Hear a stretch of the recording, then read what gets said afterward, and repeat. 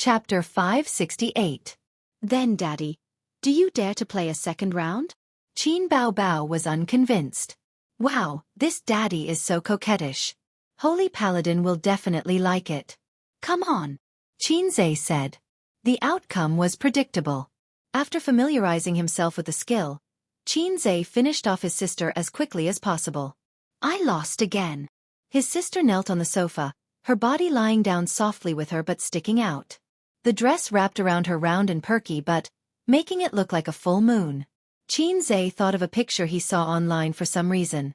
It was a girl's back view with an extremely perky, but that was no worse than his sister's. It was clear that there were still many awesome people in the world. There were endless beauties. There was a comment below. This is the most beautiful butt I've ever seen. Promise me, don't use it to poop.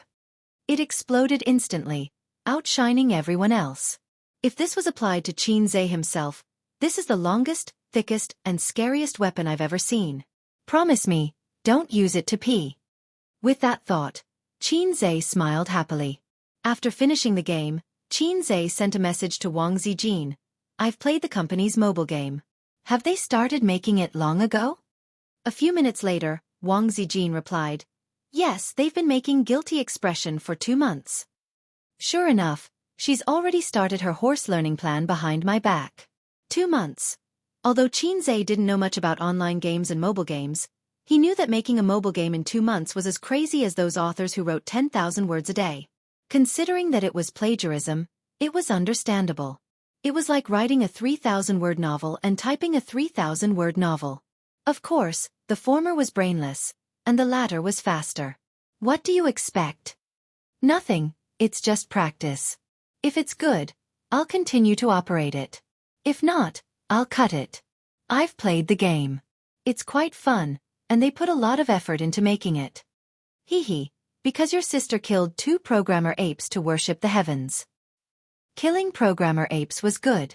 Programmer apes were the best offerings to worship the heavens. If there were programming apes in ancient times, there would be no need to worry about droughts and floods. They could guarantee a bountiful harvest every year. Back then, he was determined to become a programmer, but unfortunately, he was led into the finance department by his grandfather. How are things going? She asked without thinking, and Qinze knew what she was talking about. I just brought Yeye to the police station today.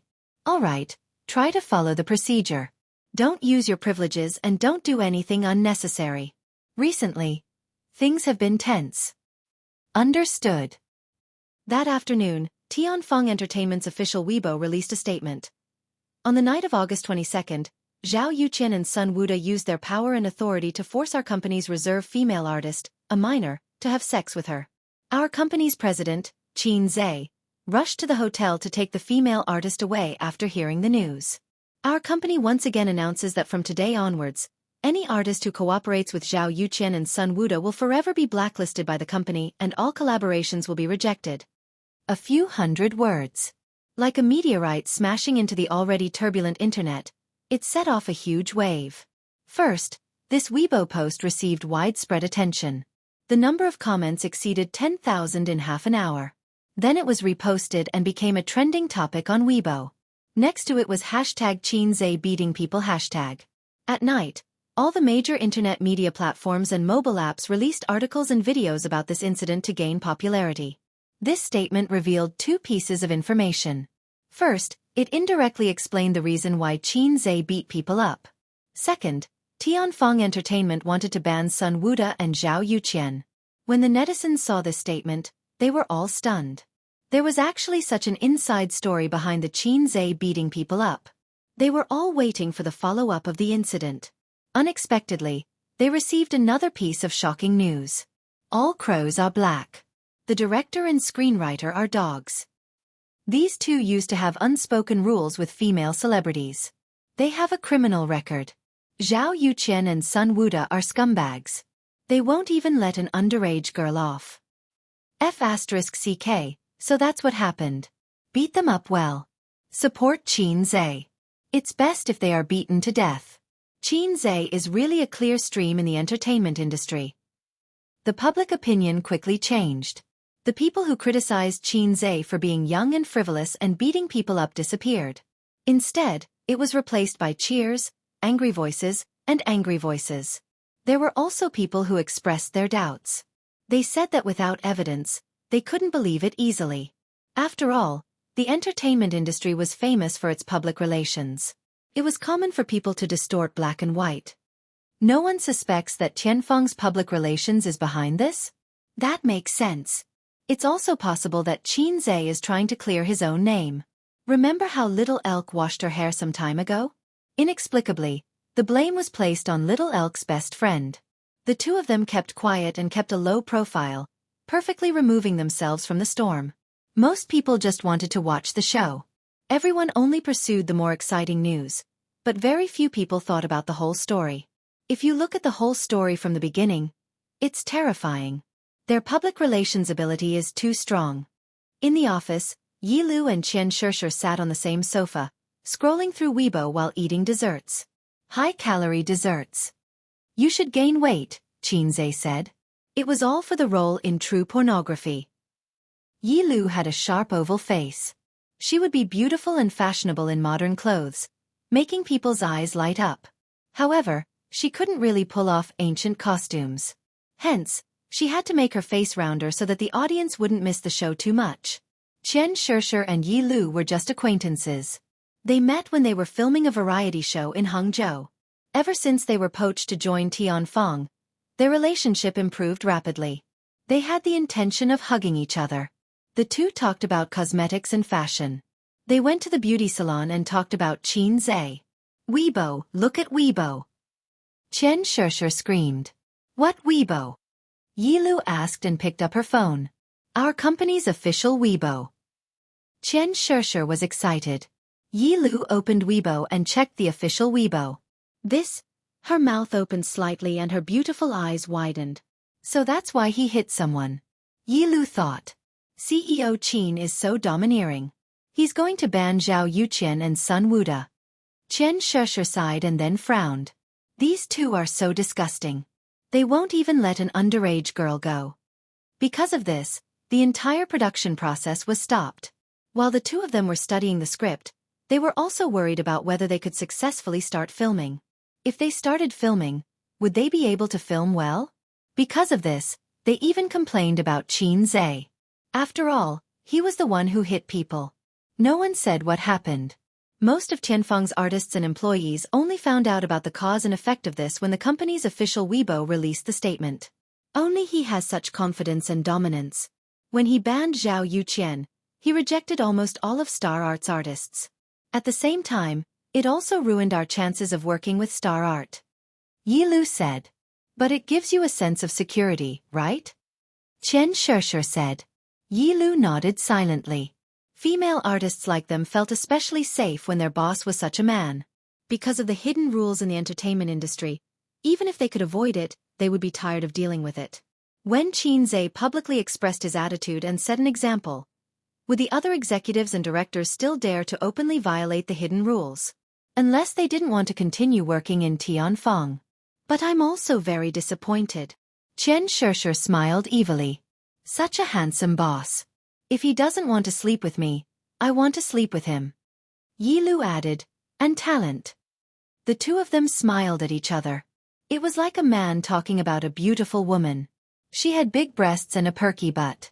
Then they smiled at each other.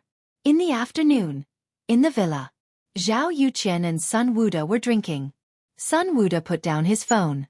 The netizens' comments just now made him very angry. What made him even angrier was that Qin Zhe rejected the idea of compensating them privately. He's really fearless. The public opinion online is so big. Even if he has connections, can he remove himself from it? Yes, we're using the hidden rules. But is that illegal? Which law says that we can't use the hidden rules? Sun Wuda drank a mouthful of wine. Ban us. Zhao Yuqian sneered. Qin Zhe is really arrogant. Who does he think he is? Guangming Bureau? Zhao Yuqian and Sun Wuda were from Star Art, but Tianfeng Entertainment still wanted to ban them. How overbearing was that? Star Art celebrities definitely wouldn't refuse to work with them, which meant that Tianfeng and Star Art were going to turn against each other. The injury report isn't out yet? Zhao Yuqian asked. Sun Wuda. It'll be out tomorrow. There was something that he didn't say. In this day and age, everyone knew a little about the law. Even if they didn't know, they would still check it. Whether it was enough with minor injuries or not, they knew in their hearts. They weren't as confident as before. The doorbell rang. Zhao Youqian's wife walked past the study and the living room to open the door. There was a delivery man at the door. Zhao Youqian, please sign for it. Zhao Youqian's wife signed for it and closed the door. He entered the study and threw the list on the table. It's yours. Zhao Youqian ignored his wife. He took the list and opened it. 2 days ago, he was beaten up. His wife looked distressed and angry. Because she didn't know why he was beaten up. Today, after Tianfeng Entertainment's official Weibo released a statement, his wife exploded. Of course, she couldn't do anything. What could a woman who was a full-time housewife do? He bought the house, earned the money, and raised the children. What could she do? Opening the list and taking a look, Zhao Youqian's expression gradually froze. He looked at Sun Wuda, who was drinking leisurely, and said bitterly, "The police station has issued a summons." What? Zhao Youqian gritted his teeth. The police station has issued a summons. We have to go again. Why? Attempted rape. Chapter 569. On the second day after Zhao Youqian and Sun Wuda gave their statements at the police station, there was news on the internet that they had been summoned to the police station for investigation. They were suspected of rape. It was obvious how powerful the paparazzi were.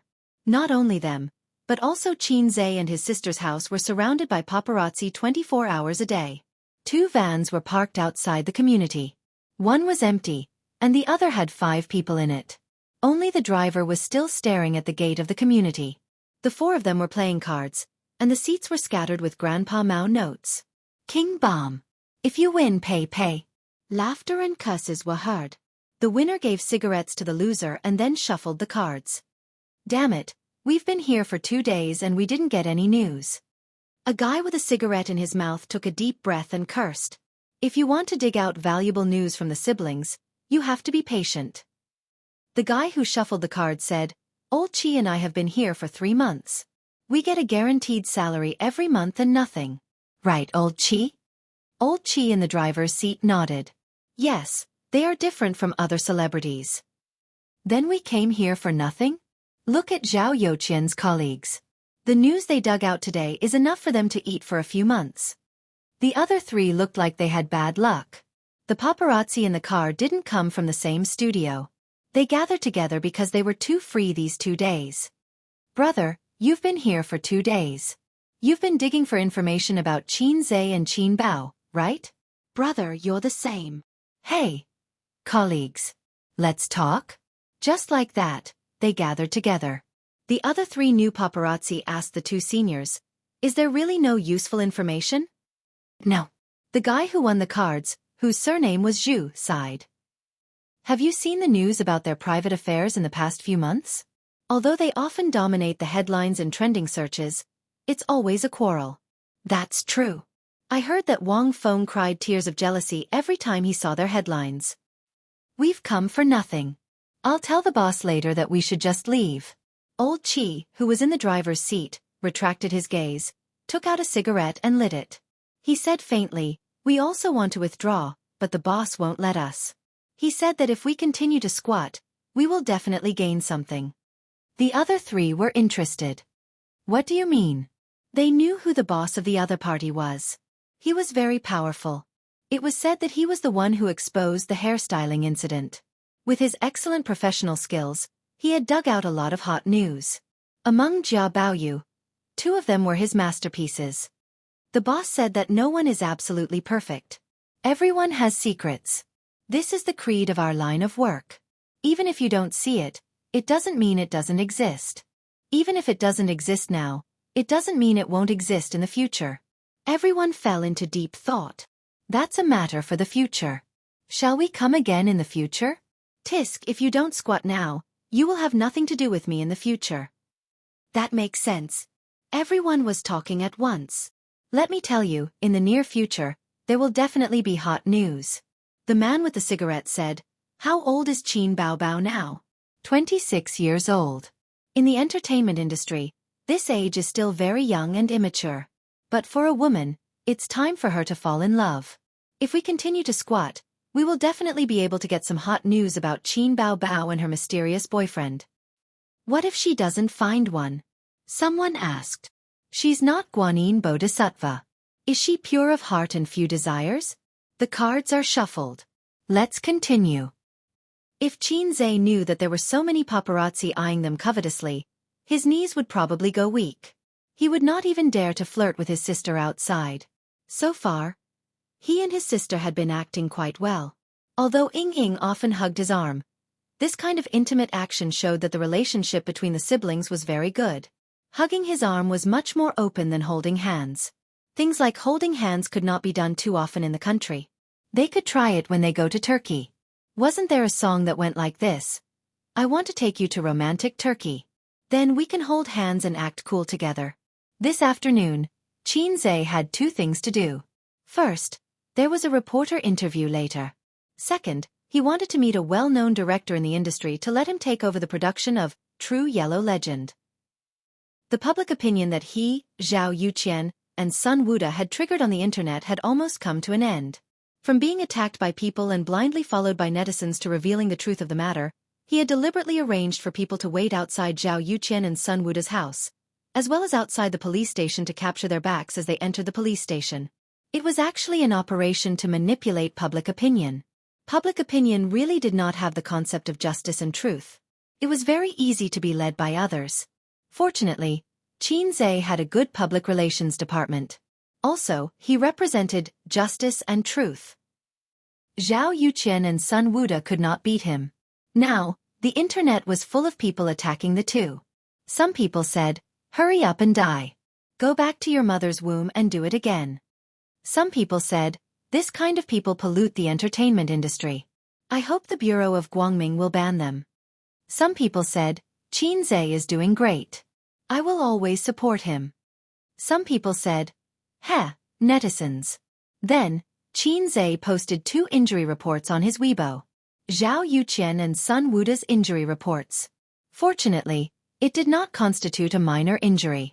In fact, even if it was a minor injury, he could use the operation of the king to settle it. However, this matter damaged the harmony of a harmonious society. Qin Zhe omitted all the indescribable things. I'm not sister man. I'll throw you into the Huangpu River all day long. Heh, stupid woman. At 2 o'clock in the afternoon, a few reporters came to the company as promised. Qin Zhe summoned them to the big conference room. Qin Bao Bao's assistant personally served tea and left without saying anything. Qin Zhe also ignored her. He did not even know the name of this assistant. He did not know her surname. Her surname might be Xiang. President Qin, what is your attitude towards this unspoken rules incident? The reporter asked. My attitude is already very clear. Qin Zhe said righteously, unspoken rules are the most controversial topic in the entertainment industry. It is also the most criticized area. I think it's a very bad behavior. But if everyone does it, won't you appear to be a maverick? And I remember a female celebrity once said that unspoken rules are a trade where everyone takes what they need.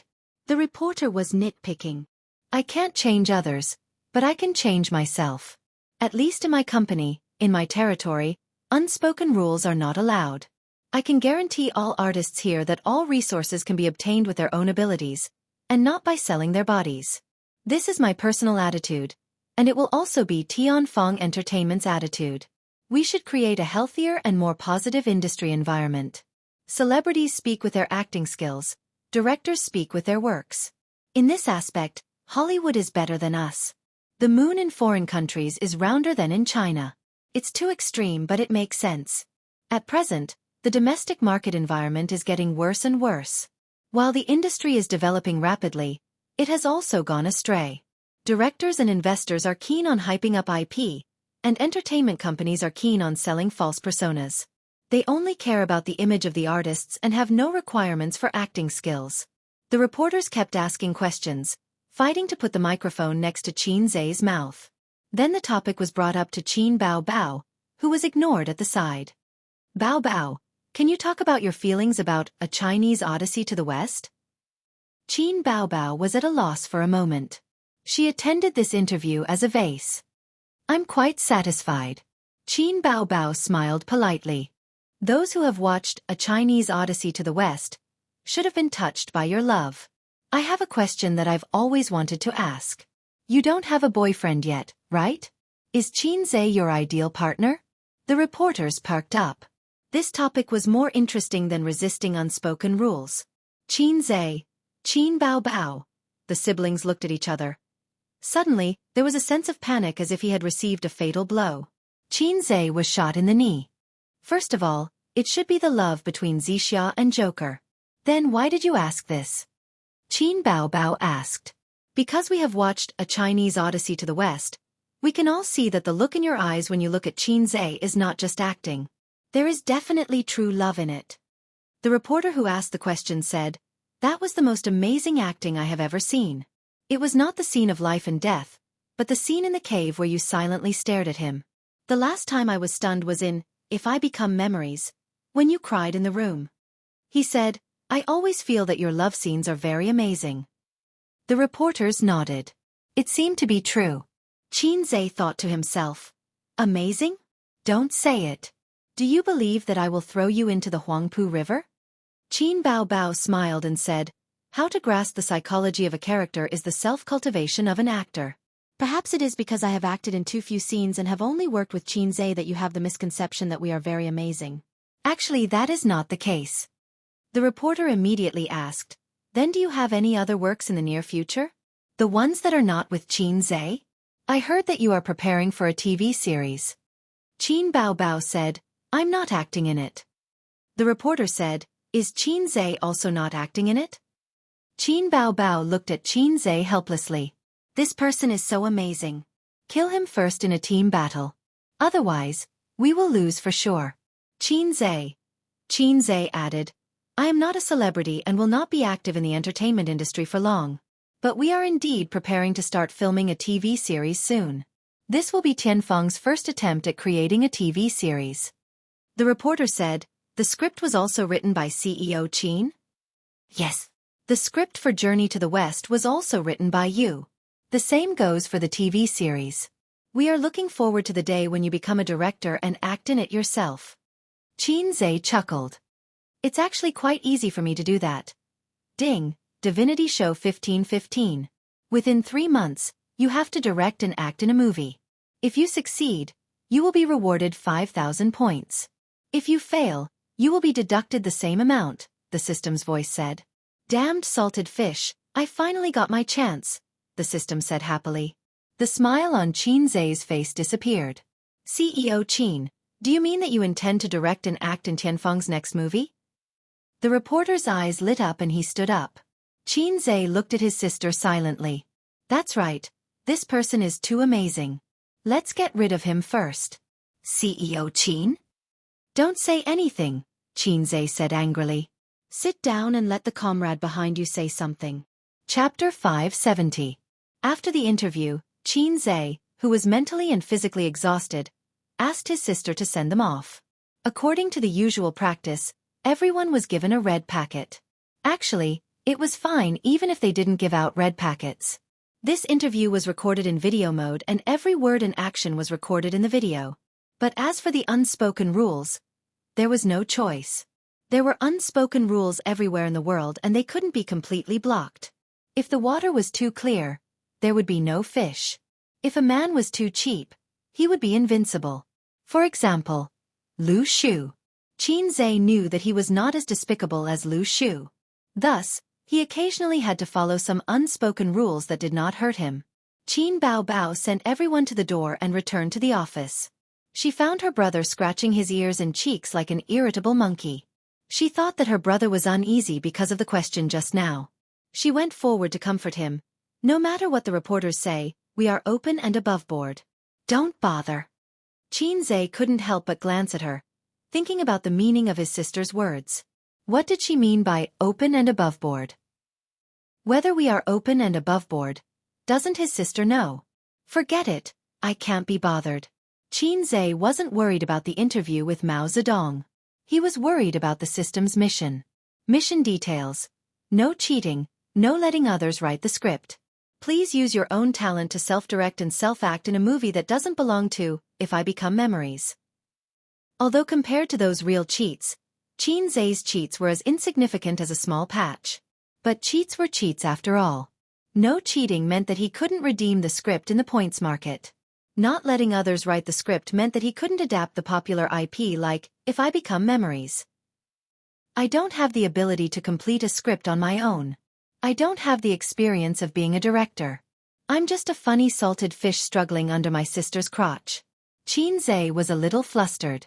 He had the panic of being beaten back to his original state after getting rid of the system. He felt that the system must want to get rid of him and then happily change the host. What a rebellious system. You can do it, the system said in his mind. You are no longer the salted fish you used to be. Even if you lose me, your physical fitness, your knowledge, your experience, your intelligence, and your range of knowledge are far beyond that of a normal human. In fact, you've long become a Superman in another sense, but you subconsciously feel that you're still a salted fish. You can't do anything, you're just one of the millions of mediocre mortals. So, host, whether or not you can get rid of the title of salted fish depends on this mission. Xianxia, I don't want to get rid of the title of a salted fish. I want to get rid of the title of a fast shooter. Do you have any ideas? The system was silent for 3 seconds. Let's continue talking about salted fish. Xianxia said unhappily. I say, can you not always give me these messy missions? At least give me a series of missions. This makes it hard for me to perform.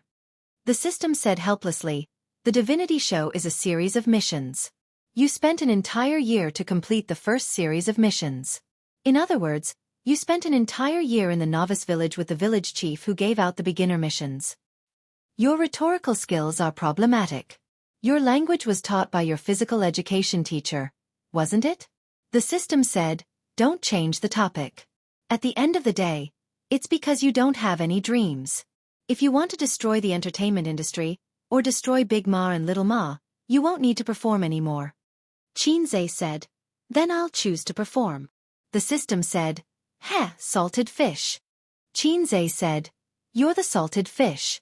I had a dream in the past too. My dream was to be a D-cup, but now, the system said, I don't have OCD, but please finish your sentence. Otherwise, you'll look like an idiot.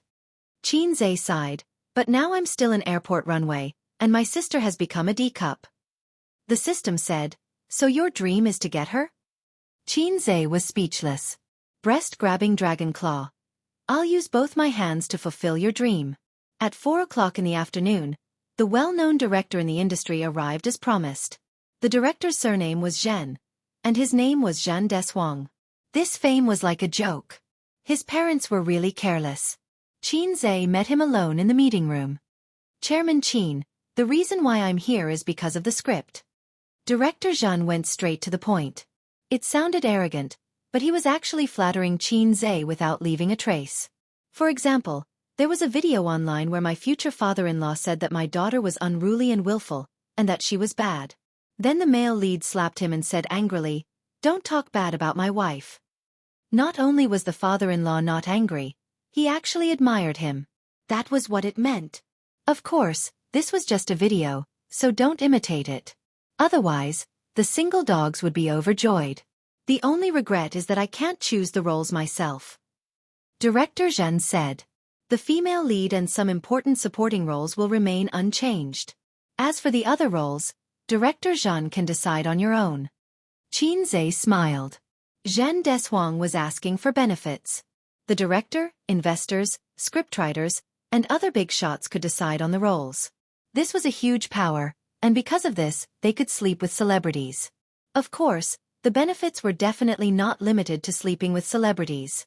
This kind of cultured director liked to sleep with women the most. Since ancient times, those who called themselves cultured were all Dumas. In ancient times, if you didn't go to a brothel, you would be embarrassed to call yourself a scholar. Reciting poems in a brothel and discussing the world's major events was carefree. But now, brothels were illegal, so the backbones of all scholars were broken. Lamentable. Lamentable. In modern times, a literary big shot once said that his greatest wish in life was to sleep with a few women. If one wasn't a loss, 2 would be a gain, and more than 3 would not be a waste of his life. That was the general meaning, so there shouldn't be any misinterpretation. Salted fish say, since the big shot said so, why are they calling me a scumbag? Currently, the main lead and important supporting roles have been finalized. You want to use some unimportant supporting roles to sleep with them? Only a fool would agree to sleep with you. Zhan Deshuang understood and smiled, not mentioning the matter again. Chairman Qin, when do you think is the best time to start filming? The sooner, the better. After that, the two discussed some details and were satisfied with each other. Qin Zhe asked the female assistant, who seemed to have the surname Xiang, to bring the contract in and sign it on the spot. Qin Zhe turned back and continued to think about his mission. To finish a movie in 3 months, he definitely couldn't choose something as coquettish as Xianxia or mythology. He also couldn't choose some brain-burning mystery or mystery script. Ignoring the box office, if he wanted a good reputation, it seemed that only romantic or literary films were the best choices. But he and his sister already had a youthful pain movie, and it was in this genre. First of all, the audience would be tired of it. Moreover, Qin Zhe himself wasn't cut out for this kind of script. Actually, there was a genre that would be very popular and would definitely have a good reputation. For example, Tokyo Hot. For example, a bento. It would definitely have a good reputation. Qin Zhe returned to the office and asked his sister, who was sitting behind the desk and reading documents, Bao Bao, what kind of movie do you think has a good reputation? Qin Bao Bao's delicate body trembled and she inexplicably blushed. Crazy Bao Bao is for you to say that? Lunatic, crazy. It was as if a bolt of lightning had split open his mind, bringing with it a tidal wave of inspiration. Generally speaking, for a movie that had a good reputation and a movie that didn't make a hit, the more unpopular the better. Romantic, hipster, hot-blooded, paranoid, crazy. A movie with these elements, if it could be made with the essence, would have a good reputation. Qin Zhe had seen a movie before. The entire movie was shot in one room. It was a heart-to-heart talk between a female technician and a male drifter. It was a very artistic and cold film. The box office wasn't high, but the movie had a good reputation and won an award in the end. Qin Zhe felt that he could make a movie with a crazy theme. There were many such movies in the country. Some were flops, some did well at the box office, but they belonged to the unpopular series. The key was that as long as you made it crazy, paranoid and capture the essence, it would be easy to get a good reputation. Bao Bao, let's make a movie. Her delicate body trembled and she was angry. Bao Bao, who are you to say that? I'll hit you if you say it again. Sister, let's make a movie. What movie? I've thought of the theme, but not the script. Give me half a month. Oh. His sister responded and continued to look at the documents. He remembered that when he called her sister last year, she would shiver and have her hair stand on end. Now she was calm. If he called her Bao Bao a few more times in the future, she would probably get used to it. Indeed, when it came to going offline, one just had to get used to it. Qin Zhe couldn't help but think of Wang Zijin. That sister's offline was a little difficult to break through. His greatest achievement so far was to rub shoulders with little Fatty in between. If it wasn't for little Fatty, his little brother wouldn't just rub shoulders with her, but would fight on the spot. For the whole day, Qin Zhe didn't do anything. He hugged his sister's laptop and watched a movie with a crazy theme. He came to a conclusion that the only way to make a movie with this theme was to have schizophrenia. At night, Qin Zhe's interview was quickly uploaded to various major media platforms. My attitude is already very clear. Unspoken rules are the most controversial topic in the entertainment industry, and it's also the most criticized part. I think this is a very bad behavior. I can't change others, but I can change myself. At least in my company, my territory, I don't allow unspoken rules to appear. The bullet screen slid past. Netizens praised Qin Zhe for being a clear stream in the entertainment industry. These days, everyone knew about the unspoken rules in the entertainment industry, but no star or director had discussed it in depth. Because it was inconvenient to say, if you scolded, your peers would be unhappy. Moreover, how many of them could be untainted? If you didn't scold, the audience would question you and criticize you. Most of the time you chose to avoid talking about it. Qin Zhe was probably the first to stand up and criticize this behavior in recent years. He wasn't putting on a show. He was really disgusted. Because of his sister. He changed his way of doing things in the beginning so that he could protect his sister from the unspoken rules. In the second half of the video, during the segment where the reporter asked Qin Baobao questions, the bullet screen was obviously several times more popular. Netizens joked that this was a series where lovers finally became siblings. To be honest, Qin Zhe and Qin Baobao are quite compatible, if you don't consider their sibling status. Let me tell you a secret. Qin Baobao has a brother complex. The crazy brother flaunting has already exposed her brother complex. I'm always envious of them. They have such a good relationship. They are the model siblings in the entertainment industry. This reporter is crazy. He's always looking for trouble. Look at Qin Zhe's embarrassed face. I don't think he's looking for trouble. I know what the reporter is talking about. After watching Journey to the West, I really felt that there was no problem with them being a couple. There was no sense of disharmony at all. That gaze is so classic. It's definitely true love. The person who said it was probably just joking, but the person who watched it was a little flustered, probably because of a guilty conscience. At midnight, the air conditioner blew cold air. In the room, under Qin Baobao's recommendation, Wang Zijin pulled Qin Zhe to watch the video together. Salted Fish Zhe said angrily, "Isn't there a real name system on the internet? I'm going to sue them for slander. My girlfriend is obviously Sister Ziwei." Sister Ziwei. Wang Zijin exited the video software expressionlessly, locked the screen, and crawled under the quilt. "Sleep." Salted Fish Zhe. "Then can I sleep here? Aren't you afraid that your sister will check the room? What's there to be afraid of? Slap her to death." Oh men. Then, there was a muffled sound under the quilt. Qin Zhe crawled under the quilt and hugged her slender waist from behind. The summer quilt was very thin, and his abdomen felt her firm and perky little butt. "Can I rub against you? Get lost." Chapter 571. Wen City. This was a city full of controversies. The city's infrastructure could only be considered third tier. It was not even as good as some small counties, but it had produced many rich people. Since the reform and opening up, this city, which had always been mediocre in history, rose and became the pioneer of China's private economy and the front line of reform and opening up. The rich people who left Wen City had a strange phenomenon. They did not seem to be interested in returning to the city where they grew up. Other than returning to the city during festivals, they spent most of their time outside. They bought houses outside, started companies outside, and developed their businesses outside.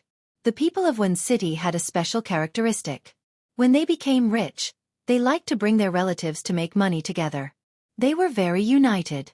In other places, when you brought your relatives to make money, it was rare for them to part on good terms. It was common for them to set up their own businesses. It was good enough that they did not poach you. Black Crystal Building. On the top floor, in an office that was nearly 100 square meters, Su Guang stood by the floor-to-ceiling window with a glass of wine in his hand, overlooking the prosperous central business district. On the leather sofa behind him, Su Yao flipped through a magazine. There was a glass of Yamazaki water-cut in his hand. Yamazaki water-cut. A's taught me how to drink it. It's not bad. Su Guang raised his glass. The ice ball in the glass reflected a diamond-like light. Try it. When Su Yao heard this, he immediately took a small sip from his cup. He was not used to drinking this. The wine was brought by Su Guang. This morning, he suddenly visited, and Su Yao pushed away a few meetings to accompany him. He did not feel that it was a pity. Money was endless, but the number of old friends was limited. In this world, like old wine, the only things that could change over time were old friends. Back then, we were poor boys with nothing. Now, I still have nothing, but you are worth tens of billions. Su Guang sighed. We grew up in the same village. You only scored a few points more than me. Su Yao corrected him. It's not just a few points more. You barely passed, and I got full marks every time. This is the difference between a top student and a bottom student. Su Guang rolled his eyes. Did the bottom student eat your food? Su Yao sneered. The bottom student took my money. A few million. Su Guang chuckled. We are brothers. We've been friends for decades. Besides, you used to be a man who wanted to be my brother-in-law. Su Yao frowned. Does your brother-in-law agree with what you said? Su Guang was speechless. If my brother-in-law heard this, he would probably give me a big slap. And because I owed him too many favors, I didn't dare to fight back, just like when I was young. I was too cowardly when I was young and felt that I couldn't beat Qin Zhenzhong. There was a reason why Su Guang didn't like the old man.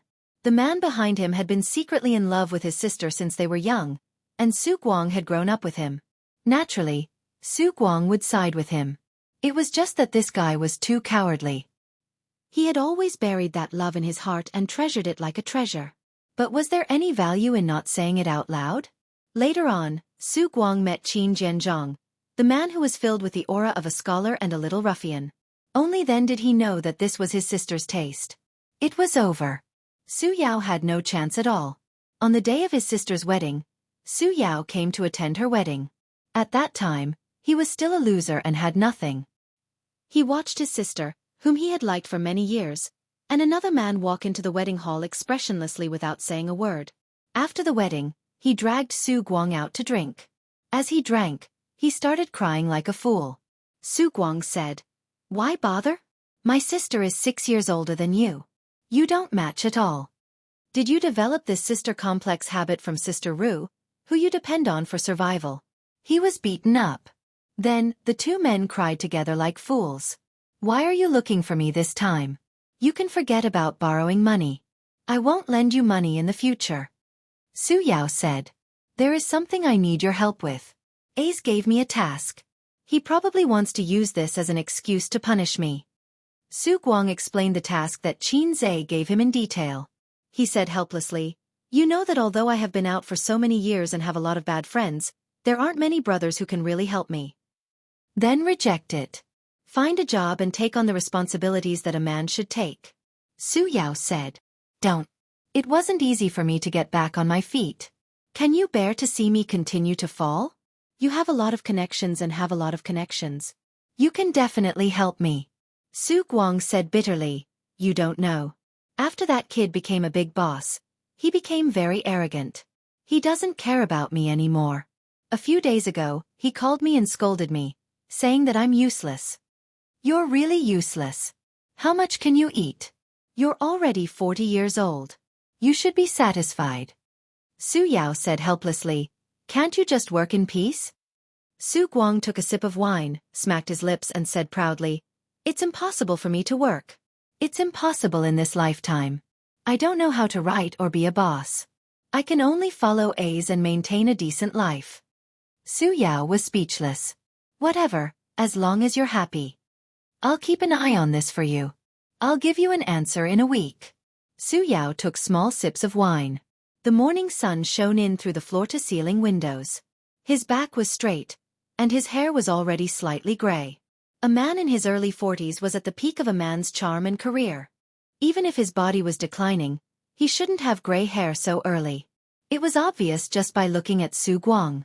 With his thick black hair and handsome appearance, when he went upstairs just now, the female employees kept looking back. Su Guang was overjoyed. "We're brothers in this lifetime. Is this how it should be?" Su Yao said in a low voice, "I want to meet him." Su Guang's smile gradually disappeared. Su Yao said, "It's just a meeting." Su Guang's smile gradually became ferocious. Su Yao said, "Really?" Su Guang sighed. Why? You're still as stubborn as before. Don't disturb their peaceful life. Sister and brother-in-law respect each other and love each other. Ace and Bao Bao have a good relationship. Their family is harmonious. What does it have to do with you? But since you asked, I'll agree. Who knows? I might even meet Ace's girlfriend. I'm not sure if she counts as a girlfriend." Su Guang sighed. "This guy isn't loyal enough when it comes to relationships. He's not like me or you." He paused for a moment and didn't continue. Although Su Guang was good-looking, he wasn't a womanizer. Otherwise, with his looks, the number of rich women who would throw themselves at him would be uncountable. He could rely on his looks to make a living, but he chose to rely on his strength. In the end, he failed for more than 10 years. When God opened a window for you, he would also close the door. It made sense. Knock, knock, knock. There were a few knocks on the door. Su Guang and Su Yao both fell silent. After a few seconds, Su Yao said, "Come in." It was a 17 or 18-year-old girl who pushed the door open. She was dressed fashionably, with curly hair and no makeup. Dad. Uncle Su Guang. The girl greeted them and sat down on the sofa. She hugged Su Yao's arm and asked, "When will my acceptance letter come?" Su Yao said lightly, "Probably in a few days." The girl didn't ask any more questions. She let go of her father's arm and played with Su Guang. "TSK. TSK. My niece has grown up. Not bad, not bad." Su Guang laughed. "Have you become prettier? You look 60% like your dad." "How am I pretty?" The two guys who were a few rounds apart in age were fooling around without restraint. The girl's name was Su Yanyan, Su Yao's eldest daughter. She had graduated from high school and was going to college in September. Su Yanyan's grades were not bad, but they were still far from Fudan University. However, this girl was determined to go to Fudan University in Shanghai. She didn't dare to argue with Su Yao, so she went to her mother. In the evil capitalist society, the cut-off points and whatnot were just floating clouds. Su Yao had no choice but to ask his connections to get her an acceptance letter. There was nothing in this world that money couldn't solve. If there was, then it was not enough. After that, Su Yao asked his daughter why she wanted to go to Fudan University. "If I go to college in Shanghai, I can meet Qin Zhe. I can take a picture with him and get his autograph." Su Yanyan replied. Su Yao was in a bad mood. "Yanyan, I didn't bring much money with me. I came to Wen City on my own. My boss didn't reimburse me. How about you lend me a few thousand?" Su Guang said shamelessly. "Ha! I don't even have my pocket money for this month. I'm not lending it to you. I know you have some money. Be good, just a few thousand. I'll help you get Qin Zhe's autograph." Su Yanyan giggled. "You're bluffing. If you can get Qin Zhe's autograph, I can lend you 100,000. "I'm not lying. If you lend me 100,000, I'll let Qin Zhe go on a date with you." "Really? Can I really go on a date with him? Then I'll give you all my money." Su Yanyan smiled. She and this father of hers liked each other very much. Perhaps it was because he didn't have the dignity of an elder. Every time they met, he would smile and even bring her gifts. Su Guang didn't learn much, but he had a lot of tricks up his sleeves. Every time he was rejected by Su Yao, he would go to his house and ask for money. Ahem. Su Yao coughed twice. He thought helplessly that Su Guang didn't know how to act like an elder. He was too casual about his life and work. He lacked rigor and wolf nature. That was why he was such a failure in this life. For example, when the economy was in recession, he advised Su Guang to withdraw his funds first and wait for the market. In the end, this guy didn't listen and lost everything. Reading was too important. Reading wasn't about books. It was about knowledge and thinking. Thinking determined the way out. Su Yanyan transferred $10,000 to Su Guang and waited for him to bring back Qin Zhe's autograph. Actually, she didn't expect him to really get the autograph. It wasn't like people from Shanghai could definitely meet Qin Zhe, let alone get an autograph. But she just liked this handsome uncle. After Su Yanyan left, Su Guang held his phone and smiled happily. "I'll transfer this $10,000 to my daughter as her pocket money," he said. "Do you have any shame? I'm taking all the money. I'm making a legitimate deal. I'll give her a stack of A's autographed photos." Su Guang sighed. In the blink of an eye, Yanyan is also going to college. "How's your little brat's academic performance? Is there any hope of getting into college?" Su Yao answered bluntly, "There's hope for a diploma mill." Su Guang gloated. "Hey, these two kids of yours aren't smart at all. It's not like you. Although my Yeye isn't as smart as her cousin, I never have to worry about her studies. The same goes for her brother. Although I lost to you, my daughter and son are smart." "Ha!" Su Yao glanced at him and sneered. "Did you really win?" Su Guang was stunned. He shook his head and laughed. "Not as good as him." Chapter 572. Qin Zhe had been in a state of madness for the past few days. He wrote the script until late at night and then pushed it all back to the beginning. He racked his brains to come up with the plot and highlight the distinctive parts of the script. Difficult. Super difficult. The system did not leave him much time. He could not be like other screenwriters, spending months or even years to come up with a script. Cross it out. If screenwriters put in so much effort, there would not be so many bad movies in the country. Although he was a science student, he was good at writing essays. After all, he was a big shot who won an award in junior high. He was the pen man, who enjoyed the envy and admiration of the girls in his class. But writing essays and writing scripts were two completely different things. Previously, he did not find it difficult to modify the scripts of Journey to the West and Legend of the True Yellow. Instead, he was complacent because he found the logical loopholes in the scripts. It was not difficult at all. It was just that. When he started to write a script from scratch, he realized that it was a very difficult and brain-burning task. His current situation was like the difference between traditional writers and web writers. Traditional writers could spend a few years writing slowly. They had enough time to settle down and deliberate. Web writers, on the other hand, had to write 2 chapters a day. They had to write until they ran out of ideas, until their kidneys were weak. They had to write every day without hesitation. Then the readers would say, "Boring, I give up." Damn it. The best way is to experience the feeling of schizophrenia. The system gave him an idea. It's not that. I can't write the script now. Xianxia was troubled. I know nothing about schizophrenia. That's right. Even if you're good at acting, you don't know how to act. The system said. So, can I withdraw the mission? You're thinking too much. Schizophrenia patient. Schizophrenia patient. Xianxia murmured a few times and walked to the mirror in the wardrobe. He looked at his tall and handsome face in the mirror. He saw a big handsome on his face. How could he be a Prince Charming if he was not handsome? Stop joking. He kept thinking, what was a schizophrenia patient like? Crazy? Extreme? 2 selves? He closed his eyes and opened them a few seconds later. Miss, from the first time I saw you, I knew that you were the other half of my life. At this time, Xianxia's eyes were deep and meaningful. He narrowed his eyes slightly, and his expression was focused and affectionate. Buddha said that the 500 times we looked back in our previous lives, we only passed by each other once. I believe that we must have an inseparable fate in our previous lives. In the next moment, Xianxia's affectionate and focused expression collapsed. His meaningful and deep eyes turned ferocious. Ha ha ha, Xiaobai. Qi, it's your blessing that I have taken a fancy to you. Be obedient and wait for me to f*ck you in the future. Buddha said that if you look back 500 times in the previous life in exchange for passing by in this life, in our current situation, we must have f*ck each other until the end of time. Wahahaha, scream all you want.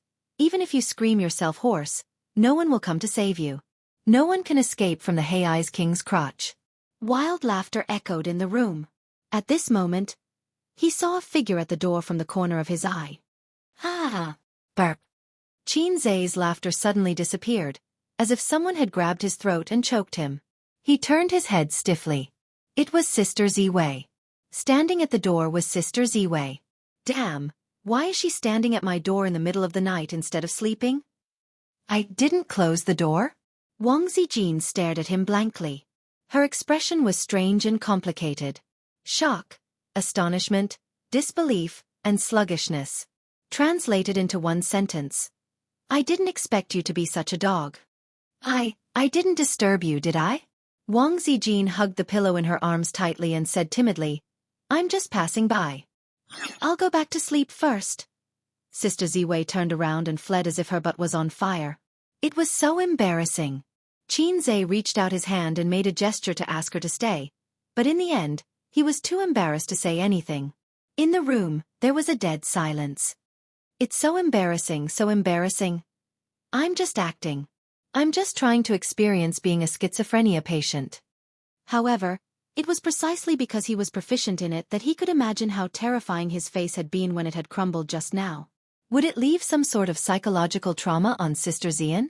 This was even more embarrassing than being caught by his girlfriend playing with poop and licking his nose in private. 2nd Battalion Commander. Where's your Italian cannon? Shoot me, shoot me. I don't have the face to see anyone. How should I say this? Although your acting was a bit exaggerated, you did manage to grasp the madness of schizophrenia patients. The system comforted him. Xianxia. Wang Zijin slipped back to her room, covered her head and fell asleep. She told herself that it was an illusion, that what she saw just now was an illusion. However, the image of Qin Zai's ferocious and deranged face lingered in her mind. Is he really A's like that? Is he that scary? This feeling was like having a virtuous and cute girlfriend, only to find out that she was actually a crazy woman. No matter how she thought about it, she couldn't feel at ease. So she slipped out of her room again and opened the door to Qin Bao Bao's room. The three of them never locked the door at home. It was especially convenient for a night attack. At 11 o'clock at night, Qin Bao Bao was already asleep. She was covered with a thin blanket, with her back facing the door. One could vaguely see the beautiful curves of her body. Wang Zijin closed the door, turned on the lights, lifted the blanket and got into bed. She shook Qin Bao Bao awake. What's up? I was sleeping soundly. Qin Bao Bao opened her eyes in a daze and mumbled unhappily. There's something that I don't know if I should say. Wang Zijin hesitated. Don't say what you shouldn't say. Sleep, sleep. Qin Bao Bao pulled the blanket over her head and nudged her butt. But I don't feel confident if I don't say it. Wang Zijin said mysteriously, it has something to do with A's. Qin Bao Bao poked her head out of the blanket. Her messy hair covered half of her face. On the other half, a pair of bright eyes could be seen. She asked, what's wrong? Wang Zijin said carefully, I just saw him in the room. Qin Bao Bao was invigorated. She chuckled and said, he was having sex in the room? Brother is a 24-year-old man and has never had a girlfriend. He must be thirsty, hee hee hee. Wang Zijin knocked her lightly on the head and said unhappily, it's much scarier than that. Just now, when I passed by his door, I saw him standing in front of the mirror. His expression was horrifying, and the words he said were unbearable. Then he started laughing. In short, he looked like he was crazy. Of course, she would not say that she was hugging a pillow and preparing to sleep with her brother. Recently, they had been sleeping together every day. Either Qin Zai or Wang Zijin would crawl over in the middle of the night.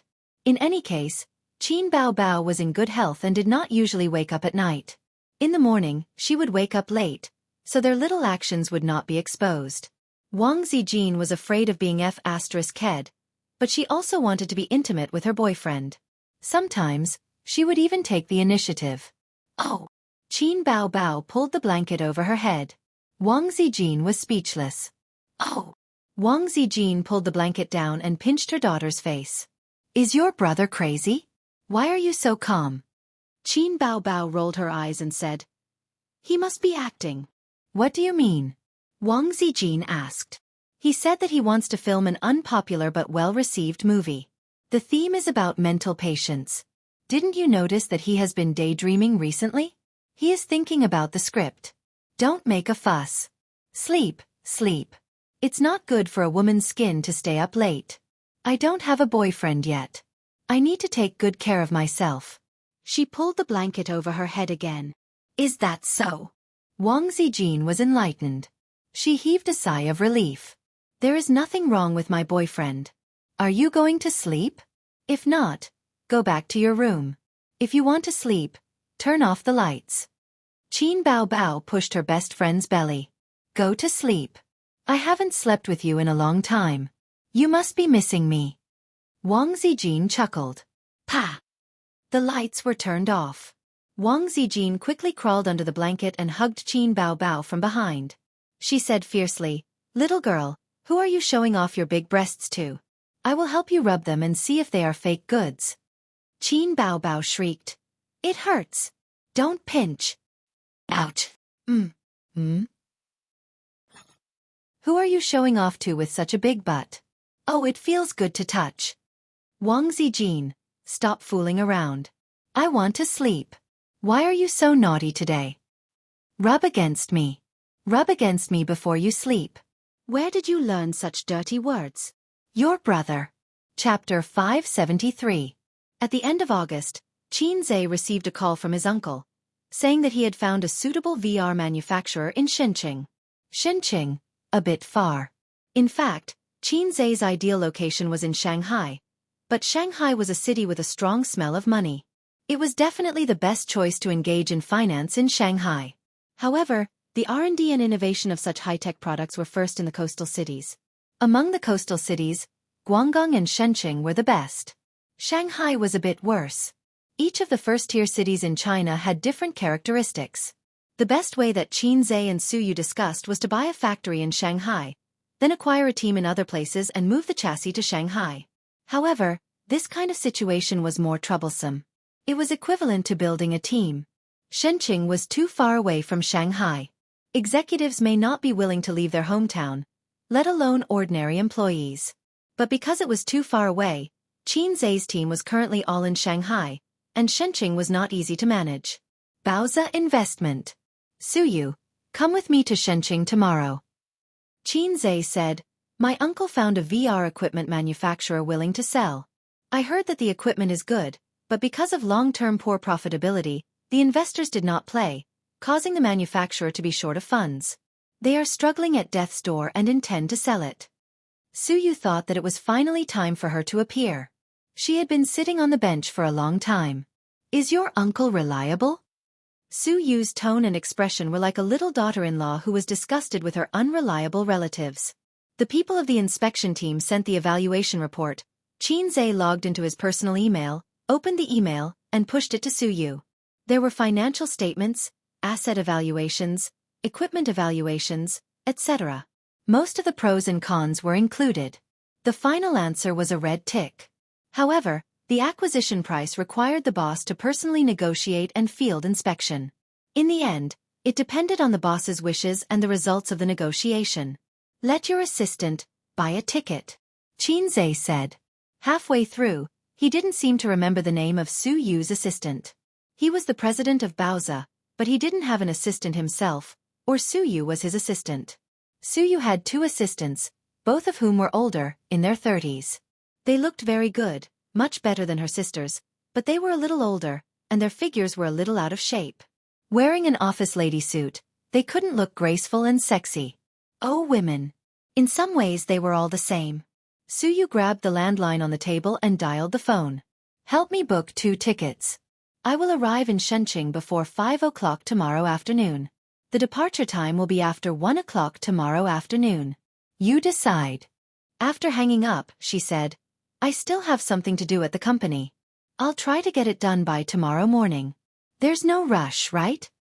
You didn't ask your 2 assistants to go? You're just a troublesome light bulb. Why are you calling him? Qin Zhe nodded, thinking that it would be great if he could have a private jet one day. In the morning, he would go to Turkey to show off. In the afternoon, he would go to Japan to eat Japanese food. In the afternoon, he would go to Paris to experience the most romantic city in Europe. Then at night, she would bring her sisters to Beijing to breathe in the smog. She would be full and happy. The villagers are really bad. The air pollution is caused by our lack of straw. The office fell into a quiet state of work. Su Yu occasionally went out for a while, then came back and continued to read documents and sign. During this period, there was a short meeting, probably to explain tomorrow's matters. Qin Zhe was holding a notebook and writing his script in the office. Since Baozi was on the right track and flourishing, he was a bit like a hands-off shopkeeper. The company was managed by Su Yu, and the business was handed over to the department manager. As a boss, he needed to do everything by himself. The boss was like this. When he started a business, he poured his blood and sweat, laid a foundation, and then handed it over to his subordinates to manage and operate. It was a bit similar to the ancestors in Xuanhuan novels. They lived in seclusion for a long time. Once something happened to the family, they would jump out to turn the tide and help the building to collapse. What are you writing? Su Yu didn't know when she sat next to him and leaned over to look at the screen. Script, Qin Zhe said. I'm writing a script. After the acquisition is over, I will concentrate on writing the script, and then make a movie. Then can I be the heroine?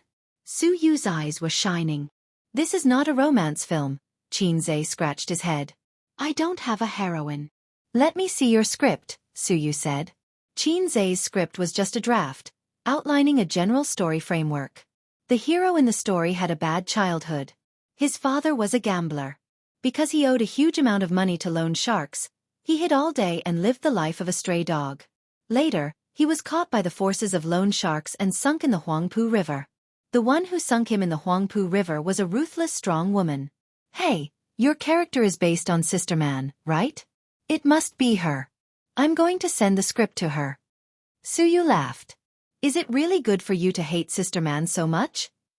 Do you want to be a widow at a young age? Qin glared at her. Then the protagonist's mother went crazy. She wandered around the village all day, with disheveled hair. The protagonist lived silently, went to school, and took care of his mother. One day, when he came back from school, he found that his mother had been defiled by a ruffian in the village. She was pregnant for 9 months and gave birth to a daughter. It was undoubtedly a devastating disaster for a family that barely survived and relied on the government's relief. Wow, it's the kind of literary film at first glance. I hate tear-jerking movies. When I wrote novels, if I wrote a little bit of abuse, I would call it poison. Suyu frowned. I'm not writing a novel. I'm making a movie. In the unpopular movies that win in content, this kind of plot is nothing. Qin said. He's not making a comedy, and he has no comedy talent. The system's task is to complete a movie independently. If Qin has comedy talent, he will make a comedy. Maybe it will be a box office hit. During this time, he has studied many movies with excellent reviews. First of all, the content can't be plain. There must be twists and turns and bitterness in it.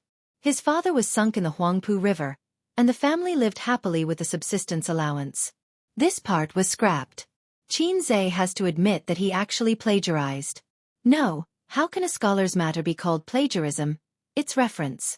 He referred to a short clip of a movie that he saw when searching for similar movies in the point store, and then modified it and added it to the script. That's it. Suyu held the mouse and pulled it down. The script ended here. Just a beginning. She looked at Qin speechlessly. I can't write it, I'm stuck. Qin scratched his head. Wisdom limits my imagination, and I can't guess the world of schizophrenia patients at all. The reason why he was stuck was that he didn't know the specific symptoms of schizophrenia patients, their words and deeds, their state after the illness, and what they imagined. You need to go out for a walk, or go to a mental hospital for a field trip. Suyu suggested. It makes sense. Qin nodded. He turned his head and kissed Suyu on the cheek. Sure enough, behind a successful man, there is a smart woman. The plane crossed the blue sky and the white clouds. Qin, sitting by the window, looked down. Houses, fields, and high-rise buildings became mini-models. During the flight, the fuselage would have a stronger shake and tilt. The scenery was very good. Qin held on for a few seconds and pulled down the window cover. It was terrible, and he always felt that he would fall at any time. Taking a plane was not a good thing for people with acrophobia, but Qin felt very excited while his heart was beating wildly.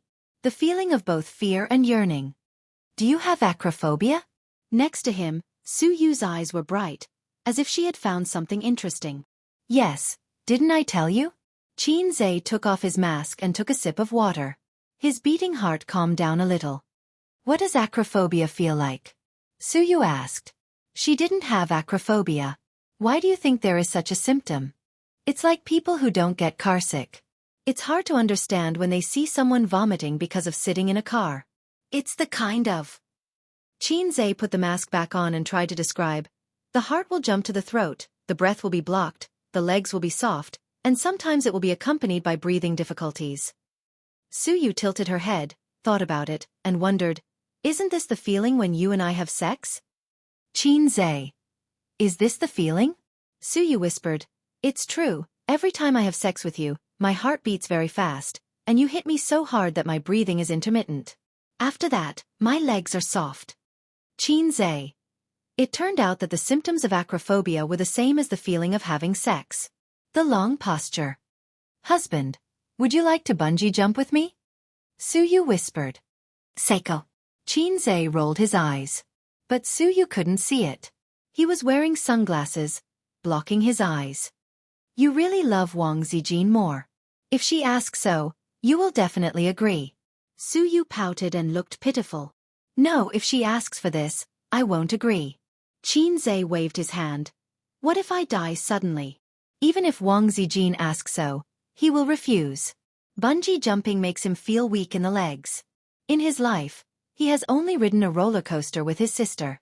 But at that time, they were brother and sister, and after they came down, both of them became mentally retarded.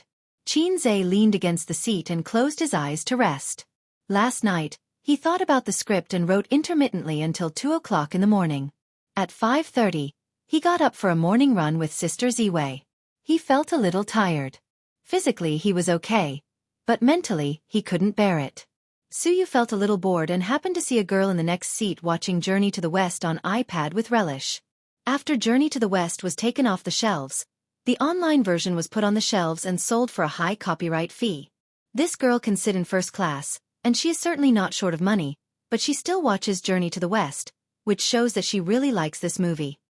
Your country's movies, the special effects are very good, but the plot is not good at all.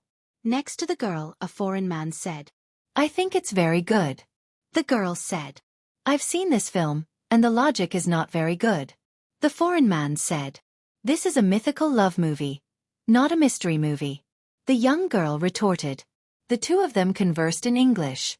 Chapter 574. Behind the young man and woman, another blonde foreigner with blue eyes said, I've seen this movie. Several actresses are very beautiful, but the plot is not good. The special effects are good. His judgmental tone was filled with disdain. The girl turned her head and said unwillingly, China's box office is the first, and it broke the record. That's because Hollywood's blockbuster happened not to be released at the same time. Otherwise the first place would always be in our country.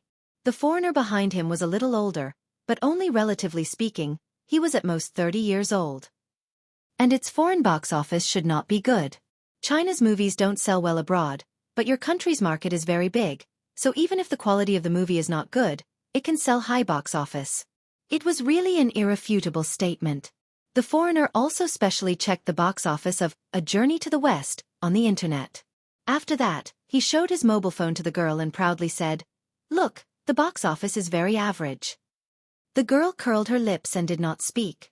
Suyu added a sentence and asked the girl, Do you also like to watch A Journey to the West? The girl was obviously stunned. She turned her head and looked at the beautiful sister who was a little blind. She smiled politely and said, Well, I'm a fan of Xianxia. Well, I'm also a fan of Xianxia. Suyu nodded. Really? Do you like his movies or songs? I like both. I listen to every song of his and watch every movie. In this way, the chatterbox was opened. The two of them were separated by a woman and chatted in a low voice, trying not to disturb the people around them. The first-class seats were large, but the space was not big, but there were few seats. They spoke in a low voice and did not disturb others. Talented and good-looking little fresh meats were always especially popular with girls. There was a very strange phenomenon in the entertainment industry. Although little fresh meats and popular actresses couldn't escape the evil hands of trolls, 90% of the trolls were male creatures. Female fans were higher quality than male fans, although there were often people who scolded women for being brainless and blindly chasing stars. The people who said these words were all envious and jealous male comrades. After the male comrades finished trolling the little fresh meat and the female actresses, they trolled everything. Xianxia listened to Su Yu's fancy flattery. His face was burning, and he felt embarrassed. However, the girl seemed to have found a kindred spirit.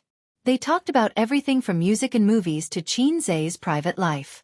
Suyu said, Xianxia is a man with a very clean private life, unlike other little fresh meats, who are shining on the screen, but their private life is very debauched.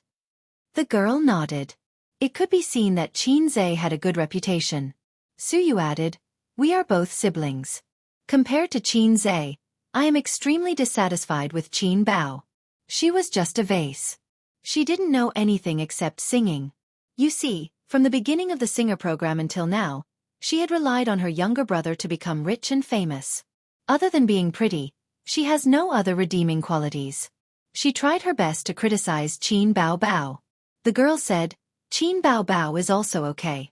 She sings well and her acting skills are good. Suyu was dissatisfied. Where is she good? Her acting skills are not even as good as mine. Singing. Oh, can she be popular without the songs written by Xianxia? Seeing that she was a little angry, the girl weakly echoed, I also think Qin Bao Bao is too beautiful. Suyu smiled. I listened to your accent. Are you also from Shanghai? The girl said, Yes, I studied in the United States and now work in a foreign company. They are my colleagues. This time they went to Xianxia for a project inspection. While talking, she always felt that Su Yu was a bit familiar. That kind of feeling of déjà vu, but she clearly didn't know Su Yu. If she watched Journey to the West again, she could recognize that Su Yu and Xianxia were the same person. Even if a woman is born beautiful, there is a world of difference between makeup and no makeup. Su Yu and Qin Bao Bao are beautiful enough, but if they wear makeup, it will make Qin Zhe feel a little dreamy, thinking that such a beauty should only exist in the painting. Even if a woman with a very ordinary appearance, with a little bit of makeup skills, she will become a beauty in minutes. How many local tyrants who rewarded female anchors with a lot of money were heartbroken when they met? They strongly urged the government to list makeup as a crime of fraud. Su Yu said, "We are not only from the same hometown, but also have the same experience. I also studied in the United States." She didn't say that she had a doctorate and a master's degree. She only said the school. "You are also from Yale?" The foreigner behind the girl said in a surprised tone. "Yes." Su Yu turned her head and gave her a polite and reserved smile.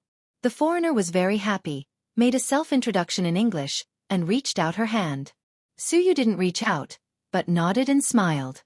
She didn't like this foreigner, who just belittled Qin Zhe's movie. She didn't mean to shake hands with him.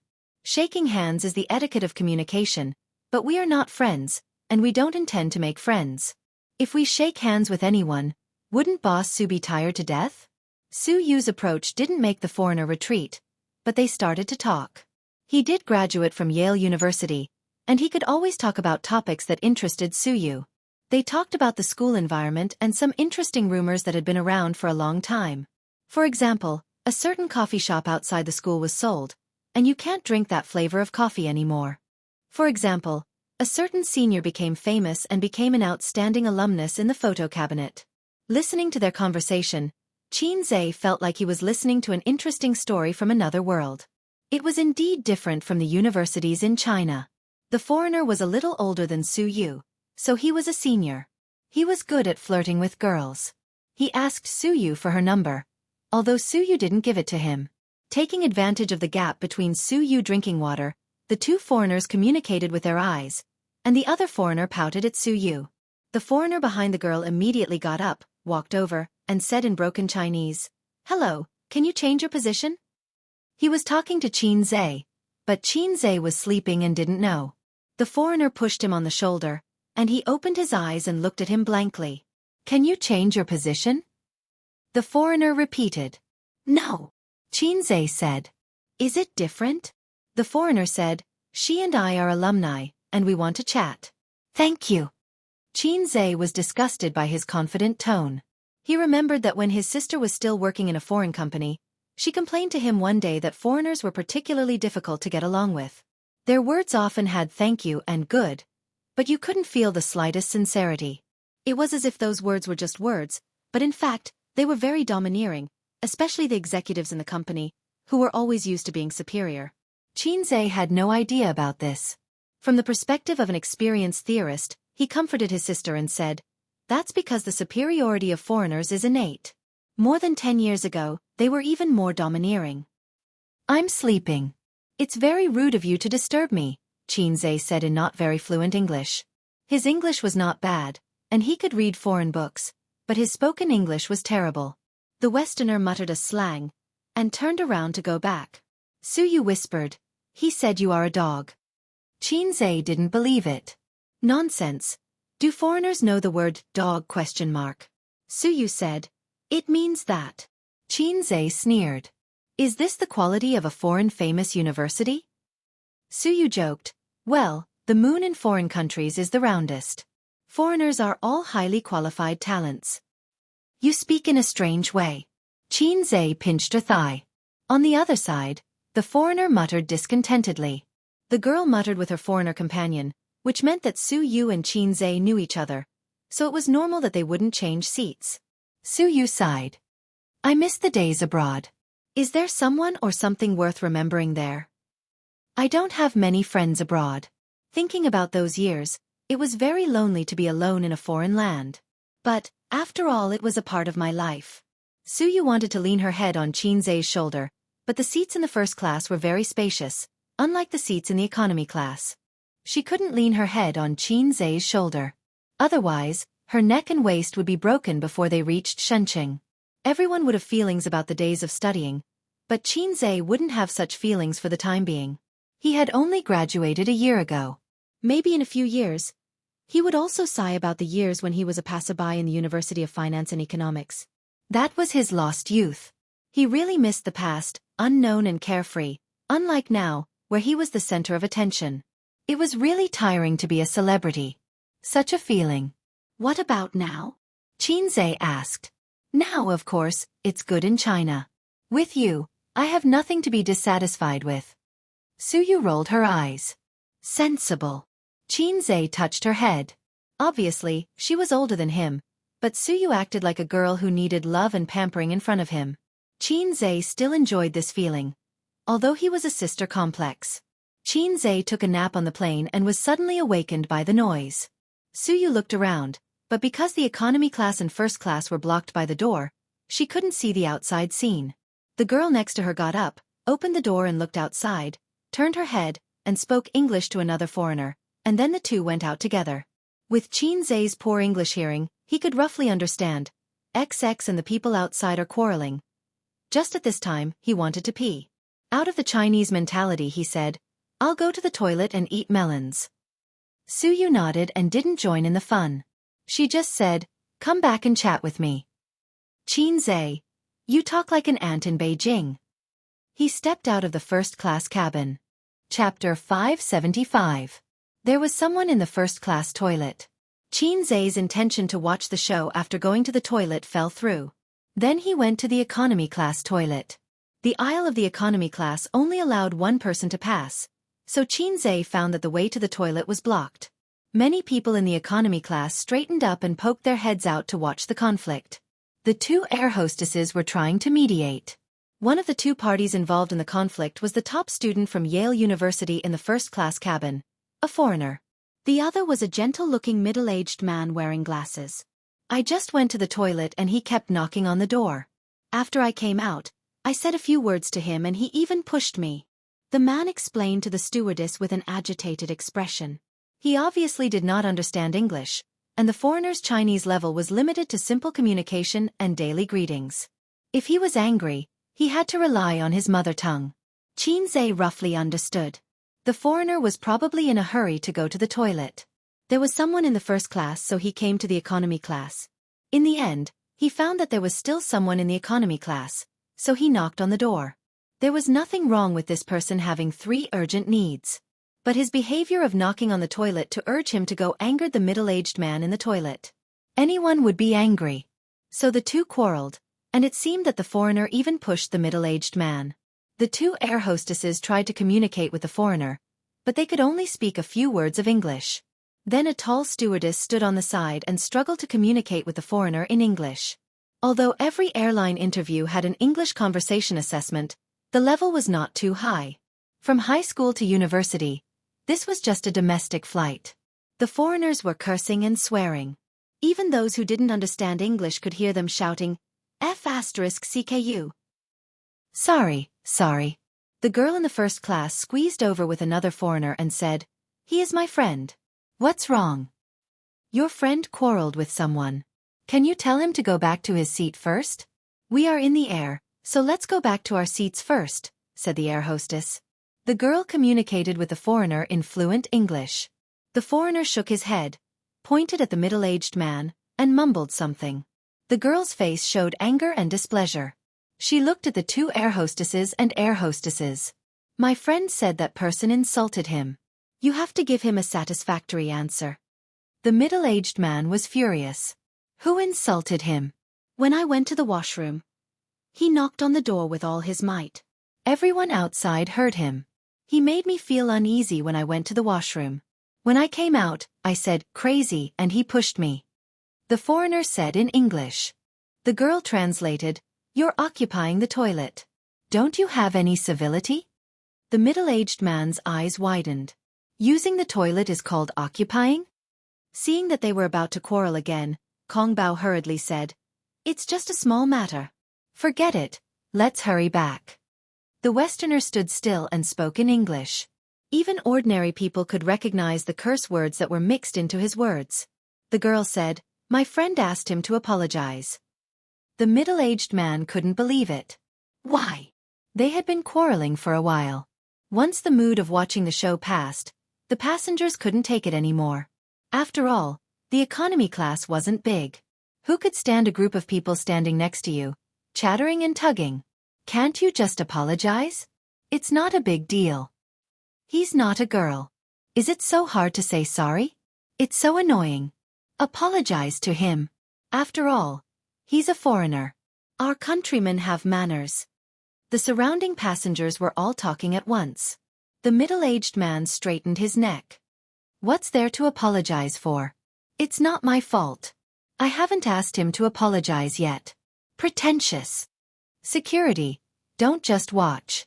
Hurry up and get them to leave. It's so annoying. The passenger said impatiently.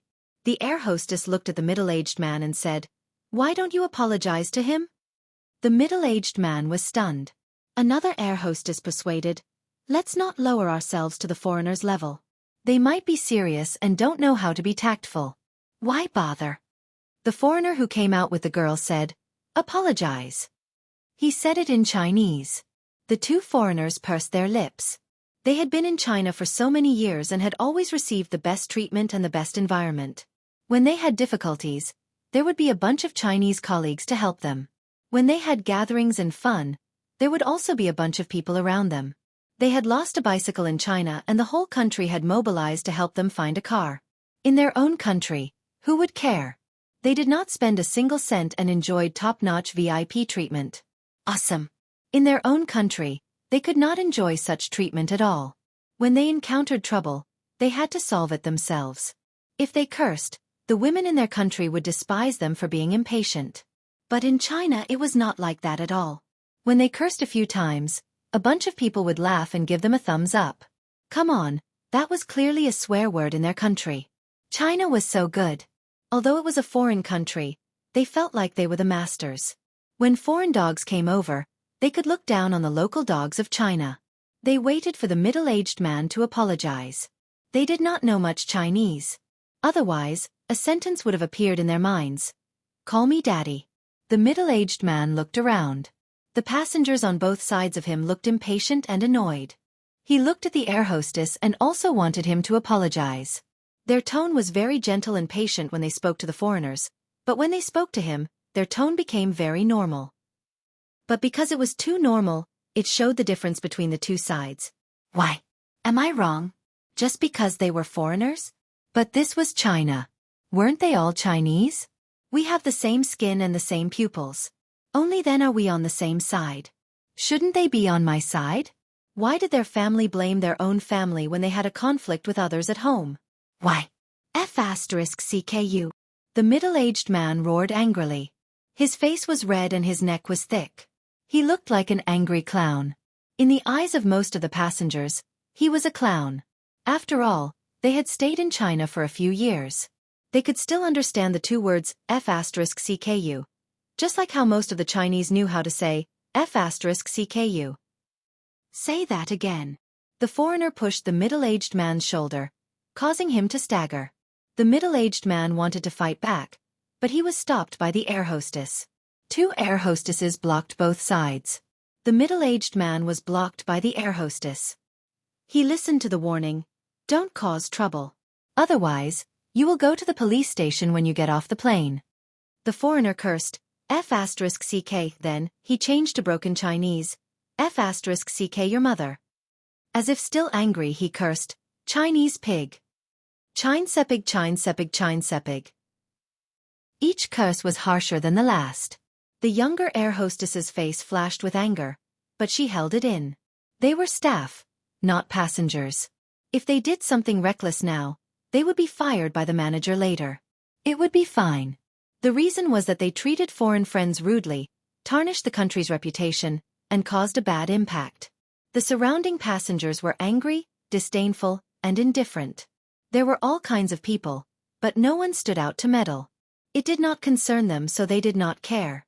There were also people holding up their mobile phones to take videos. If the video was uploaded to the internet, it would cause public anger, but most people who were boiling with passion on the internet would choose to be aloof and indifferent when they encountered such a thing in reality. They were commonly known as keyboard warriors. I think you should take back what you said just now and apologize to us. A voice interrupted. It was full of energy and instantly attracted everyone's attention. It was a young man wearing a mask and sunglasses. The foreigner recognized him. He was the very rude man in the first-class cabin. His small request was rejected. This was a very ungentlemanly Chinese man. He was far inferior to his friends and colleagues in China. What does it have to do with you? His broken Chinese was domineering. Xianxia pushed the air hostess aside and stood in front of the girl and the foreigner, saying, "Because you scolded me." The foreigner did not react, and neither did the passengers. "Chinese pig." Xianxia said, "Take back that sentence, apologize, and I forgive you." Looking for trouble. The foreigner was stunned at first, but he cleverly avoided the topic and said something in English. The girl beside him listened and translated. He said that the China people united to bully him. He wants to file a complaint against you. The foreigner looked at Xianxia arrogantly. According to his experience, as long as he threatened to file a complaint, most Chinese people, not including individual investors, would choose to compromise. Because foreigners like them had a high status in China, unreasonably high. If they complained together, Chinese people's complaints would be ignored, but foreigners' complaints would be taken seriously. "Sir, please go back to your seat." The air hostess looked at Xianxia with dissatisfaction. Xianxia was silent for a moment. "He scolded us and said that Chinese people are pigs." "Sir, please go back to your seat," the air hostess repeated and then said, "We will handle it ourselves." Xianxia ignored him and looked at the foreigner. "Apologize." "Chinese pig." The foreigner was firm. "I'm warning you, others will attack you," the air hostess warned. But as soon as he finished speaking, the foreigner next to him was kicked away. He crashed into the passenger seat on the side, and in an instant, there were screams. Xianxia pounced, pressed the guy against the passenger, and punched him. Two air hostesses went to stop him. Like the police subduing a criminal, they pressed down on his shoulders and tried to twist his hands behind his back. Unfortunately, their strength was not comparable to Xianxia's. Instead they staggered. It was chaos.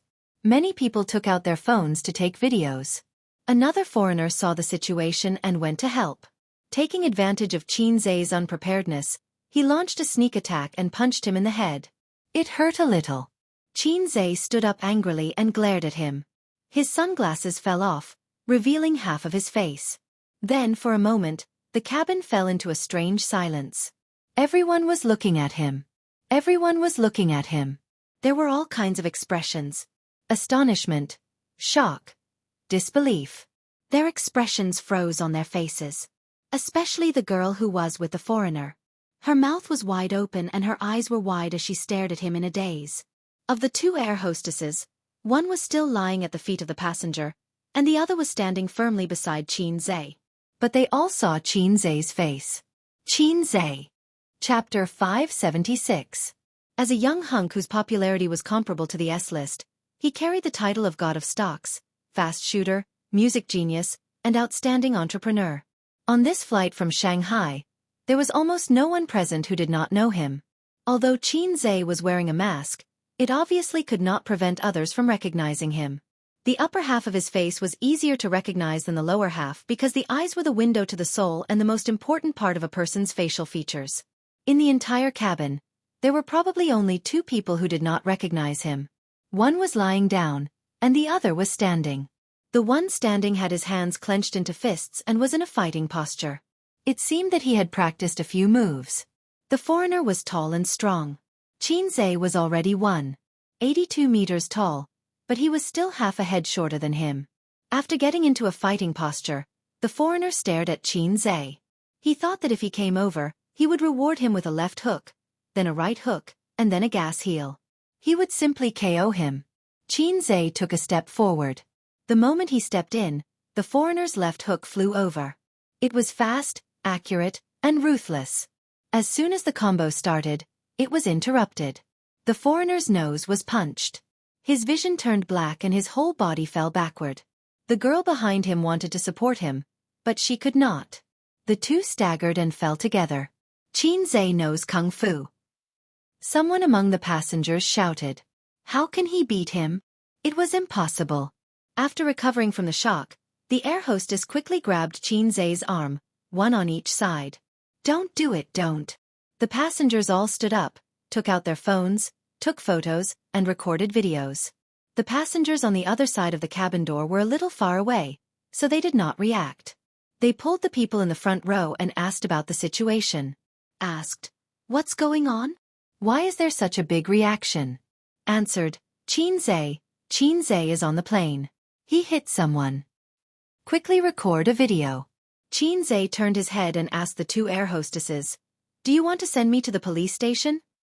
This was what the air hostess threatened the middle-aged man just now. The two air protectors smiled bitterly at each other. After he finished speaking, he looked around. His gaze swept past the passengers and the phone cameras in their hands. He said loudly, since everyone has recognized me, I'll say a few words. Everyone, please be quiet. Since his identity had been exposed, he might as well say something. According to his plan, he would only reveal his true identity to the staff in the cabin. Then, through operations, the impact of this matter was eliminated. The cabin quieted down a little. Xianxia said in a clear voice, just now this foreigner shouted, Chinese pig. Chinese people are pigs. I don't know how you feel, but I feel terrible. He's not only scolding that big brother, but he's also scolding me and everyone here. In our country, there's a saying that goes, if you don't teach, you'll be punished. So I gave him a chance to apologize, but he didn't. Instead, he insulted us even more. I can only use my actions to tell him that Chinese people are not pigs. Clap, clap, clap. Xianxia frowned and glanced at the passengers. But what makes me the most uncomfortable is not his insults, but your silence. Just now I was on the side shouting in my heart, don't be silent, stand up and refute. But you didn't. You listened to him call you Chinese pigs, but you just kept silent and acted as if it had nothing to do with you. If a person doesn't even have the integrity of a race, if he doesn't even have dignity, then it's too sad. Most of them were ashamed and speechless. Very good. Xianxia said, Lu Sun said that money can't make your knees hard. If you want to stand up again, you have to stand up from the bottom of your heart first. Lu Sun, F***ck, who's pressing down on my coffin? I'm a public figure. I know that hitting people will have a great negative impact on me, and I'll even be classified as a banned artist and banned, but I still have to do it because someone has to stand up. Have you ever thought about what would happen if no one stood up for him? After the incident, he would talk to his companions about it and say with disdain, not a single Chinese person dared to stand up for me at that time. They really are like a bunch of pigs. Xianxia said in a deep voice, dignity is something you have to protect yourself. Face is something you have to fight for. In the future, when I meet such people who insult Chinese people, I will beat them up one by one. If I shout a section of I Have a Dream, it will be more emotional, but that's too stupid. I'll recite it later. What if I cross to the Republic of China? Silence. Silence. But this silence is different from the silence just now. That silence is indifference, and this silence is shame mixed with boiling blood. One face, each with different expressions. The middle-aged man with glasses had wet eyes, not pretentious, but moved. At the other end of the cabin, Suyu stood at the door of the first-class cabin, looking at the crowd, the man with emotion. Her eyes were unprecedentedly infatuated and adored. After that, Xianxia said to the two air hostesses, how to deal with it, I will take the responsibility. He brushed past the infatuated stewardess and the flustered girl. As soon as he left, the two foreigners stopped pretending to be dead and angrily said to the air hostess, call the police when you get off the plane. I'm going to sue him. This time the air hostess didn't answer, but called the stewardess, take the medicine box to stop the bleeding and rub the medicine. The foreigners repeated in Chinese, sue him. The air hostess ignored them. Please go back to your seat, or we will forcibly send you back. We will help you deal with the wounds. One had a nosebleed, and the other had a bruised face. The two foreigners looked at the girl. The girl hesitated for a moment and said in English, I think you should apologize. Fuck. The foreigners were so angry that they burst out swearing. Stupid. Son of a bitch. Go away. brainless. In the passengers, suddenly there was a burst of curses in response to the two of them. Xianxia pulled Suyu back to the first-class cabin at the door and said with a wry smile, "It may take a while to get off the plane later. Sorry, I always make trouble." Suyu shook her head. "You hit people again. Isn't it immature?" Xianxia said. "Because she is weak, women instinctively dislike violence. She feels that it is immature." Suyu hugged his waist and said softly, "Fighting also depends on the situation. Are those indifferent people outside rational? Are they men? Are they mature? As you said, they don't even have dignity, and they keep silent even when insulted. Is such a person good?" She sniffed Xianxia's breath deeply and became more and more intoxicated. "Foreigners are all like this. I have seen a lot of Chinese people who have been discriminated against and sighed. They not only discriminate against Chinese people, but also engage in internal strife. The discrimination against black people is very serious. But among those Chinese people who are discriminated against, few can stand up and refute. Other bases, I can understand, but if you are discriminated against and insulted in your own country, what is it?" Xianxia scratched his head in annoyance. "Why can't I stand up?" Suyu said, "Why do you think about others? Think about yourself. Will you really be classified as a band artist?" Xianxia shook his head. "Politically correct, no." Suyu cleverly said, "Oh," and continued to hug him. Not long after, she let go and rubbed her neck and waist. The door of the first-class cabin was opened at this time, and two foreigners and a girl came in. One of them had a hemostatic cotton in his nostrils, and the other had medicine on his face. They didn't say anything, didn't dare to speak, and sat in their seats. The girl peeked at Xianxia from time to time, and her expression was extremely complicated. Xianxia? He was Xianxia? It turned out that she had been in the same room with her idol. At this time, as a fan, she should have been excited to ask for autographs and photos, but after what happened just now, it was difficult to put down her face and get close to him. The same was true for the passengers in the economy class. Xianxia's words just now made everyone's face burn. At 4:50 p.m. they arrived at Bao, an airport on time. After Xianxia got off the plane, he was asked by the airport staff to enter the VIP room. Xianxia was taken away alone. "Is the police going to arrest him? Let's go and see." The passengers who took the ferry also saw that they and Xianxia didn't leave on the same ferry. "Let's go and see after we get off. It's in that direction. The airport police station is next to it. Let's go directly." Xianxia waited in the VIP room for the police from the police station. He got into a fight again. The two middle-aged policemen who rushed over to take notes had the same thought in their minds at the same time. The incident between Xianxia, Zhao Yuqian, and Sun Wuda was still vivid in their minds. Shanghai and Shenzhen were more than 1,000 kilometers apart, but in the era of information explosion, a haircut was known all over the country, not to mention a fight between a famous person like Xianxia. "We received a report that you hit someone on the plane," the policeman said. Causing trouble on the plane was an additional crime. Conflicts between passengers were fine, but if it was a conflict with the staff on the plane, it would be serious enough to warrant immediate detention. "I hit two foreigners," Xianxia said. "The reason?"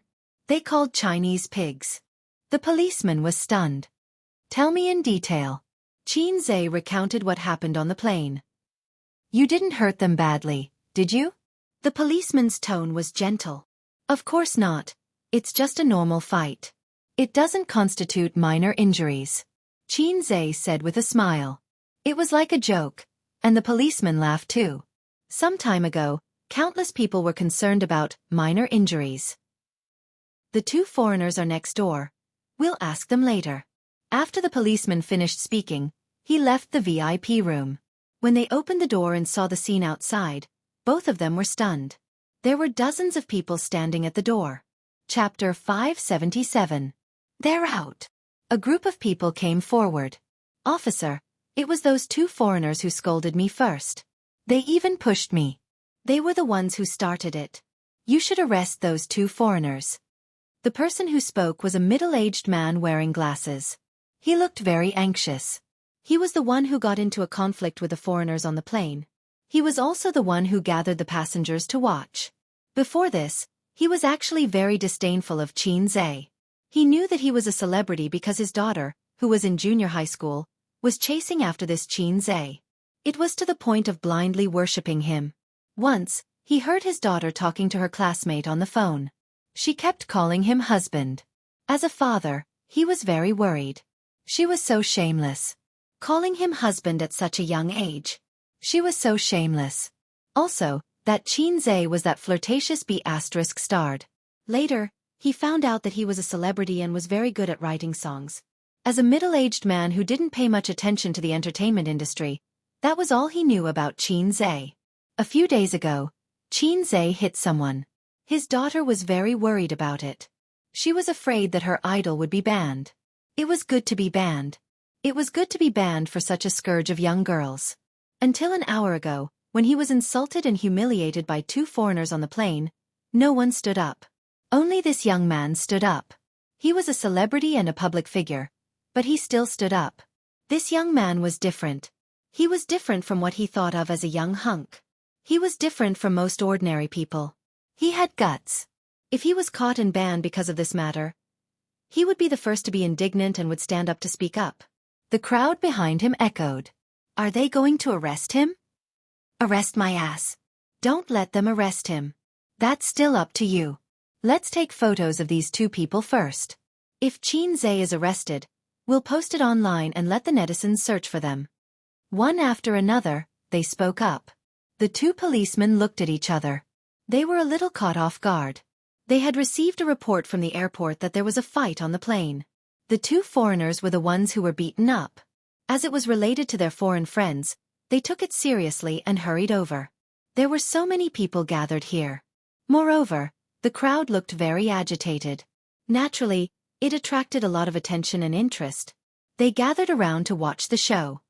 What's going on? Why are you all gathered here? Oh, the police are here too. What happened? Someone answered, Xianxia is here. Xianxia. A surprised and excited voice sounded. Yes, Xianxia. He got into a fight on the plane just now, so the police came. Another fight. In the past, he didn't realize that Xianxia was so mischievous. Why was he always fighting? Was he really a bad person? And it's a foreigner, the man added. Whoa, what's going on? Did they hit a foreigner? Two foreigners scolded us Chinese as pigs on the plane. If that's the case, then he deserves a beating. More and more people gathered, and the chatter became louder and louder. When the two policemen saw the situation, they said a few words in a polite manner. The general meaning was that it was a routine matter and they were just asking about it. You guys do your thing, and we'll watch ours. Just pretend that we don't exist, the middle-aged man with glasses said.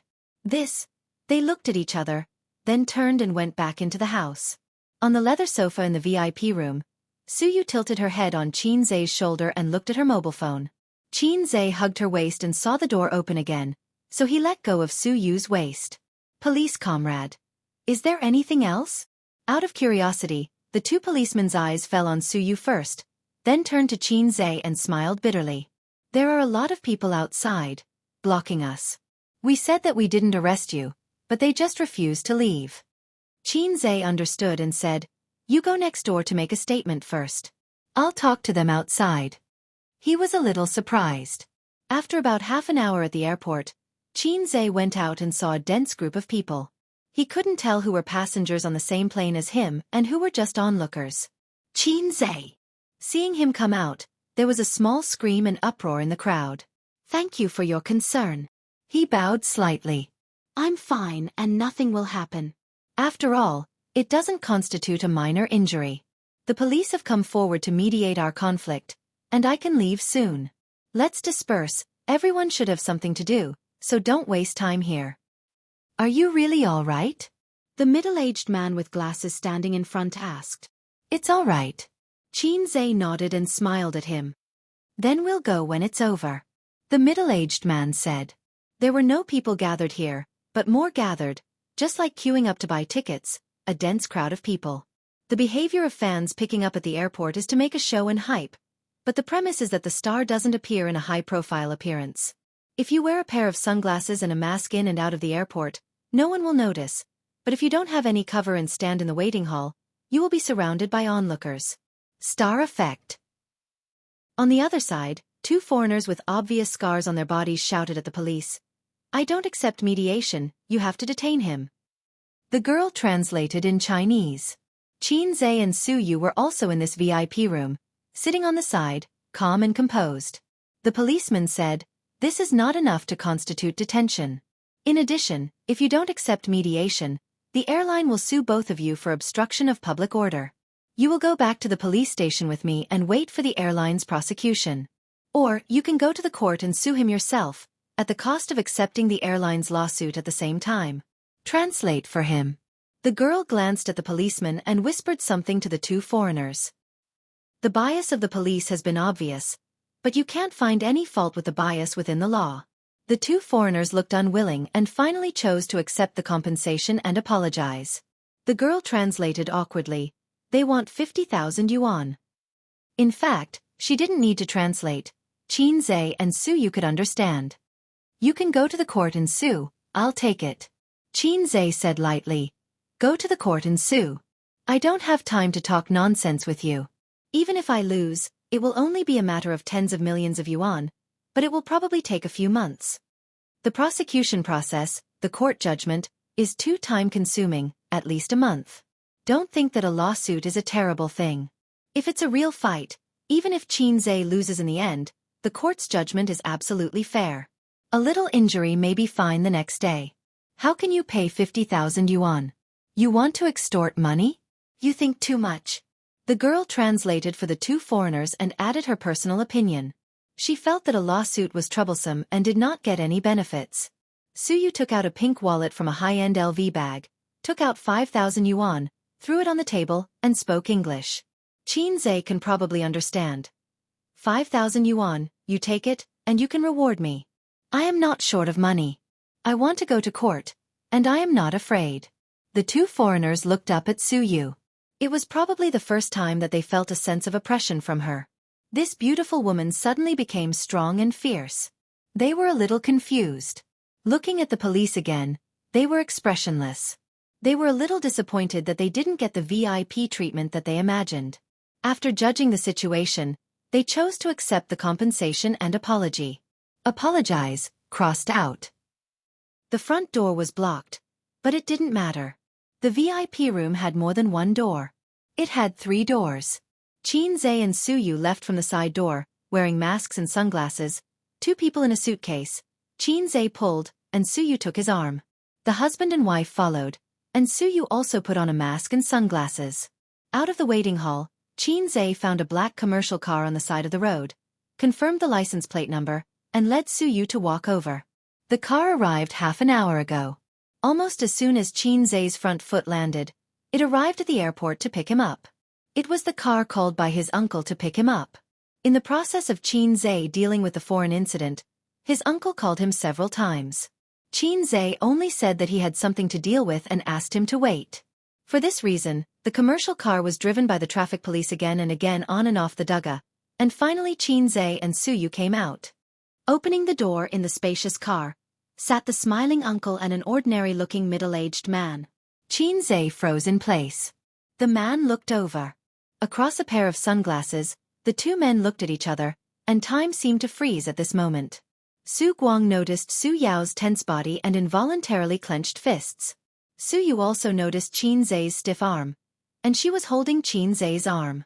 Ace, come in, don't stand, and President Su, long time no see. You are getting more and more beautiful. Su Guang's laughter broke the silence of the 2 men. After that, he got out of the car, took the suitcase in Qin Zhe's hand, and threw it into the back seat of the commercial car. Qin Zhe and Su Yu got in the car and sat down. The commercial car drove smoothly along the Daga, and the airport was left behind, turning into a vague black spot, and then gradually disappearing. Do you want to drink? Su Guang asked, and he had taken out a bottle of champagne, set the glass and poured the wine. This commercial car is very high-end, and it is the same grade as the nanny car used by his sister, starting at 1 million. A's, Uncle did a good job this time. Don't be too good. Su Guang smiled and pretended to be relaxed. Let me introduce you, Su Yao, Uncle's old friend, thanks to his help this time. Don't look at how unreliable your uncle has been these past few years. Not everyone around him is a scoundrel. He handed a glass of champagne to Qin Zhe. Qin Zhe's eyes fell on Su Yao, and he said lightly, "I have seen you before." Clang! The goblet fell to the ground, and the wine spilled all over the floor. Su Guang. Chapter 578. The smile on Su Guang's face disappeared. This heartless man for more than 10 years had a rare panic, but he covered it up in a very short time. "Oh, my hand is numb. Oh, sorry. He hurriedly bowed his head to pick up the broken goblet. Qin Zhe kicked it and swept the goblet aside. "Uncle, let someone clean it up after the car stops. Be careful not to scratch your hand." Perhaps Qin Zhe's tone was too strange and dull. Su Guang's face was uncontrollable panic. His expression and subtle behavior fell into Qin Zhe's eyes one by one. It confirmed some speculations in his heart. His heart was cold. Su Yao smiled and reached out his hand. "I've heard a lot about you. I didn't expect Guang's nephew to be the famous Qin Zhe." Qin Zhe hesitated a little and shook hands with him. "It's a small world. We met last time." "Yes, we meet again." Su Yao smiled very gently, and his words and deeds gave people a sense of relaxation like a spring breeze, without the oppression of a billionaire. Qin Zhe glanced at his uncle, who was a little confused and nervous, and explained, "I saw Boss Su when I was shooting Journey to the West with my sister last time. Thank you, Boss Su, for your help. Otherwise, we might have a little trouble." "Right, you are?" Su Yu suddenly realized and finally remembered this familiar face. That day, she drove and collided with the front of a Rolls-Royce. The two sides had a quarrel, and the traffic police rushed over. She thought that the follow-up would be a little troublesome. Finally, a middle-aged man came over and slapped the Rolls-Royce owner, and then there was no then. The main reason was that Su Yao was too ordinary, and Su Yu couldn't remember him for a while. If he was not handsome enough, how could he attract the attention of beautiful girls? A handsome uncle like Su Guang's uncle can make people remember him. It's purely the degree of visual impact. It's like a very ordinary boy, acting handsome in front of the goddess, and when he turns around, the goddess forgets him. And a handsome boy, if he drives a luxury car, even if he does nothing, his handsome face and chic back will be deeply imprinted in the goddess's heart. The conclusion. What kind of wife is ugly? The conclusion was, if you don't have money, how can you marry a wife? So that's what's going on. Ape dung, ape dung. Su Guangda shouted and slapped his thigh. His movements were a little exaggerated, and his smile contained 3 parts luck, 3 parts relaxation, 3 parts fear, and 1 part nervousness. Uncle felt as if a heavy burden had been lifted from his shoulders. "Thank you for your help, Mr. Su." Su Yu stretched out her white and tender hand and shook hands with Su Yao. Su Yao also stretched out his hand and held Su Yu's small hand. At the same time, he looked at her wantonly. That was the gaze of an elder looking at a junior. It was also the gaze of a mother-in-law looking at her son-in-law. No, it was the gaze of a father looking at his daughter-in-law. Perhaps because his gaze was too undisguised, Su Guang touched Su Yao's arm without a trace. Su Yao hurriedly retracted his hand and smiled gently. "It's nothing." Su Yao was satisfied with his first impression of her. From what Su Guang had said, she seemed to be A's secretary. In addition, A seemed to have a real girlfriend. His smile made Su Yu stunned. This gentle smile had a strong sense of déjà vu. She couldn't help but turn to look at Qin Zhe. Well, it was an 80% similar smile. The car sped on the highway, and they didn't know where to go. Qin Zhe didn't care. He stared at Su Yao and said, "Mr. Su is also surnamed Su? He is an old friend of my uncle. Is he also from Su Town?" This question made Su Guang and Su Yao's eyelids twitch at the same time. Yes. He's uncle's childhood friend. He used to wear the same pants." Su Guang covered up his embarrassment with exaggerated laughter. "When I was in junior high school, his family moved away. I haven't seen him for many years. But in these few years when my uncle was down, I was grateful for his care." Qin Zhe nodded, suddenly. "I knew it. When I was at Aunt Su's house, I didn't see Mr. Su." Su Yao's hand holding the goblet was white. Su Guang felt guilty and kept warning his childhood friend with his eyes.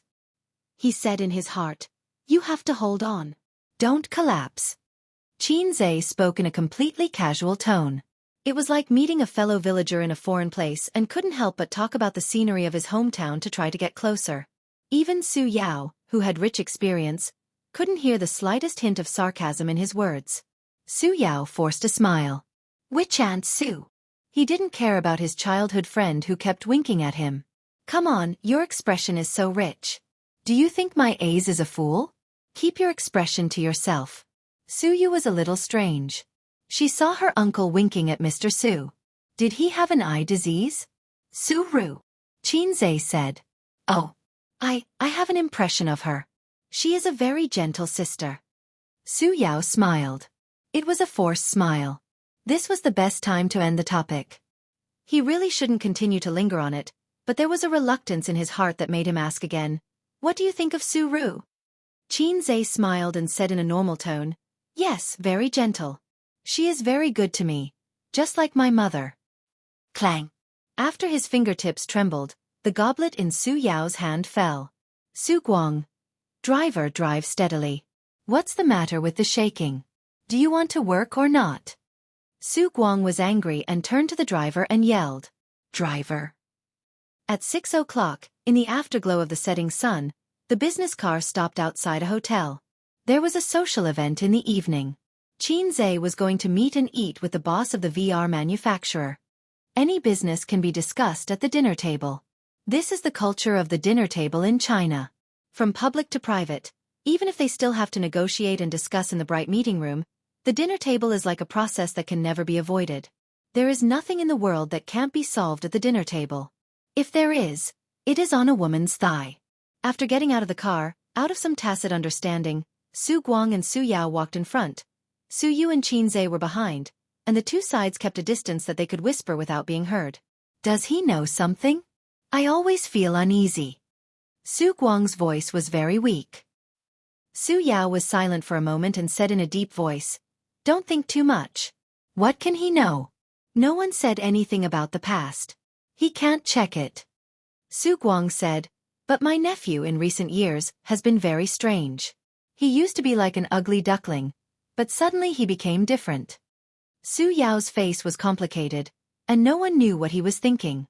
Also, your behavior in the car was too abnormal. He will definitely pay special attention to you afterward. Su Guang regretted. I'm so stupid. I shouldn't have promised you. Don't tell my sister about this, or I will die miserably. Su Yao shook his head. No. In short, no matter what, you have seen him. After this meal, go back to Yowen City tomorrow. Don't ask him for his number, and don't contact him privately. Otherwise, we can't be brothers. Su Guang warned. I can't go tomorrow. I want to invest in his VR equipment factory. Su Yao said. Hearing this, Su Guang's face changed. Don't be nervous, Su Yao shook his head. It's not too complicated. I just want to help. I owe him too much. Just give me a chance to make up for it. Su Guang gritted his teeth. Not far behind. Su Yu hugged Qin Zhe's arm. She was tall, and she could kiss Qin Zhe's lips with a little tiptoe. She whispered in his ear, That's Su Yao. He looks at you strangely. What's strange? Qin Zhe asked. Su Yu thought for a while and shook her head. I can't say, but he has been peeking at you, looking at you carefully, which makes people feel uncomfortable. Is he? She hesitated for a moment. Is he gay? Qin Zhe. You've been reading recently, beautiful? Ah, you even know about this. Su Yu said, I just finished reading a book called Devil's Patriarch. Two men lived shamelessly. That kind of life makes me shudder just thinking about it. How could you girls like it? Qin Zhe imagined two men lying in bed, giving each other a handle. I think it's very loving. Where's the love? Su Yu raised her eyebrows, stretched out her hand and slapped Qin Zhe's strong buttocks, and said in a rough voice, Good brother, do you want to do it? Qin Zhe glanced at her chest and sneered, Little brother, wait for me tonight. The topic of conversation inexplicably changed to a completely different topic. I feel that if we make a gay-themed movie, it may be popular, and it will definitely be very popular with female audiences. You're a beautiful man. Why are you gay? Chapter 579. Along with the ups and downs of the mountains, the gentle curves A loud and clear male voice exploded. Xianxia was shocked at first, and then found that the voice was very familiar. Wasn't it his song Borrow from the Heavens for 500 years? In front, Su Guang and Su Yao went to get their phones together. Mine, Su Guang said. Xianxia. It was a déjà vu that could not be any more familiar. Every time the song of the donkey came to mind, he and his sister would subconsciously reach for their phones because their ringtones were the same. I have a little sister, but I never ride. Then the siblings hurried to get their phones. Su Yao also set this song as his ringtone. They were really good brothers and had the same taste. A middle-aged man stood at the door of the hotel with a smile on his face and came to greet Xianxia and others. The vice president of the VR equipment factory, surnamed Go. As soon as they met, he warmly shook hands with Xianxia and Su Yao, but when it came to Su Yu, he smiled and nodded. Xianxia noticed that his eyes first fell on himself, then Su Yao, and finally Su Yu. He just glanced at them. The small details were very comfortable. With Su Yu's appearance, everywhere she went was a beautiful scenery. It was normal for men to instinctively look at her a few more times. But he didn't. Old fox. Buy what bracelets? Life just got better, and you started to play around. Su Guang's tone was unhappy. Mom said to buy it and you bought it? How long will it take for us to earn 50,000 yuan? Sister's money is not money. What era is it? The family bracelet is not popular, and Yaya doesn't need it. Bao Bao, you don't have to worry about it. Su Guang hung up the phone. Xianxia asked, Grandma wants bracelets? Uncle waved his hand. Your grandma likes this. She especially likes jade. She said that she wants to buy a pair. She will wear it first and pass it to Bao Bao and Yaya in the future. In fact, she wants to wear it. My goodness. A pair of jade bracelets costs 50,000 yuan. Xianxia frowned and said, if Grandma wants to buy it, then buy it for her. 50,000 yuan is nothing. You can't say that. Our family has been poor for so many years. We can't squander money when we have money, right? Uncle said in a serious tone. Xianxia was stunned. He thought to himself, go eat *tea. What right do you have to say that? Su Yu's eyes lit up and he wrote it down in a small notebook. He would buy a pair for his grandmother later. The group of people entered the elevator, and President Go pressed the button eagerly. The elevator door closed, and the elevator rose slowly. Xianxia was a little angry. You don't have to pay, I'll pay. It was your family's money, said Uncle. My family doesn't have 50,000 yuan. Uncle was a hoodlum. The Su family had been very poor these years. Her aunt's salary was enough to maintain the living expenses of the family of 4. In fact, Qin Ma had transferred the tuition fees to her grandmother's account. Xianxia didn't know about these things until later. Qin Ma didn't tell them. Now the Qin family was not short of money. When the siblings went home on weekends, they would occasionally give Qin Ma a sum of money, tens of thousands or hundreds of thousands. Qin Ma couldn't spend it all. She would spend part of it to help her family, and the rest would be saved for her son's wife. Xianxia's wife's money, his mother had a copy, and his sister had a copy. He was so happy that he could marry 2 wives. Or should he save a copy with his grandfather? Uncle added, it's not like there are no jades at home. Your grandmother still has a few pieces, but she won't sell them. Ace, I remember when you were a child, you wanted to buy toys, but your father was black-hearted. He thought it was too expensive and didn't buy it for you. He also beat you. At that time, it was Uncle who paid for it for you. Xianxia said, there was such a thing, so I paid for the bracelet. Uncle often bought him good things when he was a child. Xianxia remembered this in his heart. If Uncle hadn't been so good to him, Xianxia wouldn't have cared about him. Uncle, could it be that you've always wanted to raise me up? I didn't mean that. Su Guang said, why should a child want a toy, but the adults don't buy it because it's too expensive and beat people? When the adults are old, they want to buy some expensive things, and the children have to grit their teeth and buy it for them. Because we have to respect the elders. Xianxia said. Don't you have to love the young? Uncle asked. Xianxia was speechless. You have to repay the kindness of your parents for raising you. Su Yu interrupted. Your parents gave birth to you and raised you. When they are old, you have to raise them. Uncle said. Su Yu was speechless. Xianxia thought that uncle must have been beaten by grandpa for the same reason when he was a child. Some parents were reluctant to spend money on toys for their children. When the children cried, they would beat them. They just had to be responsible for raising them. In the future, when they were old, the children just had to be responsible for their retirement. It made sense. He was speechless. What Boss Su said makes sense, ha ha ha. Boss Go echoed on the side. I'm just saying. Su Guang said, but my mother isn't like that. She doted on me since I was a child. I still have to buy what should be bought. After a pause he said, wait a little longer. Xianxia's heart moved. After saying so much, he actually wanted to buy a bracelet for his old mother out of his own pocket. He didn't want to use the Qin family's money anymore. He didn't want to owe them. Although he was still supported by his nephew, it was still his own labor. Ding! The elevator opened. The layout of the 21st floor was good. The lights were bright but not dazzling. The decoration was new, and there were many guests. As soon as he entered, he could see the guests around the square black crystal table, eating and chatting. Waiters in uniforms came and went. Because of his identity, Xianxia wore a mask and sunglasses when he got off the car. It wasn't good to turn the shop into a fan meeting. They entered a very spacious private room. There was only one table, and it was almost full.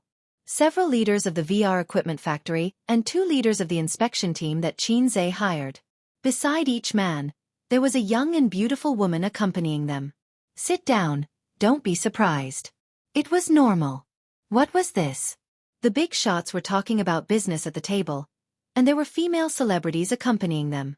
Xianxia looked at the scene in the private room and cursed in his heart.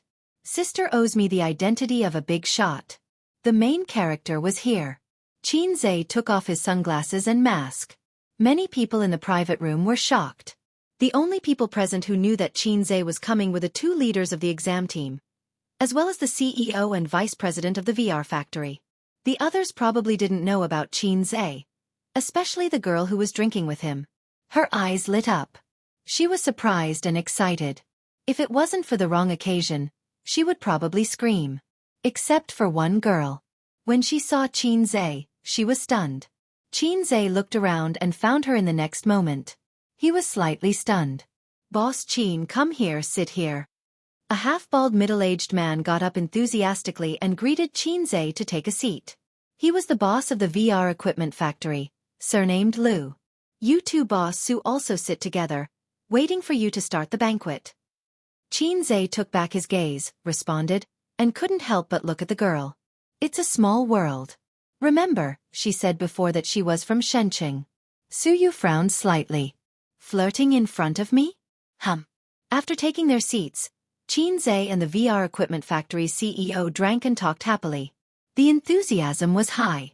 Every man was accompanied by a woman, who was responsible for pouring wine. Occasionally, they were hugged by a shoulder and waist. Their job.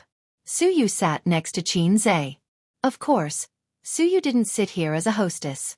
She attended in the name of one of the purchasers, but she was happy to have Xianxia hug her waist. However, Xianxia didn't. It wasn't because he was pretentious, but because of his identity. Even if they were a couple, he couldn't hug Su Yu like other men hugged hostesses. After 3 rounds of wine, Lu Zong said with emotion, I entered this industry in 2014. At that time, the entire VR industry had just started. If you wanted to buy better equipment, you had to go abroad. Now, domestic manufacturers are not as numerous as the hairs on a cow, but at least they're not rare. VR experience halls are everywhere in big cities, and the application prospects are getting better and better. It's suitable for almost all industries and is one of the trends of future technology. His brother was very talkative, and he was a professional, so he praised the VR industry to the sky. These words were for Xianxia and the others to hear. It was a bit like bragging.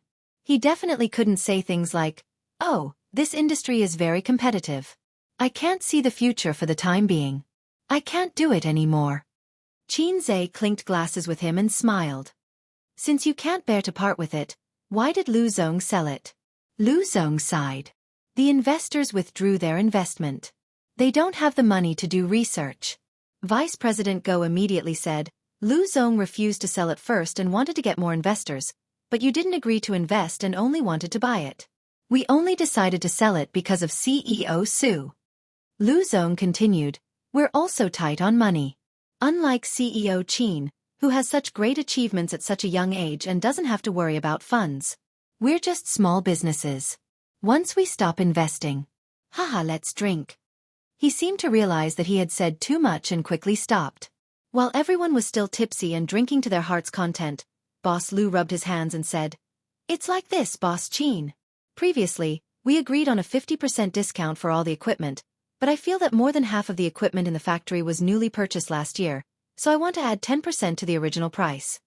Qin Zhe did some mental calculations. 10% was a few million. Su Yao frowned. Without waiting for Qin Zhe to speak, he said unhappily, Lu Zong, didn't we agree? Lu Zong smiled and didn't say anything.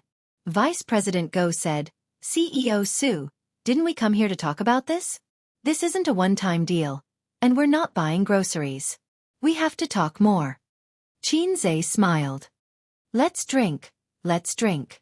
The group raised their glasses. After drinking, Qin Zhe picked up a mouthful of food, chewed slowly, swallowed, and said slowly, Lu Zong, let's talk. Chapter 580. Go ahead, Boss Qin. Lu Zong was all ears. This was called retreating in order to advance. Listen to what the other party had to say first. Many times, it was not the person who spoke who held the initiative. Experts did not just listen and not speak, but they would catch other people's flaws. Moreover, Qin Zhe's songwriting skills were known to everyone, but different professions were worlds apart. As for how good his skills were, they had to listen to what he had to say first. Since you're talking about the prospects of VR technology, let's talk about this first. Actually, before we decided to buy it, we did market research. VR experience halls are indeed everywhere, but for this thing, some shops lose money and some shops earn money. To put it bluntly, it's like the Xianxia County Grand Hotel. If you choose a good location, you'll naturally earn money.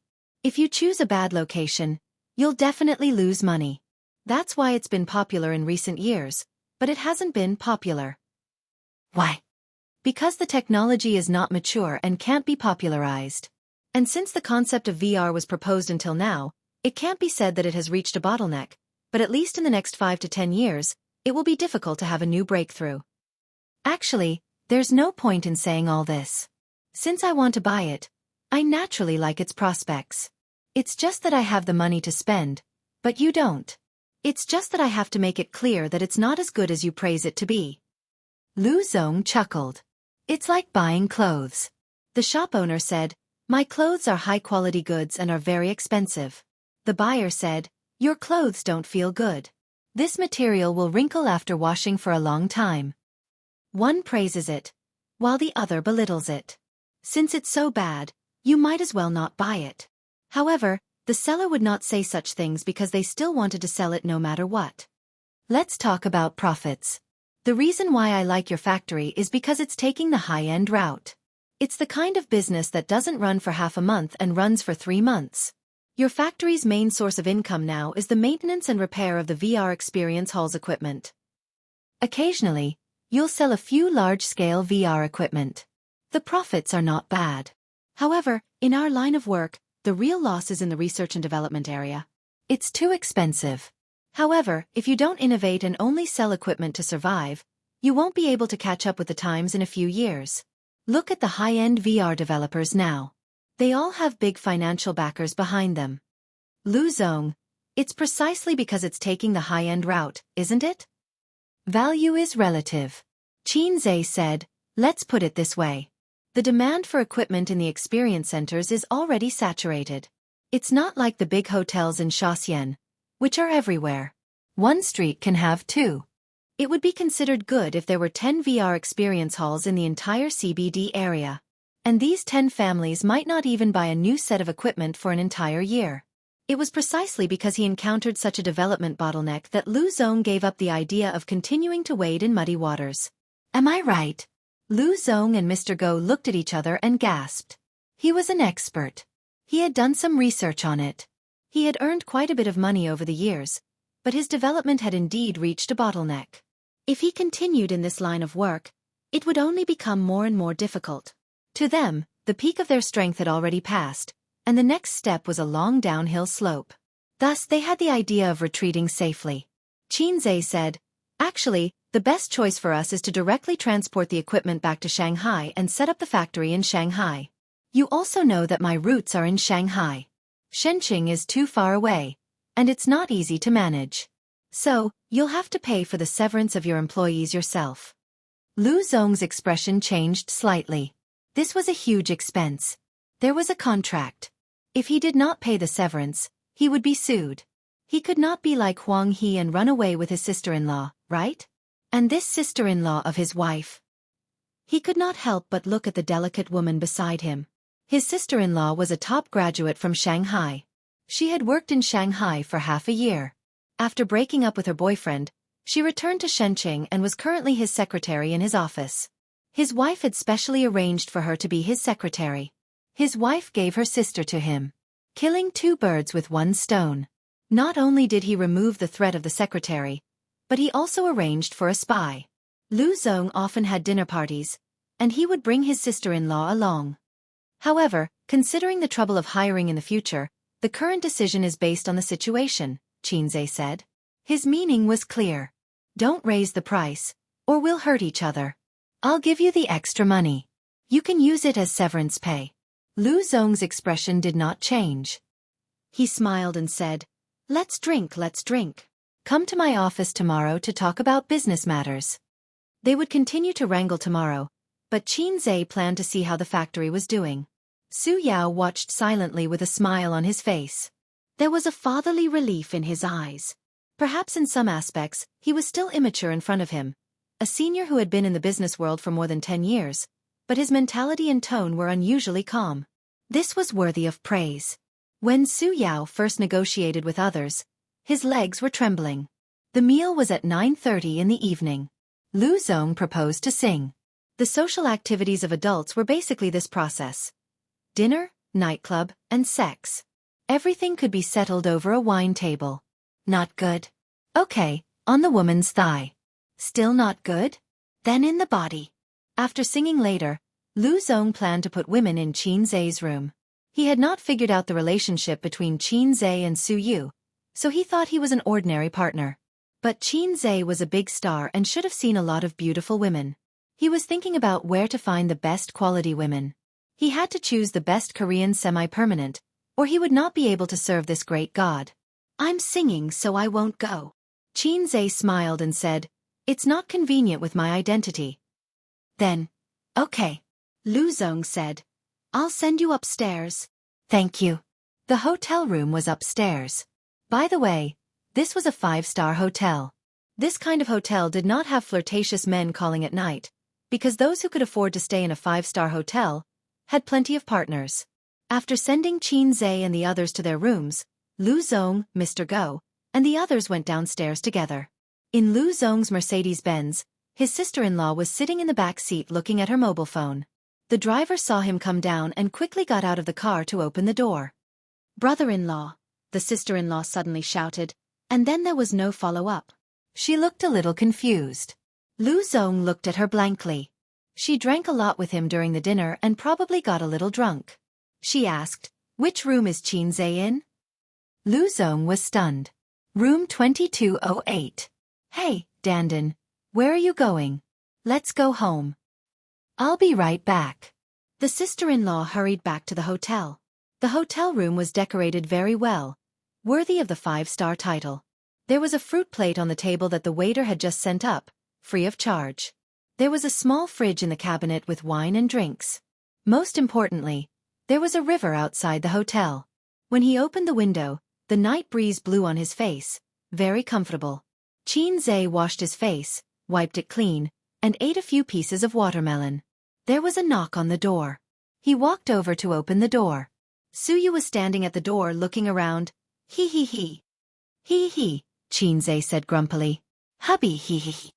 Su Yu's beautiful face was full of mischief. She narrowed her eyes, and her long eyelashes brushed into a black shadow. Just the two of them, how wonderful.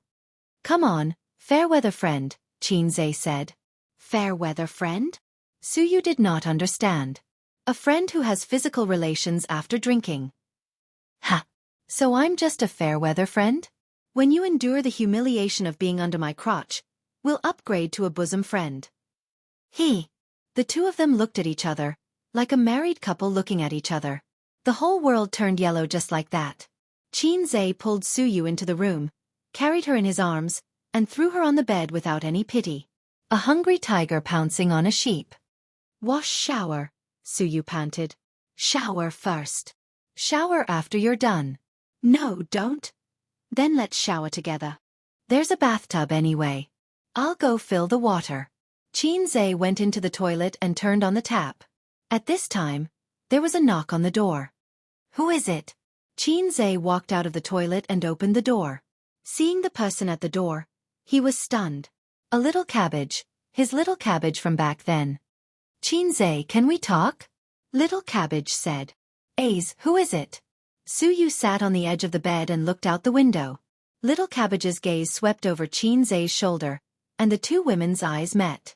Little cabbage said, I haven't seen you in many years. Can we talk alone? Xianxia looked at her subtle and complicated expression, sighed in his heart, and nodded. Okay. Chapter 581. Suyu, who was temporarily sent away, made a face at the door and then went back to her own room.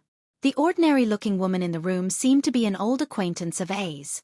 She didn't ask about their relationship. She looked ordinary and was a hostess. Suyu didn't put her in her eyes at all. As for why she sent her away when she met an old acquaintance, Suyu didn't think about it for the time being. She went back to her room to brush her teeth. She didn't want to take a shower. There would be a couple bath later. Business trips were the happiest. Without the two ferocious women, Wang Zijin and Qin Baobao, she was relaxed and carefree.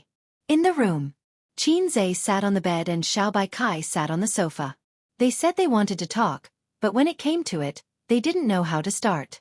Xiao Baikai was called Wang Dandan. She and Wang Zijin were from the same family 500 years ago. Xianxia always felt that he had an inseparable relationship with old Wang next door. Wang Dandan used to be from next door. It was a little awkward. He suddenly remembered a joke on the internet. A few years later, he met his first girlfriend in Dongguan. For only 500 yuan, he could kiss her and have sex with her. This was an absurd reality. Since Wang Dandan was a hostess, there was nothing wrong with this analogy. So Xianxia didn't say hello to her. After the banquet, they went their separate ways. It wasn't that his eyes grew on his head and he looked down on his old acquaintances because he was worth 10 billion yuan. It was purely for her dignity. Do you want to eat fruit? Xianxia broke the silence and pushed the fruit plate in front of her. Wang Dandan shook her head and stared at him. You're more handsome than before. Did you have plastic surgery? Xianxia said, it's a genetic mutation. Wang Dandan laughed. You're still as naughty as before. How have you been these years? Xianxia hesitated for a moment. Why did you go back to Shenzhen? After breaking up with you, I had another boyfriend. After breaking up with him, I went back to Shenzhen. It's not worse than Shanghai, and my family is here. Wang Dandan said. Xianxia remembered that she used to like going to Shanghai. When he was chasing her, she said that her house was 150 square meters. Time always changed people and things. Perhaps she had changed. Now that he looked at this little cabbage again, it was even more beautiful than before. She had put on some light makeup, and the charm between her brows was a little alluring. I used to be a little cabbage, but I've become so flirtatious in the eyes of others. Maybe it's not just one person. Xianxia was a little melancholy. Although the two of them were only in a pure relationship, after all, she was my first love. She was my first love who I had eaten together with, watched movies with, and held hands with. His girlfriend from junior high was not counted. Right now you... Xianxia hesitated, not sure if he should say it. I'm working in my brother-in-law's factory now. Wang Dandan said, Lu Zong is my brother-in-law. Coming to a realization, he heaved a sigh of relief. Fortunately, a joke was still a joke. That's your girlfriend, Wang Dandan said. Yes. Xianxia said jokingly, don't spread it, or I'll be in the headlines tomorrow. Even if I say that I'm Xianxia's first love, no one will believe me. Wang Dandan smiled. However, there was something very complicated in her smile. "What about you now? Do you have a boyfriend now?" Xianxia asked. "No," Xianxia said. "Oh." That was all he could do. After a short silence, Wang Dandan finally revealed her true intentions. "Why don't you explain?" There was a strong sense of unwillingness in her voice. Wang Dandan probably liked Xianxia before. Otherwise, she would not have agreed to be his girlfriend. When Xianxia chased her, she also felt that although this boy was not particularly handsome, he was worth looking at. He was a local of Shanghai, and he was also interesting. She had originally planned to find a Prince Charming in university, but for some reason, she agreed to be his girlfriend. They had been together for about a month. Although Xianxia was not particularly outstanding, he was quite good in all aspects. He especially knew how to take care of people, was very considerate, and doted on her. Then, out of nowhere, a flirtatious slut popped out. It was too flirtatious, and Wang Dandan was so ashamed that she did not say anything at that time. She turned around and left. She deleted his friend list, blocked his call, and blocked his call. Wang Dandan was sad for a few days. Her roommates in the dormitory said that her boyfriend was not handsome and his grades were average. If they broke up, they could find someone better. Wang Dandan thought that it made sense, and she was not sad anymore. Later, she dated a new boyfriend. He was more handsome than Xianxia, and his grades were better than Xianxia's. Unfortunately, he was not from Shanghai, and he did not have a 150-square-meter house. But at least he had potential. 2 years later, in the summer, a female artist in the entertainment industry suddenly rose to fame. She became the darling of the music industry, and because of her, the most famous fast shooter in history was born. Xianxia, her ex-boyfriend. She watched him build a skyscraper, entertain guests, and be worth tens of billions. Wang Dandan's heart ached so much that she could not breathe. Looking at her current situation, after graduation, she found a job that was neither good nor bad. She went to work every day and spent the rest of her time at home playing games. Potential stock? Ha! When she found out that the flirtatious slut was Xianxia's sister, Wang Dandan's mentality completely collapsed. Not long after, they broke up and returned to Shin City. Today, she met the man who helped her with her homework, brought her breakfast, and went on a date with her. She looked at him, and it was like looking at the living world from the netherworld. They were worlds apart. Just now in the car, she had held it in for a long time. She could not hold it in anymore and rushed up to him. Xianxia understood what she meant. Why not explain? He did not want his sister to be sad. Of course, this was not something he could say. He smiled awkwardly. "My sister said to help me check." At that time, both of them were in a state of cowardice. If Wang Dandan was not so arrogant and did not leave without any reluctance, then when they sat down for a meal, his sister would naturally not be able to continue acting and would come clean. Then with Xianxia's character, if Wang Dandan did not say that she wanted to break up, he would not take the initiative to do so. Wang Dandan choked, and her expression dimmed. "I'm leaving," she said. "I'll send you." "No need." She walked to the door silently, opened it, and a few seconds later, closed the door.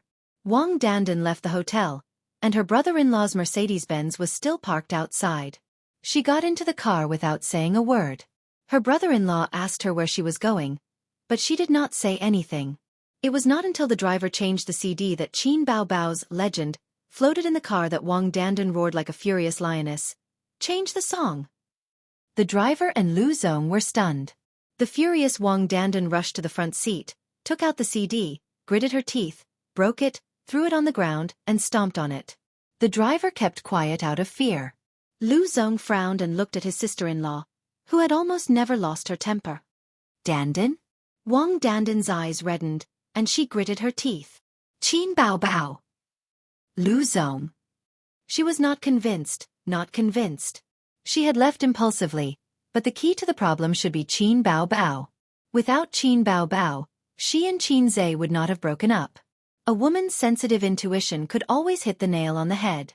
If Su Yu had a chance to talk to her current ex, they would definitely find a common topic to talk about. Dissing Qin Bao Bao. In fact, whether it was the two of them or Wang Zijin, as long as she was Xianxia's girlfriend, she would deeply feel Qin Bao Bao's hostility and threat. At this time, Su Yu was in Qin Zhe's room. After hearing the sound of the opposite door closing, she came out and happened to see Wang Dandan's back. Su Yu changed into pajamas and came over, lying lazily on the bed, revealing her white and slender calves. Her 10 toes were bent, holding the quilt, and she was being molested by someone's hands. Who was that woman just now?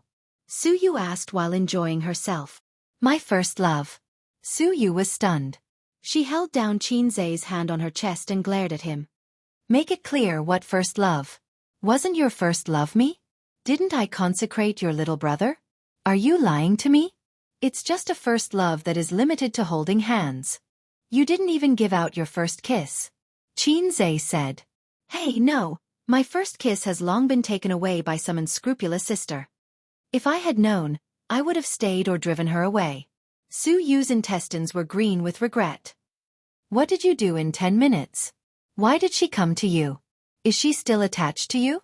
It is said that men are particularly concerned about their first love. First love is a kind of feeling that is difficult to give up. Under the feelings, the appearance can be ignored. 10 minutes. It's not enough for me to warm up. Qin Zhe said angrily. You didn't exchange contact information, did you? In Xianxia, you are not allowed to contact her these days. Su Yu was half tough and half pleading. Qin Zhe pinched her little face. You are different from her. Su Yu giggled. Every man says this about his ex in front of his current wife. Qin Zhe thought about it and said seriously, Su Yu, let's break up. Su Yu's little face suddenly turned white.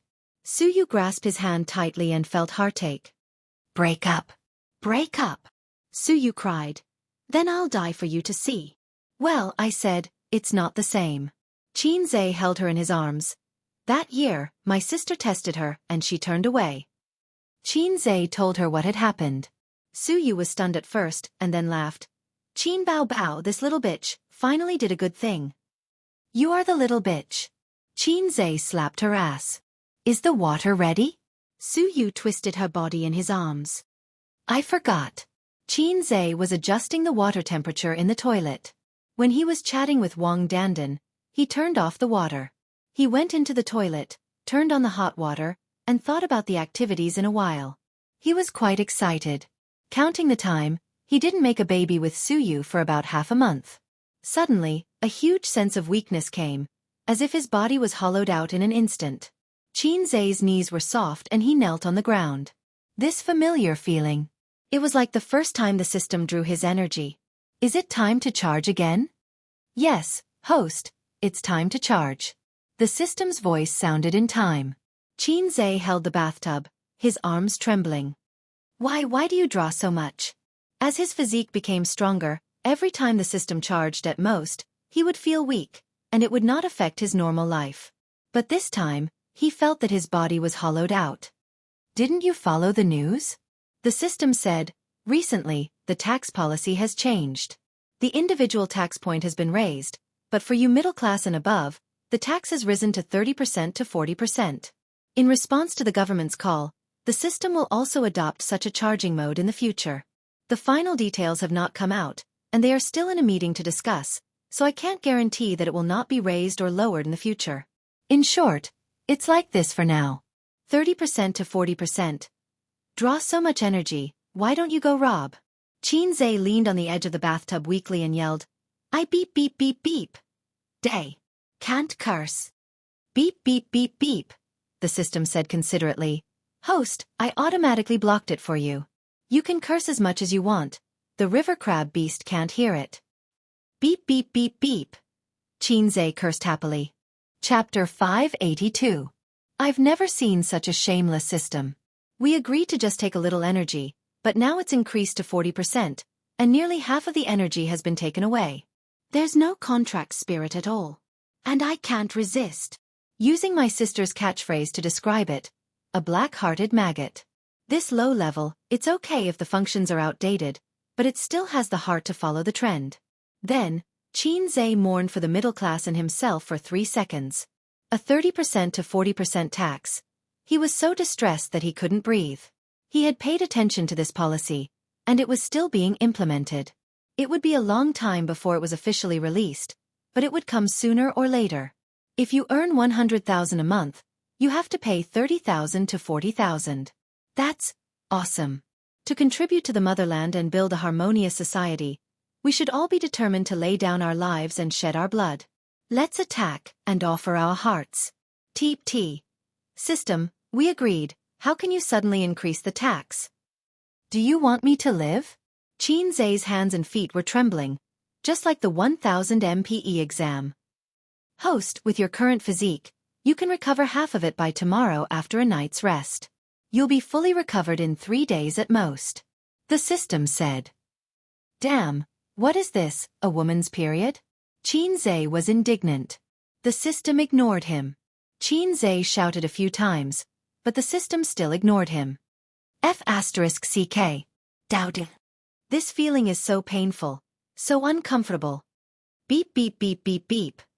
I still can't curse. Xianxia thought for a while. Prosperity, democracy, harmony, justice. F***ck beep beep beep. Xianxia, the system said.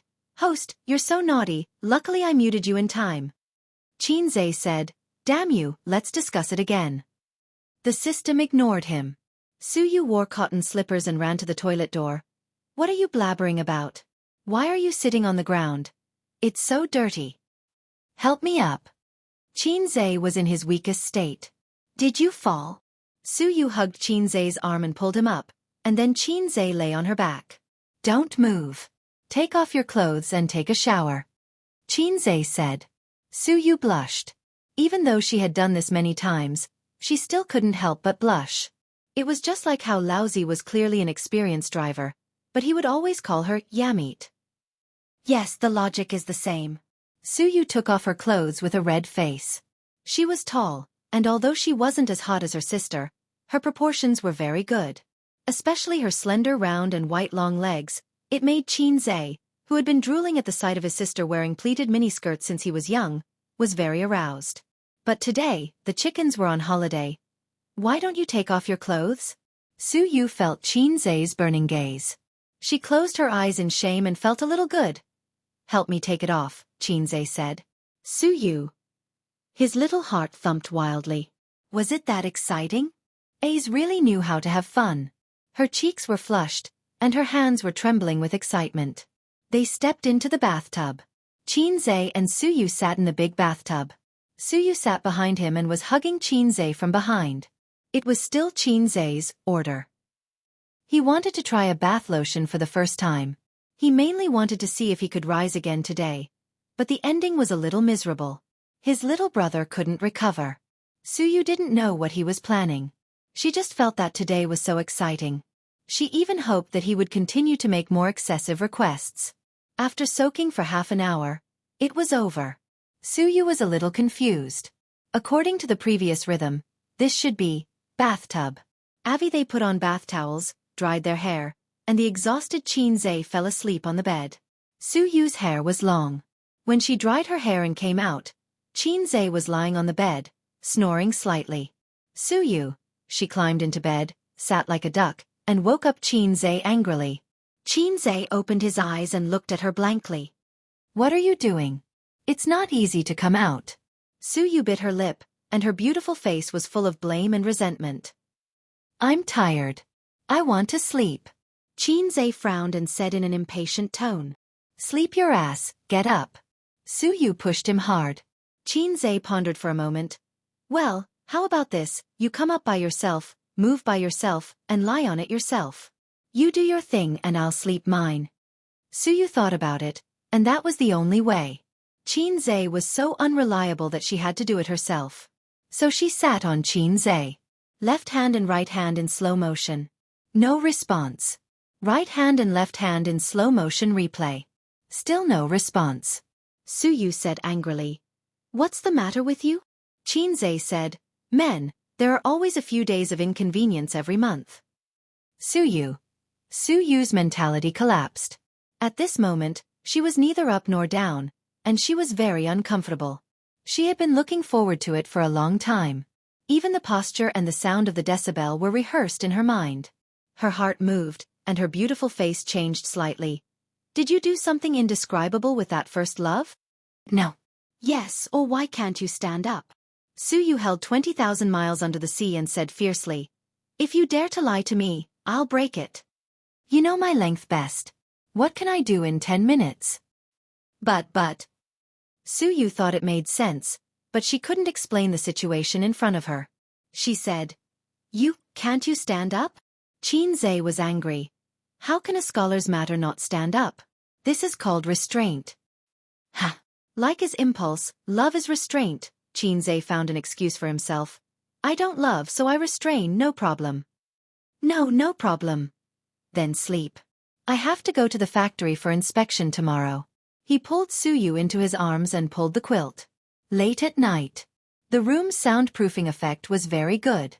Xianxia fell asleep quickly and made a slight snoring sound. Su Yu lay in his arms, smelling the masculine smell and the fragrance of the shower gel.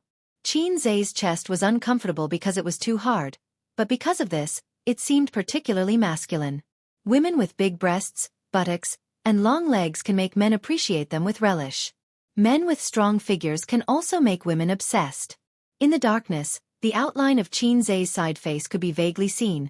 Handsome and worth looking at. He was handsome, had a good figure, was talented, and was rich. Any of these could make a woman fall in love with him. What's more, so many advantages are gathered in one body. Su Yu began to reflect and introspect. Did she usually ask for too much? Or, he was young and didn't know how to control himself. She was several years older than him. She should persuade him to control himself instead of gritting her teeth. Such an excellent man can't be lost to her. Su Yu took out the mobile phone under the pillow, opened the online shopping platform, and searched Baoji Tang Lu Wei Di Huang pills. Love him, then strengthen his yang.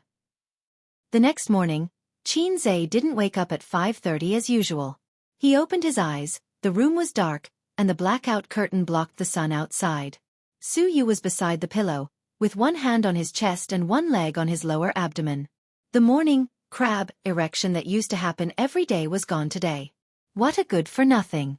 There was still a sense of emptiness in the limbs, and there was no strength in clenching his fists, but it was not as uncomfortable as yesterday. Sleep was really the best rest. Xianxia gently hugged her small waist, and the other hand slid along her thigh to her buttocks. Su Yu was awakened by him, took a long breath, stretched, and then pressed the hand on her chest, and said angrily, Your body is tired, and your hand should be honest. Don't tease me. Xianxia turned on the bedside lamp and looked at his mobile phone. It was 8:30 in the morning. It was not too late, and he could still make it in time for breakfast. He got dressed, washed his face and brushed his teeth. Su Yu went back to her room to get dressed and knocked on the door. The two stood in front of the sink and brushed their teeth side by side. It was not the toothbrush and toothcup in the hotel. They had their own towel, toothbrush, bathrobe, and pajamas. The other person had a set of clothes. He didn't intend to stay in Xianxia for a long time, at most 2 days. If it went well, they could return to Shanghai tomorrow morning. She looked at them in the mirror, smiled, squinted, and was very happy. Do we look like husband and wife? Foam sprayed from her mouth and splashed on the mirror. Yes. Xianxia also splashed foam on the mirror. Chapter 583. The breakfast in a 5-star hotel is very sumptuous. Unfortunately, it is not a buffet breakfast, otherwise, it can be a higher grade. Xianxia and Su Yu came to have breakfast at 9 o'clock, and it was already past the time with the most guests. He took the amount of 3 people by himself, sat by the window, took off his mask, didn't take off his sunglasses, and gobbled up the food. Su Yao was also there, eating alone. Seeing Xianxia and Su Yu go upstairs, he silently moved his breakfast plate over. Do you mind if I sit here? Xianxia ignored him and buried himself in eating. He urgently needed to replenish his energy. Su Yu smiled and said, Mr. Su, sit down. Su Yao sat down and sat next to Xianxia.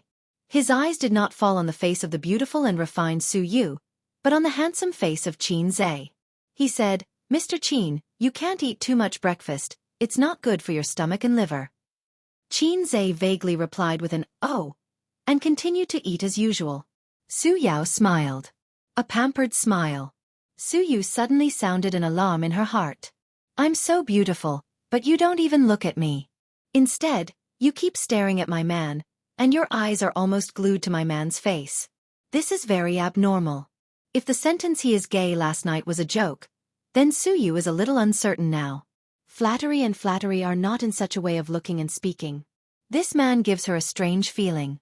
The way he looked at Xianxia, inexplicably, made a sentence appear in Suyu's mind. A father's love is like a mountain. Damn, a father's love is like a mountain. Don't you have any special hobbies? Like the old bacon of little fresh meat? She has been abroad for many years and has seen a lot of chrysanthemums blooming in the evening breeze. She is not surprised, and even when she looks at the beautiful literature, she feels it's quite beautiful. But when there is such a suspected gay old man coveting her man, she can't accept it. If he is not gay, how do you explain this man's unreasonable affection for Xianxia? Eat an egg. Su Yao handed a boiled egg to Xianxia. Thank you. Xianxia took it. Boiled eggs are good. They are nutritious and the most suitable for men in the holy ground. Su Yao smiled. Su Yu frowned. Here it comes again, and he smiled. Perhaps he felt that he had neglected Su Yu. Su Yao reluctantly withdrew his gaze from Xianxia and said, Mr. Su is young. It's not easy for him to do this. This sentence actually has a lot of connotations. Although Su Yao and Su Yu have met once, they didn't even say a word last time. This time, it can be said that they officially know each other for the first time, but the tone in his words seems to be familiar with Su Yu. It meant that his idiot uncle had told him everything. Su Yu smiled modestly. President Su, the one who graduated from the university. Yale. An overseas returnee. Su Yao smiled gently. Back then, it was already extremely difficult for us to get into a university. We even dreamt of going abroad. Perhaps the conditions didn't allow us to do so. Times are getting better and better. Many young people are under a lot of pressure and it's hard for them to make a name for themselves. But they can't imagine how we lived in that era. Your era? Qin Ma used to say that in her time, people were happy as long as they could eat their fill. Those who went to junior high school were cultured people. At that time, life in the city began to get better, but life in the countryside was still poor and backward. They worked to eat, not to make money. Xianxia couldn't imagine what life was like in the 1970s, and he couldn't understand Su Yao's expression at this time. It was very complicated, like regret, like reminiscence, like pain, like nostalgia. Damn, how can he be so sentimental? Did he touch that sensitive nerve? Su Yao and Su Yu chatted while eating. Unexpectedly, Su Yao could talk with Su Yu for a long time in finance. In terms of business, Su Yu was not afraid of Su Yao, who started from scratch. This scene had a strong sense of déjà vu, like when Su Yu and the old man were chatting. Only she had this kind of background. Replaced by Wang Zijin. What do you think of the industry recently? Follow the policy closely, follow the pace of the party, the government will lead us to prosperity. What do you think of finance? Follow the policy closely, follow the pace of the party, the government will lead us to prosperity. Replaced by his sister. What do you think of the industry? Huh. What about finance? Huh. She killed the conversation in minutes. My uncle hasn't woken up yet, right? Xianxia smoothly finished all the food and let out a comfortable burp in satisfaction. He should still be sleeping last night. He drank a lot. Su Yao said. Xianxia took out his mobile phone and dialed his number. The phone rang for a long time before it was connected. Ace. Su Guang's voice was a bit hoarse. It's almost 9:30 now. We have to go to the factory. Get up quickly and come up for breakfast. At this point, Xianxia paused. He could hear a woman on the other end of the line complaining after being woken up. Last night, Uncle slept with a woman. Xianxia felt sad at first. He could have had fun last night. Then there was anger, which was a subtle feeling. He knew a lot of experienced drivers, such as Huang Yizong and Zhao Taizhu. Both of them had families, but when it came to this kind of thing, Xianxia could dance with them. But his uncle was his family, and Xianxia felt uncomfortable seeing him fooling around. Who sent him the woman, Lu? Xianxia said with slight anger. It should be. Su Yao smiled bitterly. About 10 minutes later, Su Guang came up with a tired face. The dark circles under his eyes were obvious. Why don't you just die on the bed? Xianxia was so angry that he couldn't vent his anger. Su Guang said, Uncle was tired last night. Xianxia sneered. That's all you've got. Su Guang paused and said awkwardly, Lu Zong forced me to come to my room, I couldn't refuse. Don't tell your aunt. Let's eat. Then lead the way for me after eating. Xianxia was too lazy to talk to him. How should he put it? Nowadays, when it came to business dealings and social interactions, it was definitely not something that could be settled by just going to a coffee shop for a chat or reading some documents in the office. Otherwise, where would the culture of dining come from? Where would the bosses come from? Every time a small leader of the bank came over, Li Linfeng would receive them. The first thing he did was to transfer the money to the employee's account in advance, and then let the employee go to the bank to withdraw the money. At least 100,000, at most hundreds of thousands. Send them to the hotel, and then have a dinner party in the evening. Eat and drink well, call a few quality women and send them to the room. This was the basic operation of business dealings. Uncle would encounter more such incidents in the future, and Xianxia would not be able to watch over him all the time. However, when this matter is settled, Uncle doesn't have to travel long distances, and then Aunt will be around, and there will be no need for these flirtatious women. Suyu bowed her head and looked at the mobile phone silently. She was clear about this kind of thing, but she never touched it. It was inconvenient for her identity, so unless she met a particularly important client, she would personally receive it. Generally, she would hand over the general clients to the managers under her. When it came to the clients that Suyu needed to meet in person, they didn't look at the basic operation. After all, it was a basic operation. The headlines on Weibo attracted her attention.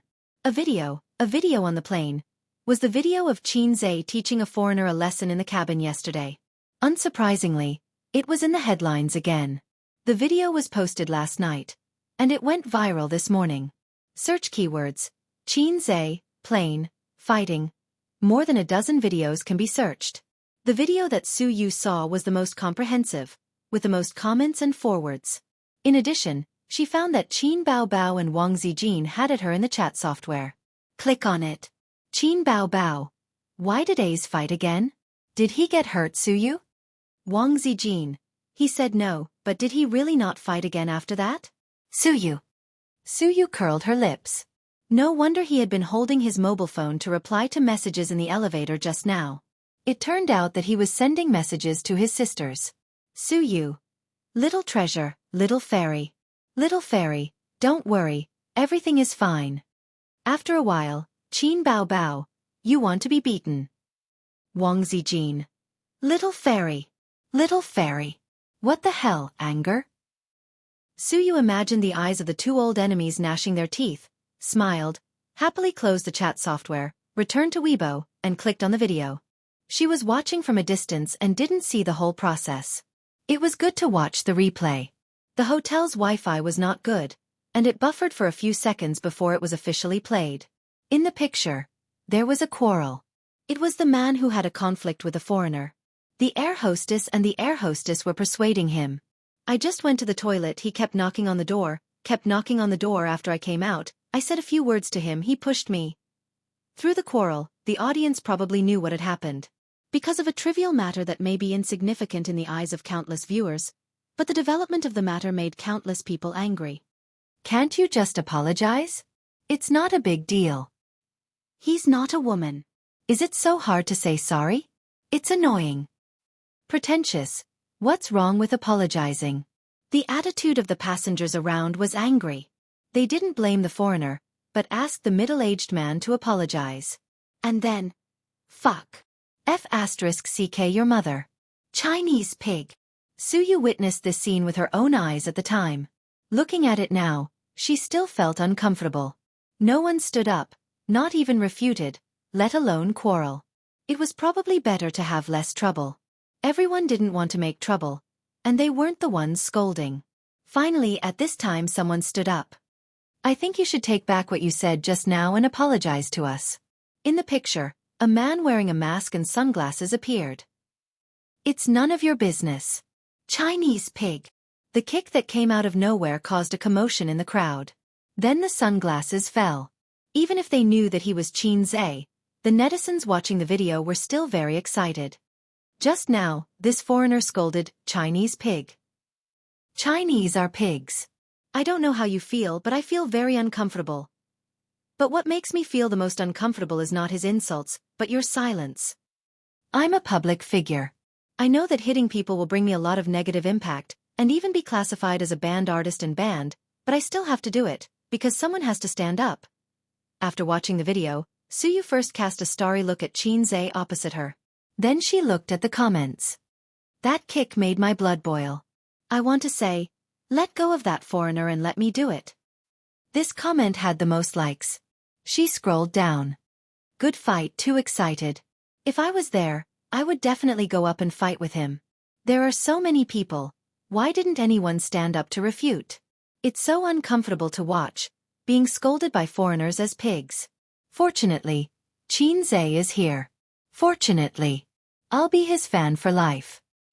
Haha, the foreigner was beaten until he doubted his life. One punch KO. Now he knows what Chinese kung fu is. It's so satisfying, so satisfying. I've been gnashing my teeth until Xianxia kicked, and I was relieved. That's the way to fight. Let him know who's the pig. I'm a woman, and I've always hated violence, but today is an exception. Hubby, I really love you the most. Suyu snorted twice in her heart. Your husband? No, it's my husband.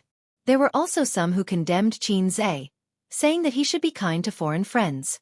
Suyu felt uncomfortable looking at these comments, but she didn't need to say more. There were too many people who scolded them. What are you looking at? Xianxia asked.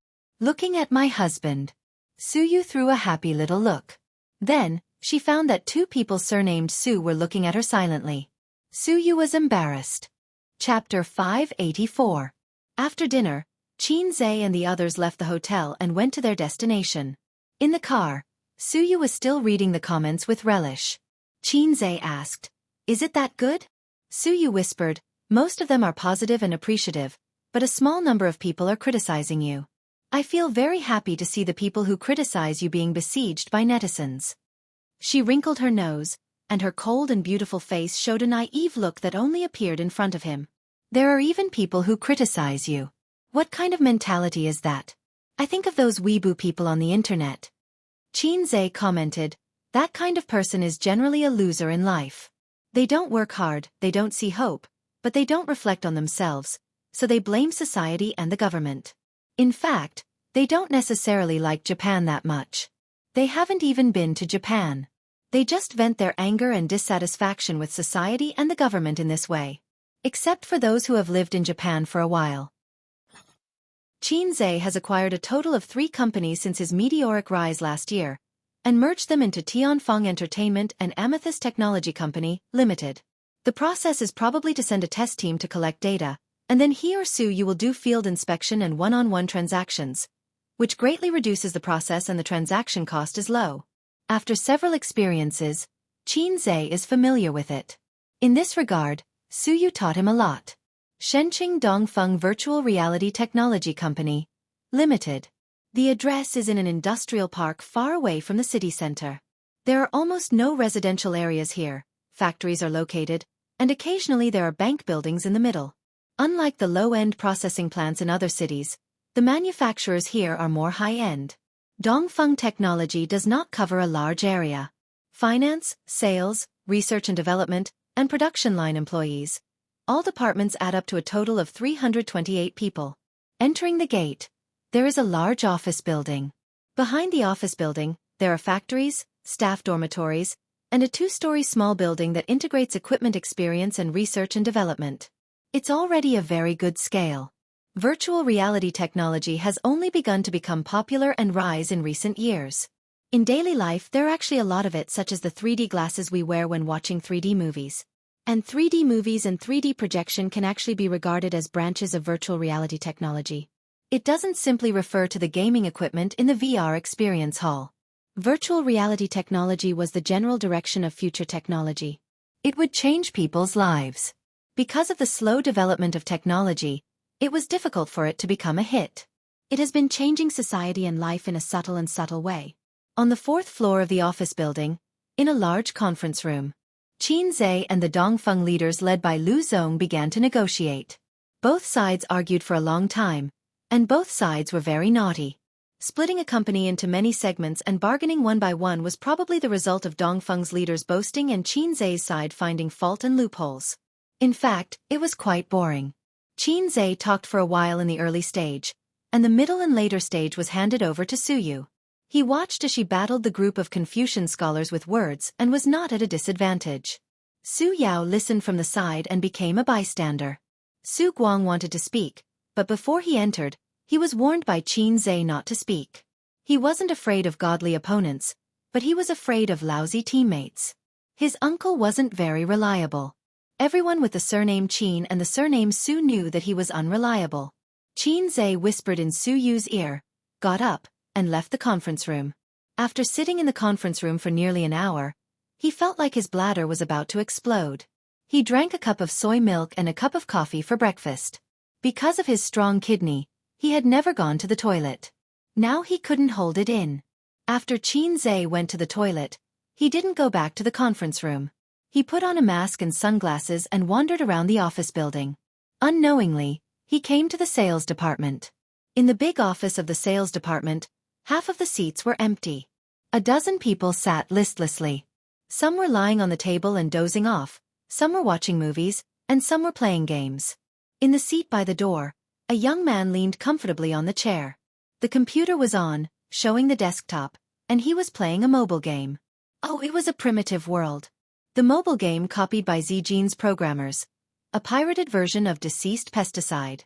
You play this game too? Xianxia laughed. The young man just died and was resurrected. He heard the sound and looked up at him. You are? Old Chen brought me here to see the equipment. I want to open a VR experience hall, but he seems to have something to do. He went to a meeting. I wandered around and waited for him. Xianxia said. Old Chen was the sales manager. He was in the conference room and was qualified to participate in the negotiation, but he had no right to speak. When he introduced himself, Xianxia remembered it.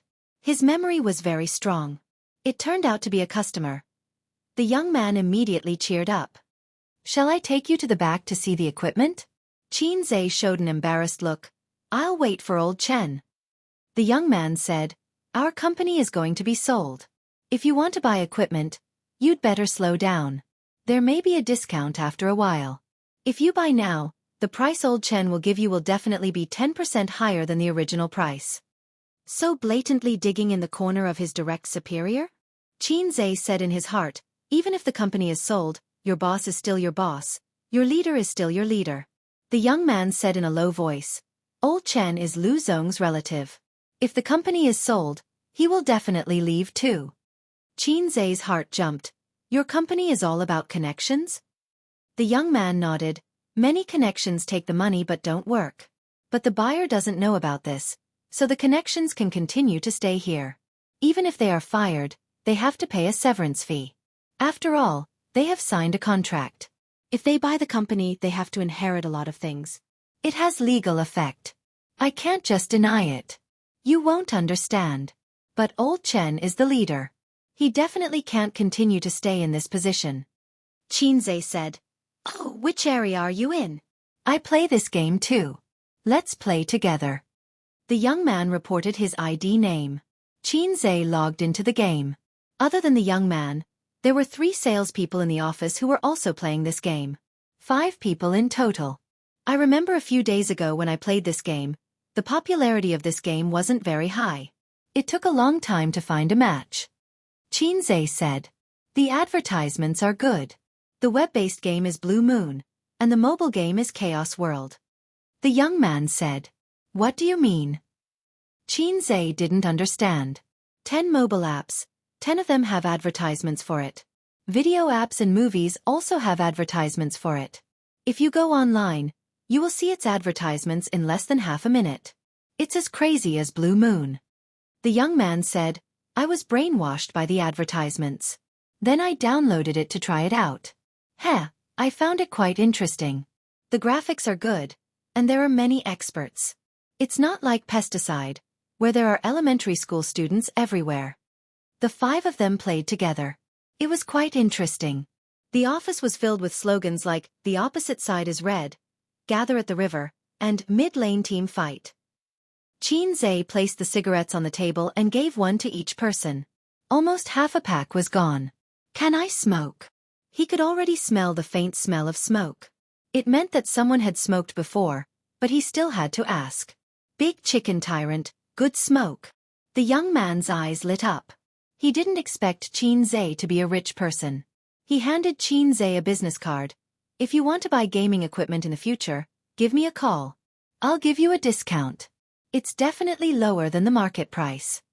Xianxia took the business card and said thanks. He looked at it. Oh, Xianxia. He's so awesome. He's actually a boss with 2 surnames. After giving out the cigarettes, Xianxia remembered that it was inconvenient to smoke. He took off his mask. I'm not bragging, but the whole office will explode in an instant. After a round, Xianxia said, I'm not playing anymore.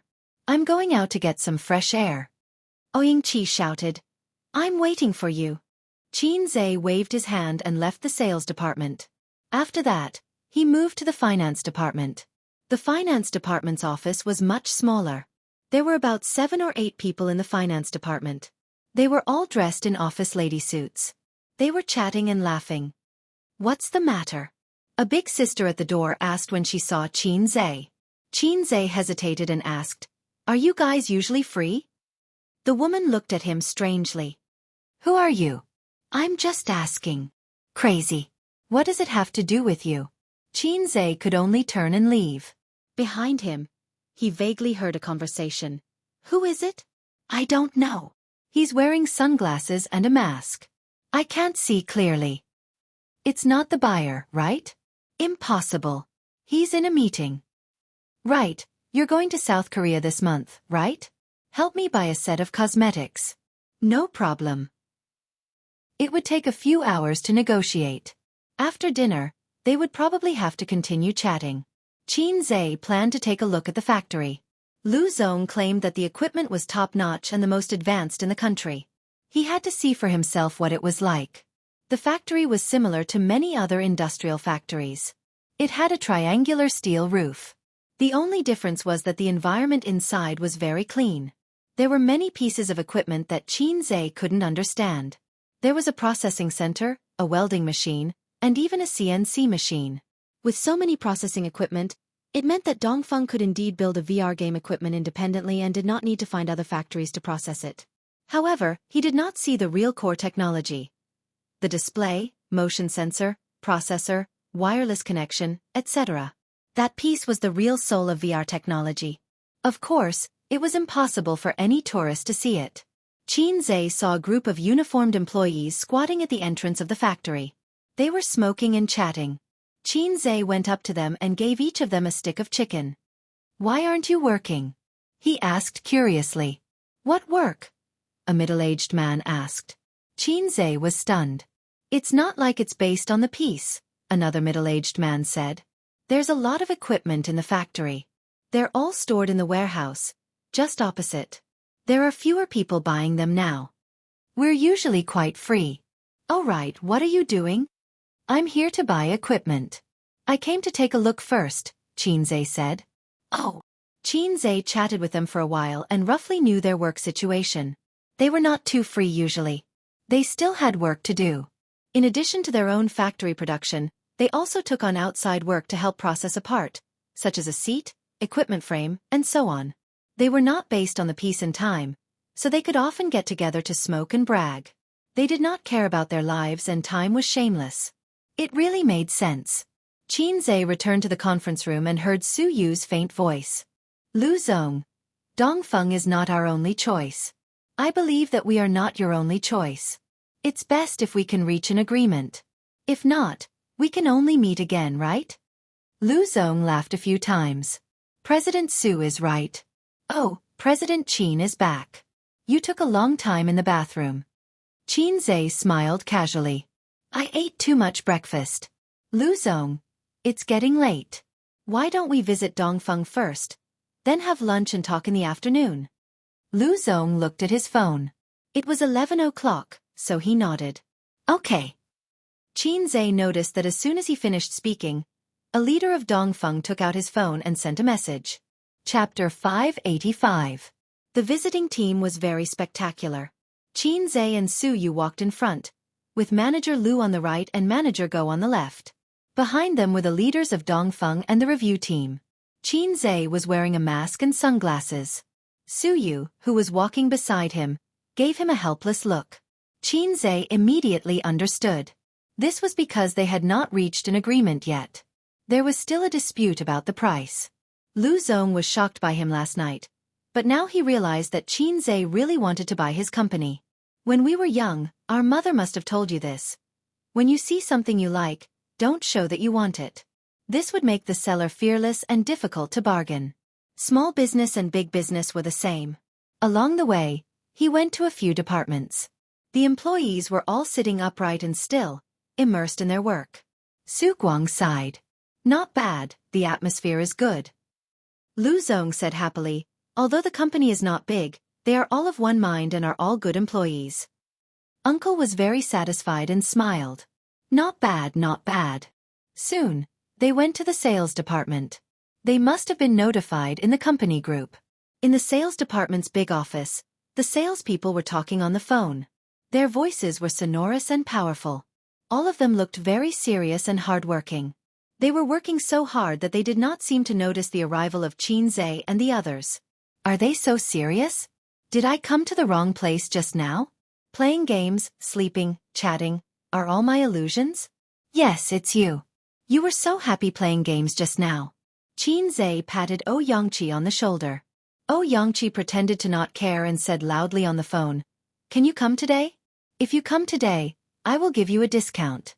It will definitely be lower than the market price. It's a pity that you can't come today. Let me tell you, our Dongfeng equipment is absolutely first class. It's not worse than imported foreign equipment." The sales manager, Old Chen, coughed and said, "Xianxia, I know you are working hard. Stop calling, Mr. Qin is calling you." Xianxia, okay, then come another day. I will personally introduce you. Tomorrow you. As he spoke, he turned his head and suddenly his voice stopped. Xianxia looked at Xianxia and then at the leaders of Dongfeng. He had a mental breakdown. Manager Chen smiled and said, "Although this kid's performance is average, he's really hard-working. He makes phone calls for 9 hours a day and often goes on business trips. But there are more than a dozen people like him in our office." Xianxia was speechless. The portrayal of his inner thoughts. The cold icy rain was randomly slapping his face. His face hurt. Not only him, but the other salespeople in the office also looked back. Just because they took an extra look in the crowd, their mentality collapsed. The man wearing sunglasses and a mask, wasn't he having a good time playing games with them just now? He even sent them a chicken overlord. Don't tell me this is the acquirer. This is President Qin, the purchaser of the company. Lu Zong clapped his hands. Then, he realized that the air was suddenly quiet. Lu Zong frowned unhappily.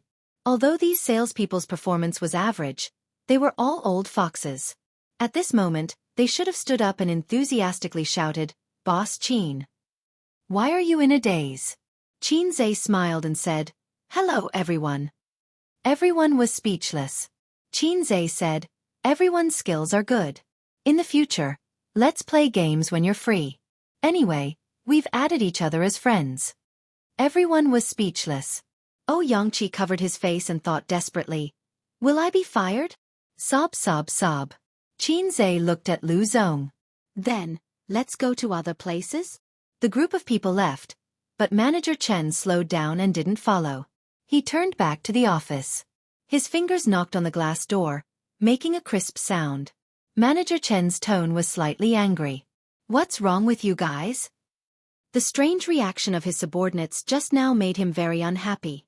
Lu Zong was definitely unhappy too. They were not sensible at all. No one answered his suffocating question.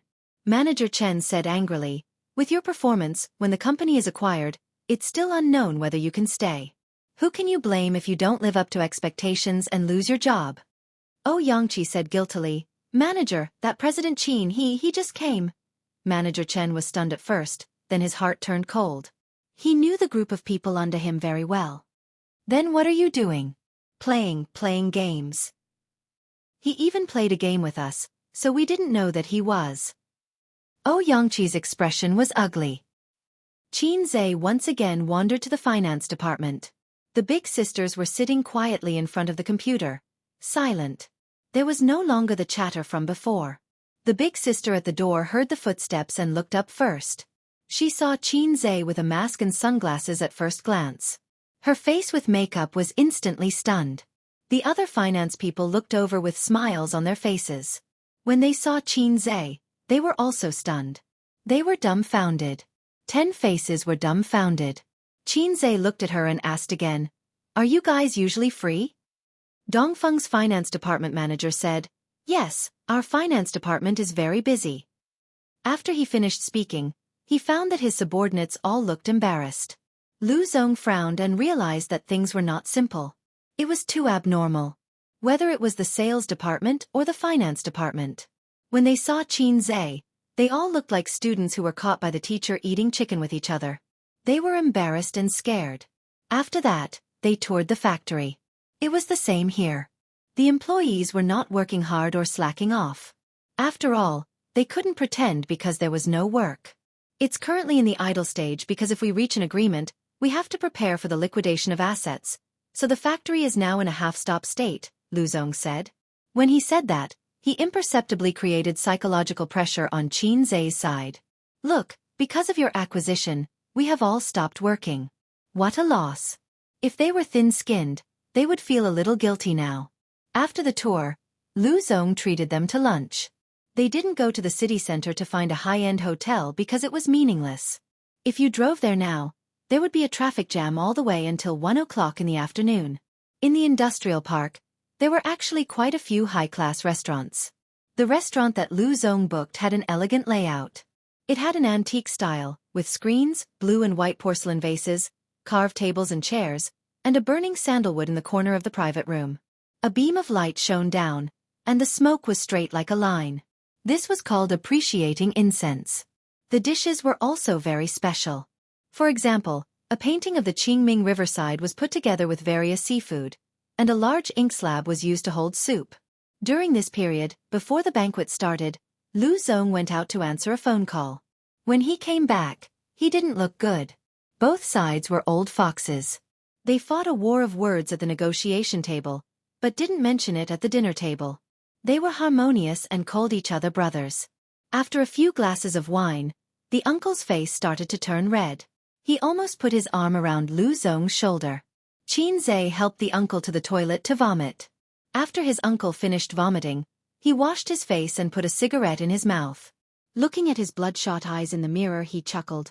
That old brat kept forcing me to drink. Yesterday, he even sent me a woman. He's hoping that I can help him. Xianxia said in a bad mood. You still know. You don't understand. The uncle put his arm around Xianxia's shoulder. Don't look down on me. After all, I've eaten more salt than you've eaten rice. You guys can talk. Look at how red your faces are in the meeting. At this time, I'm the lubricant in the middle to mediate. It's just like how every main character needs a comedic supporting character. Isn't that the logic? I'm the same as Jispin lubricant. It's super effective. Xianxia thought to himself, Durex might be able to give you 10 times the advertising fee. The uncle was obviously drunk and didn't think through his words. The lubricant was for the convenience of friction. If there's friction between us again, the acquisition will most likely fail. From this, it can be concluded that friction equals yellow. Actually, I think that 5% is not a big deal. You don't need that much money. The uncle said. You don't understand. This company actually has a lot of flaws that you can't see. Besides, 5% is more than $1 million. So much? Then let's continue to argue. The uncle was shocked. The uncle and nephew stood in front of the urinal, comfortably relieving the pressure in their bladder. They both shook their bodies and their little brothers. Su Guang laughed and said, Ace, we're sworn brothers now. Sworn brothers. Xianxia said angrily, Get out, can't you be more like an uncle? He felt that he could no longer look directly at the word sworn brothers. No, it should be said that he finally understood the word officially. The banquet gradually came to an end. Boss Qin, there are a lot of fun places in Shen City. I'll get someone to take you around these few days. Lu Zong proposed a toast. He was preparing for a long battle. Lu Zong, Boss Su and I will return to Shanghai tomorrow. There are still some things there. Xianxia raised his glass and said, "Let's put the acquisition of Dongfeng aside for now. I'll look again, and you can also look again. Let's keep in touch, okay?" Many people were confused, at least on Xianxia's side, including Su Yu and Su Guang. They were all stunned. Most of the people on Dongfeng's side were also confused. "Boss Qin, you're embarrassing your brother," Lu Zong hurriedly said. "If you have any opinions, we can talk about it again. You just left without saying anything. Aren't you making fun of us?" "That's too much," Xianxia said. "How is it making fun of us? A good or bad product can't be judged by its appearance, and its quality can't be ignored, right?" Many people were still confused, but Lu Zong understood. "My flight is tomorrow night. We still have a day to talk. Let's call it a day." With the end of Xianxia's words, the banquet also ended. Chapter 586. On the way back to the hotel, Su Yu softly asked him what he planned to do. Su Guang and Su Yao looked over together. Xianxia's behavior just now was a bit similar to bargaining with a street vendor.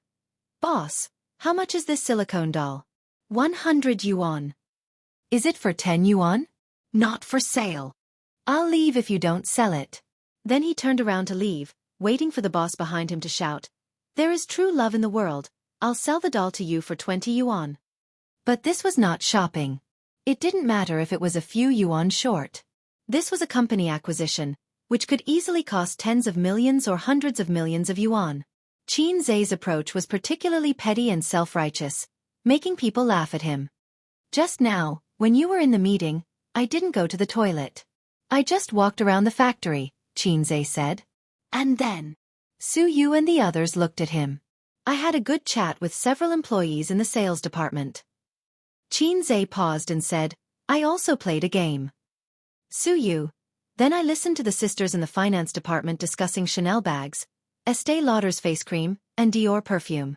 Finally, I discussed with the employees in the production line why the equipment in the warehouse can't be sold for the time being," Xianxia said. "These things should have been known by Lu Zong just now." In other words, it was psychological warfare. Su Yu nodded and frowned. The inspection team didn't talk about these in detail. Su Yao said, "The main responsibility of the inspection team is to evaluate. The details can be written or not written. You hired a professional inspection team. They should have received some benefits, so they didn't record it in the evaluation report." Xianxia said, "In this way, tomorrow we will do a detailed evaluation of Dongfeng, an asset inspection, and then consider whether to buy it or not. Whether we buy it or not, we will leave at night." Xianxia's original plan was indeed to return to Shanghai on the third night. He and Su Yu would only stay in Shenzhen for 2 days, regardless of whether the acquisition was successful or not. If it was successful, at most, they would sign the agreement first. There were a lot of processes in the middle, which could not be solved in 1 or 2 days. So they still had to come to Shenzhen again after a while. If he didn't succeed, then everything would come to an end. Naturally, he would have to return. When they arrived at the entrance of the hotel, Xianxia did not get out of the car. Instead, he asked Su Yao, "Mr. Su, can I borrow your car?" Su Yao looked at him. Su Yu said, "We want to go and play." Su Yao nodded. It was rare for them to come to Shenzhen City, so it would be too boring to only talk about business. As one of the few first-tier cities in the country, it had too much to eat.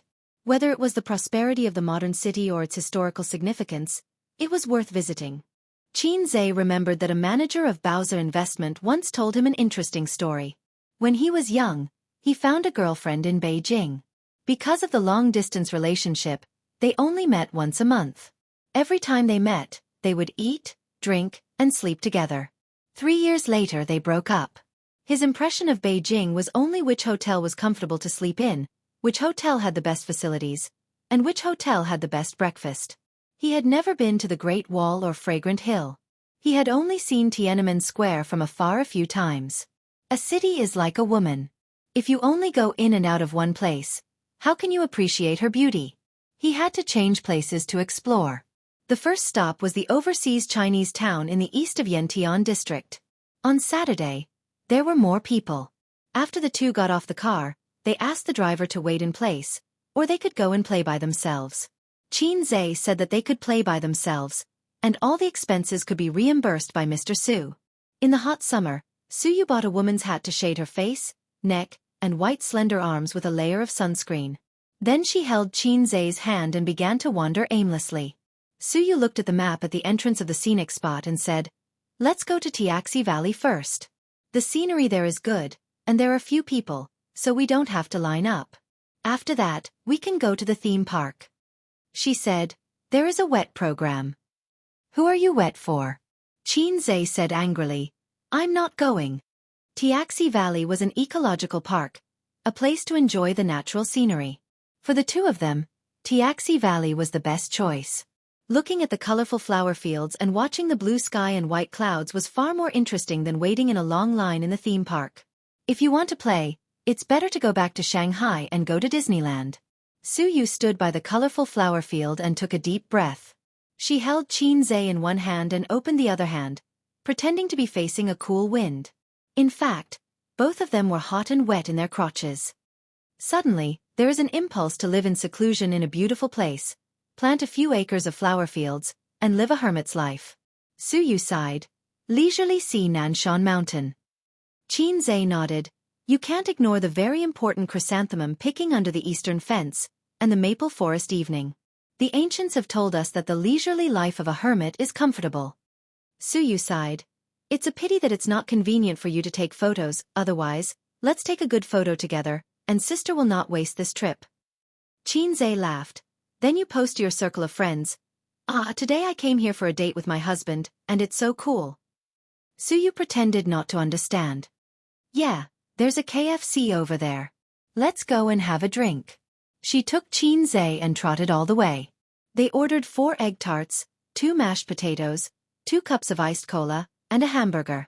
The KFC was overcrowded, and the air conditioning in the hot summer brought tourists the motivation to live. Qin Zai glanced at the KFC, and then observed the tourists outside through the glass wall. For the time being, he did not find any suspected paparazzi. It's not that he is sensitive. As an artist, he should always be vigilant.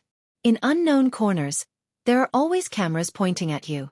Wasn't there a female star who went to Thailand to taste the sausages of a foreign country, and then was caught by the paparazzi? The candid photography business has developed abroad. Are you afraid? Unlike that female artist, Qin Zai's only advantage is that he is unmarried. Therefore, the scale of his wave can be a little bigger. Suyu took out a paper towel from the bag, wiped the sweat on her hands, grabbed Qin Zai's hand, like a careful little wife, and helped him wipe the sweat on his hands. Qin Zai took back his gaze blankly, and his eyes fell on Suyu, and he suddenly understood. He can feel Suyu's care and gentleness. From childhood to now, he still plays the role of a house husband, and there is a little soft emotion in his heart. In this situation, replace Suyu with his sister. His sister will wipe her sweaty little hands on his clothes, and then with a little pride in the corner of her eyes and eyebrows, which is in line with their playful style. Wang Zijin will be more pretentious. She will stretch out her small hand and let Qin Zai help her wipe the sweat on her hands, and enjoy the love of her boyfriend. Only Suyu has the lowest requirements, but she is sincere to him. Suyu crumpled the paper towel into a ball, put it aside, and took a sip of cola. Let's eat. In fact, he didn't eat much at noon. Entertainment is the main body, and eating is subsidiary. Suyu drank a few glasses of wine, took a few mouthfuls of food, and didn't eat much. Moreover, things like big meals, if you eat too much, you will get tired of it and can't raise your appetite. On the contrary, it is not as attractive as the junk fast food in front of you. If I take off my mask, it will cause a sensation. Qin Zai said tiredly. He turned to face the glass wall, stuffed an egg tart into it, then put on his mask again and chewed silently. Suyu, puff. So it's very tiring to be a celebrity. The more famous you are, the more tired you are. My sister now wears a mask when she goes out, and she rarely meets with her former classmates and friends. Before, she would eat with her best friends every 2 or 3 days, go shopping and walk the road. Now when she has a rest, she only dares to stay at home, but now she has no energy to play. Although it was tiring to go to work before, it is different from being a boss. Qin Zai said. Sister, you only have sister in your mouth. Suyu was full of jealousy. We finally come out to date. Can you not mention her?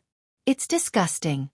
Xianxia, he said in his heart, my sister raised me with a handful of shit and urine. He blamed himself for saying so.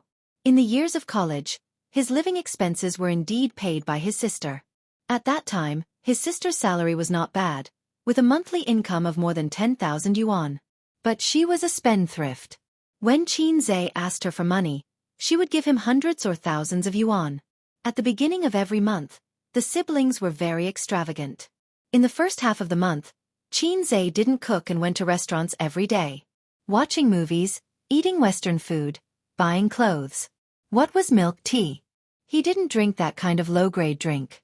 It had to be dozens of yuan for a cup of coffee and hundreds of yuan for a pot of black tea. In the middle of the month, his sister found that her monthly salary of more than 10,000 yuan was only left with a little more than 2,000 yuan. Oh no, I can't be extravagant. I have to buy vegetables and start a fire to eat at home. She also began to use face masks, applied once every 2 days, and couldn't use too expensive ones. But even so, Xianxia occasionally invited his roommates to dinner, and his sister would still give him the money she saved. A 25-year-old girl, working for more than 2 years, moonlight. So Yingying often said that Xianxia was raised by her with a handful of shit and urine. Chapter 587. They were chatting, and a young woman was holding a little boy of 5 or 6 years old, holding a plate with Coke, fries, hamburgers, and chicken wings in her left hand. The woman apologized. Can we sit here? There are no seats. Yes. Xianxia nodded. He refused in his heart. Elder sister, if you sit here, I won't be able to eat for a while. But KFC is not owned by his family. They just asked out of politeness. And the mother with the child can't let the child stand and eat. So Xianxia didn't eat. Suyu ate with relish and took his share. They chatted for a while and became familiar with each other. The mother and son are from Hu Jianren. The man can barely be regarded as a small entrepreneur. He started a company in Shenzhen. The mother and son have been in Shenzhen for more than a year. Today, they took their son out to play. Fortunately, this is Shenzhen. If it was Guangdong, the mother and son would be in danger. During this period, the mother had to go to the toilet and gently warned her son, "You sit here and don't move, wait for your mother to come back." Then she said to Xianxia and Suyu, "Please help me." Xianxia and Suyu's clothes are not ordinary people, and they talk well. Suyu's appearance has the buff of, "I am a cold goddess," so the young mother is quite assured of them. "Auntie, do you want to eat?" The little boy licked the ketchup on the corner of his mouth and handed Suyu a free. "Call me elder sister. Elder sister doesn't eat." Suyu touched his head. The little boy blinked. "How old is Auntie?" Suyu answered truthfully, 28. The little boy counted his fingers. 26, 27, 28. Older than my mother. Does Auntie have a little brother? Suyu smiled and said, "Elder sister is not married yet." The little boy said, "Oh, I'm not married at such an old age. Auntie is a single dog." The affection on Suyu's face suddenly solidified. "It hurts." Xianxia. Children nowadays have a wide range of knowledge. They can listen and see a lot. They can also use their parents' iPads or mobile phones to surf the internet. When they were 5 or 6 years old, they were silly and snotty, like uncivilized natives. Suyu smiled. "Yes, I'm not married." The little boy said, "No one wants it." Suyu. Heartbreaking +2. Suyu touched his head with a smile and replied kindly, "Because Auntie is afraid of giving birth to an ugly child like you." The little boy raised his head and looked at her in a daze. He cried out loud. Suyu's mouth curled up. At this time, she didn't look like a 28-year-old woman, but an 8-year-old girl, as if she had grabbed the candy and was very proud. When a woman was petty, she was no better than a child. At this time, the little boy's mother came back. Seeing her son crying, she looked at Xianxia and Suyu blankly. "Mom, am I ugly?" "He's not ugly. He's very handsome." "Auntie said I'm ugly." The woman looked at Suyu again. Suyu smiled. The woman retracted her gaze and coaxed the child gently. Suyu stuck her tongue out at the child and made a face. After resting in the KFC for nearly half an hour, Suyu reluctantly left the air conditioner and opened the door of the store. The hot air flow hit his face. The peak season of tourism should be in spring and autumn. Winter and summer are not suitable for traveling. The former will freeze into a dog, and the latter will become a hot dog. Before leaving the KFC, Suyu went to the toilet, washed her face, and added a layer of sunscreen. In fact, her face was okay, with a big brimmed hat to shade the sun, but her arms were troublesome. In such a big sun, even sunscreen was not guaranteed to withstand it. It was the hottest month of the year, which was a nightmare for girls who love makeup. Suyu had light makeup today. After all, she had to attend negotiations. It was best to wear makeup when attending meetings and meeting clients. While washing her face, she also washed off the makeup. It was clean and refreshing. Xianxia said, "Your appearance has dropped a level." Suyu was stunned and turned to go back. "Wait for me, I'm going to touch up my makeup." "Hey, I'm kidding." Xianxia pulled her and walked out with his arms around her shoulders. Just now if it was Qin Bao, she would definitely say, "Go away, sister never wears makeup, sister is a little fairy." "Well, you are also a little fairy." Suyu's expression was happy and pretended to be disdainful. "Your sister is pretentious." It was too hot outside, and it was very uncomfortable to hold, so Xianxia let go. Suyu hurriedly hugged his arm and walked forward like a little bird. Instead of going to the theme park, they took a few landscape photos. Xianxia was responsible for taking photos. Suyu was responsible for being beautiful, and put a few posts by the way. Leaving contentedly, the driver was still in the same place and didn't go out. It seemed that he was a middle-aged man who was more at home. He lowered his seat, half-closed his eyes and slept. Xianxia knocked on the window and woke him up. "Go to Happy Valley," Xianxia said. Opening the door, getting in the car, and enjoying the cool air conditioning, Xianxia and Suyu couldn't help but want to groan. Good parents are not as good as the air conditioning. Going to Happy Valley was suggested by Suyu, because she felt that it was very romantic to sit on the Ferris wheel with the person she liked. The three artifacts of romance: fireworks, rails, and Ferris wheel. Xianxia, on the other hand, was imagining a lot of Ferris wheels in his head. Every cartoonist is a good person, and good people have a peaceful life. The Ferris wheel is a very conducive place for men and women to talk and communicate. But when they arrived at Happy Valley, they found that there was no Ferris wheel at all. Suyu expressed disappointment, and even her enthusiasm was depressed. "The Ferris wheel is actually not fun, it's boring," Xianxia comforted her. "There are a lot of fun things here, but there are more people. It's hard to stand in line on a hot day. Why don't we pick one or two to play with?" "Then I want to play with the pendulum and roller coaster," Suyu said immediately. He looked at Suyu with blaming eyes. "You know I have acrophobia. You did it on purpose. Why are you so happy?" But when she looked at him like a kitten, Xianxia's heart softened. Gritting his teeth, he said, "Okay. Really, can I?" Suyu was overjoyed. Xianxia nodded hard. Suyu hugged his neck and kissed him through the mask.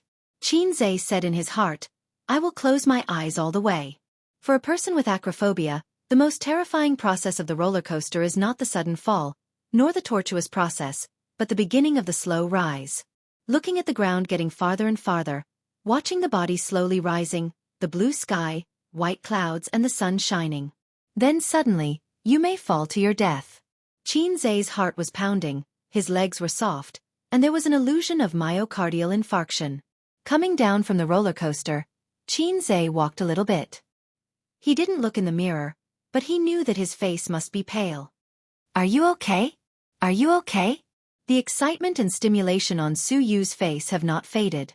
While she was happy, she casually cared for Xianxia. Xianxia shook his head. After that, they came to the pendulum line. There were a lot of people, but it was much better than the mine car and the drop tower. Suyu listened to the screams from the drop tower and was quite moved. "Ace, let's go to the drop tower? I will jump now for you." Xianxia stared fiercely. 15 minutes later, it was their turn. The pendulum was more exciting than the roller coaster. Even if Xianxia closed his eyes, he could feel his body being thrown up again and again. It seemed that he would be thrown out by the huge inertia at any time. Trembling, he came down from the pendulum. He was tired and did not like it. At this time, it was already dusk. Suyu was in high spirits. "Hey, husband, let's go to the drop tower?" Xianxia did not even have the mood to scold her. He dragged her away. When passing by the drop tower, he hesitated for a moment and gritted his teeth. I'm going all out today. If his sister asked for it, she would not ask for it. She also had acrophobia. Wang Zijin did not like this kind of exciting game. Only Suyu, he could not refuse today. Thinking of Suyu's careful and gentle movements when wiping his hands, thinking of her kitten-like eager and timid eyes.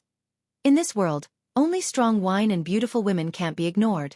Like the roller coaster, the drop tower slowly rose into the sky, and it was higher than the roller coaster. Qinzhe looked at the crowd under his feet, which was as small as ants, and his heart was fiercely clenched. He felt that he was crazy today to play this kind of thing with Suyu. He was higher than the third floor, and when he looked down, his legs would be soft. Suyu held Qinzhe's hand and said, A's today, let's jump together and die for love. With that, she looked like she was going to die tragically. Qinzhe. MP, you wait for me at night. In fact, I'm very scared. Suyu glanced down, a little timidly, and said, I'm actually afraid of playing this kind of exciting game. I always feel that it's so high. What if there's a malfunction? I'll really fall to my death. Qinzhe's face turned white. Don't put the flag in my face, Teddy. But the more scared I am, the more I want to play. It's like watching a horror movie. I'm obviously scared to death, but I can't help but watch it. Suyu said, No problem. You're a masochist. Don't think about it.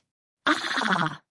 Qinzhe just wanted to speak, and the elevator suddenly fell straight down, free falling. Mom, save me! Qinzhe shouted. When he returned to the hotel, it was already dark. Suyu laughed at him all the way. Mom, save me! After Qinzhe became angry, she hugged Qinzhe's head to her chest and said, Good son, Mom loves you. Unfortunately, her breast size was not big enough to give her son a facial cleanser. Facial cleanser, sister's brand, is the most powerful. At 7 o'clock in the evening, his uncle came over and said that he would take Qinzhe to eat Xianxia specialties. But Qinzhe had no appetite and sent him away. Suyu did not go, saying that she did not want to eat and stayed with him. Husband, it's time to eat. I asked the hotel to cook a few dishes, and they'll be sent right away. At 8:30 in the evening, Suyu was hungry. She found the menu in the room and called to order food. You eat by yourself, I have no appetite. Qinzhe lay on the bed, two thick black eyebrows wrinkled. Dizziness, nausea, loss of appetite. These symptoms of acrophobia have been with him.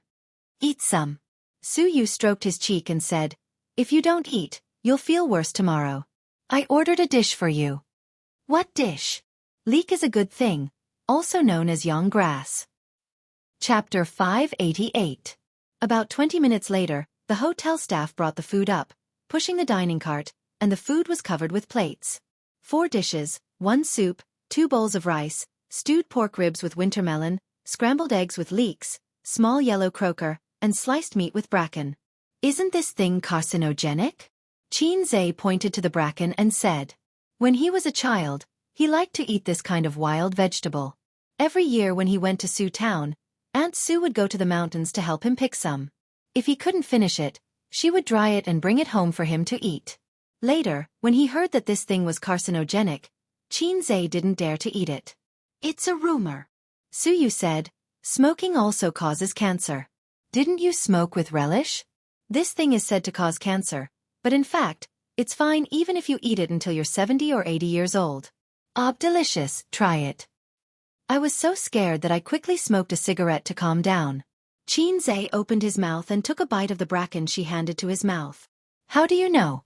You're a returnee who studied abroad for a long time. I like to eat this kind of wild vegetable, so I specifically went to learn about it. Suyu said, this kind of vegetable was sold at a high price a few years ago. I've eaten it. Well, I'll give you a bite, and the rest is mine. As she said, she took the vegetables in front of her and pushed the plate of leek fried rice to Qinzhe. You eat this, eat more, and your body will be good. Qinzhe was speechless. Have I been reduced to the embarrassing situation of relying on leeks to regain my masculinity? Are you kidding me? Do I need to nourish my teddy kidney? I'm Qin Ritian. Do I need things like leeks? Even if I starve to death, I won't eat this kind of thing. Eat, it's delicious, although it's not as good as your cooking. Suyu ate in small bites. Her eating posture was very elegant, very ladylike, and very goddess-like. Xianxia picked up the chopsticks and ate a few mouthfuls. Hey, it's really delicious. There's some kind of seasoning in it, but he can't taste it for the time being. Suyu asked, "How is it?" "Delicious." Xianxia ate the rice. It doesn't matter what the kidney is, he mainly likes to eat leeks. Well, he just likes to eat it. Suyu didn't eat much. He ate half a bowl of rice and didn't eat much.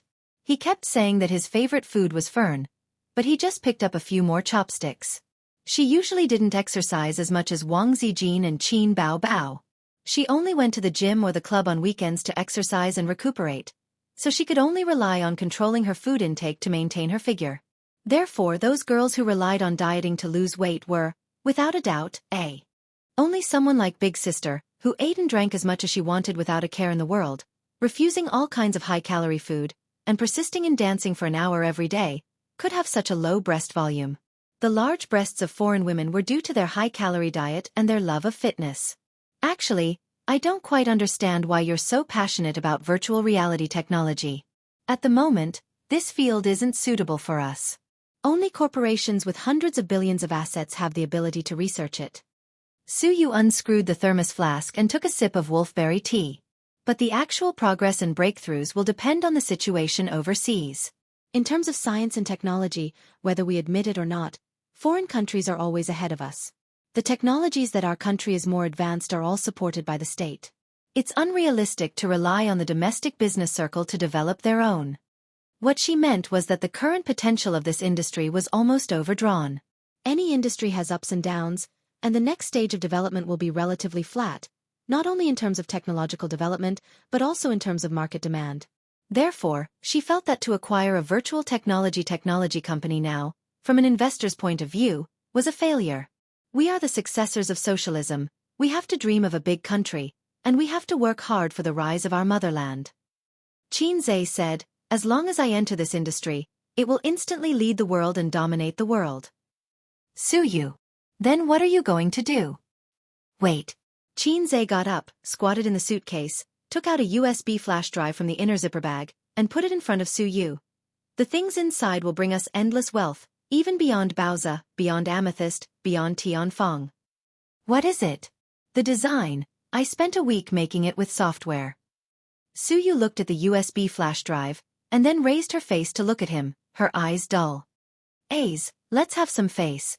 Otherwise how can we go out and meet people? Suyu curled her lips. No, it's illegal to sell organs, Xianxia said. People who cared about their reputation were all criminals. Only those who did not care about their reputation were good law-abiding citizens. Even if Suyu was his little fan sister, she just thought he was joking. The things in the USB flash drive were copied from the mall.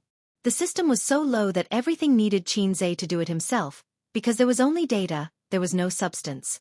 Xianxia, an undergraduate student in the Department of Finance, became a semi-professional drawing student. He was proficient in 3 different computer drawing software. He was so tired.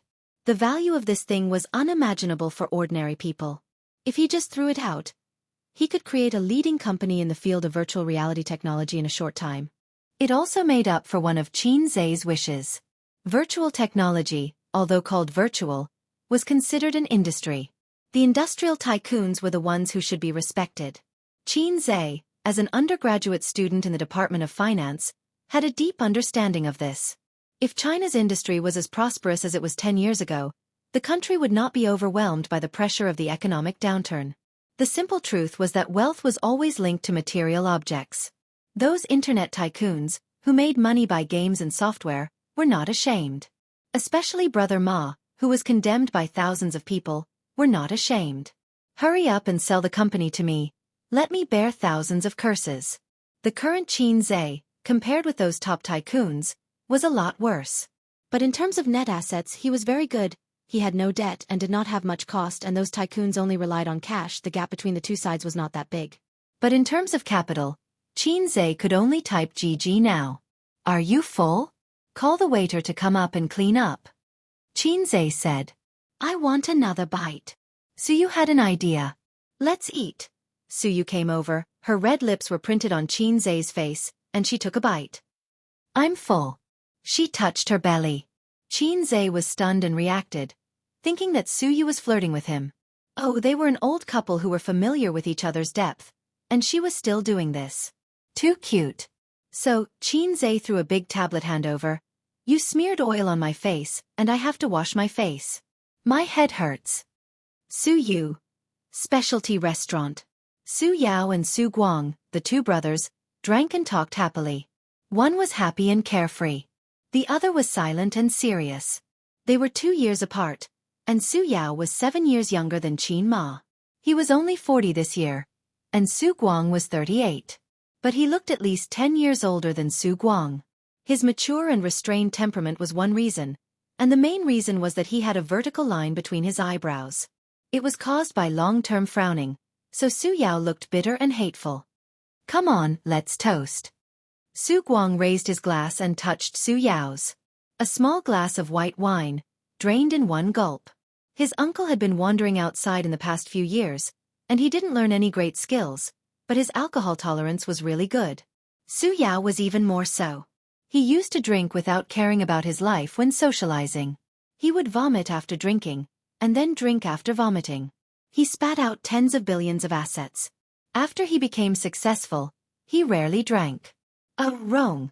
Do you think the acquisition will be successful this time? Su Guang picked up the food and was worried. If it doesn't work, I have to continue to run around. When I worked in Guangdong, I knew a lot of bosses.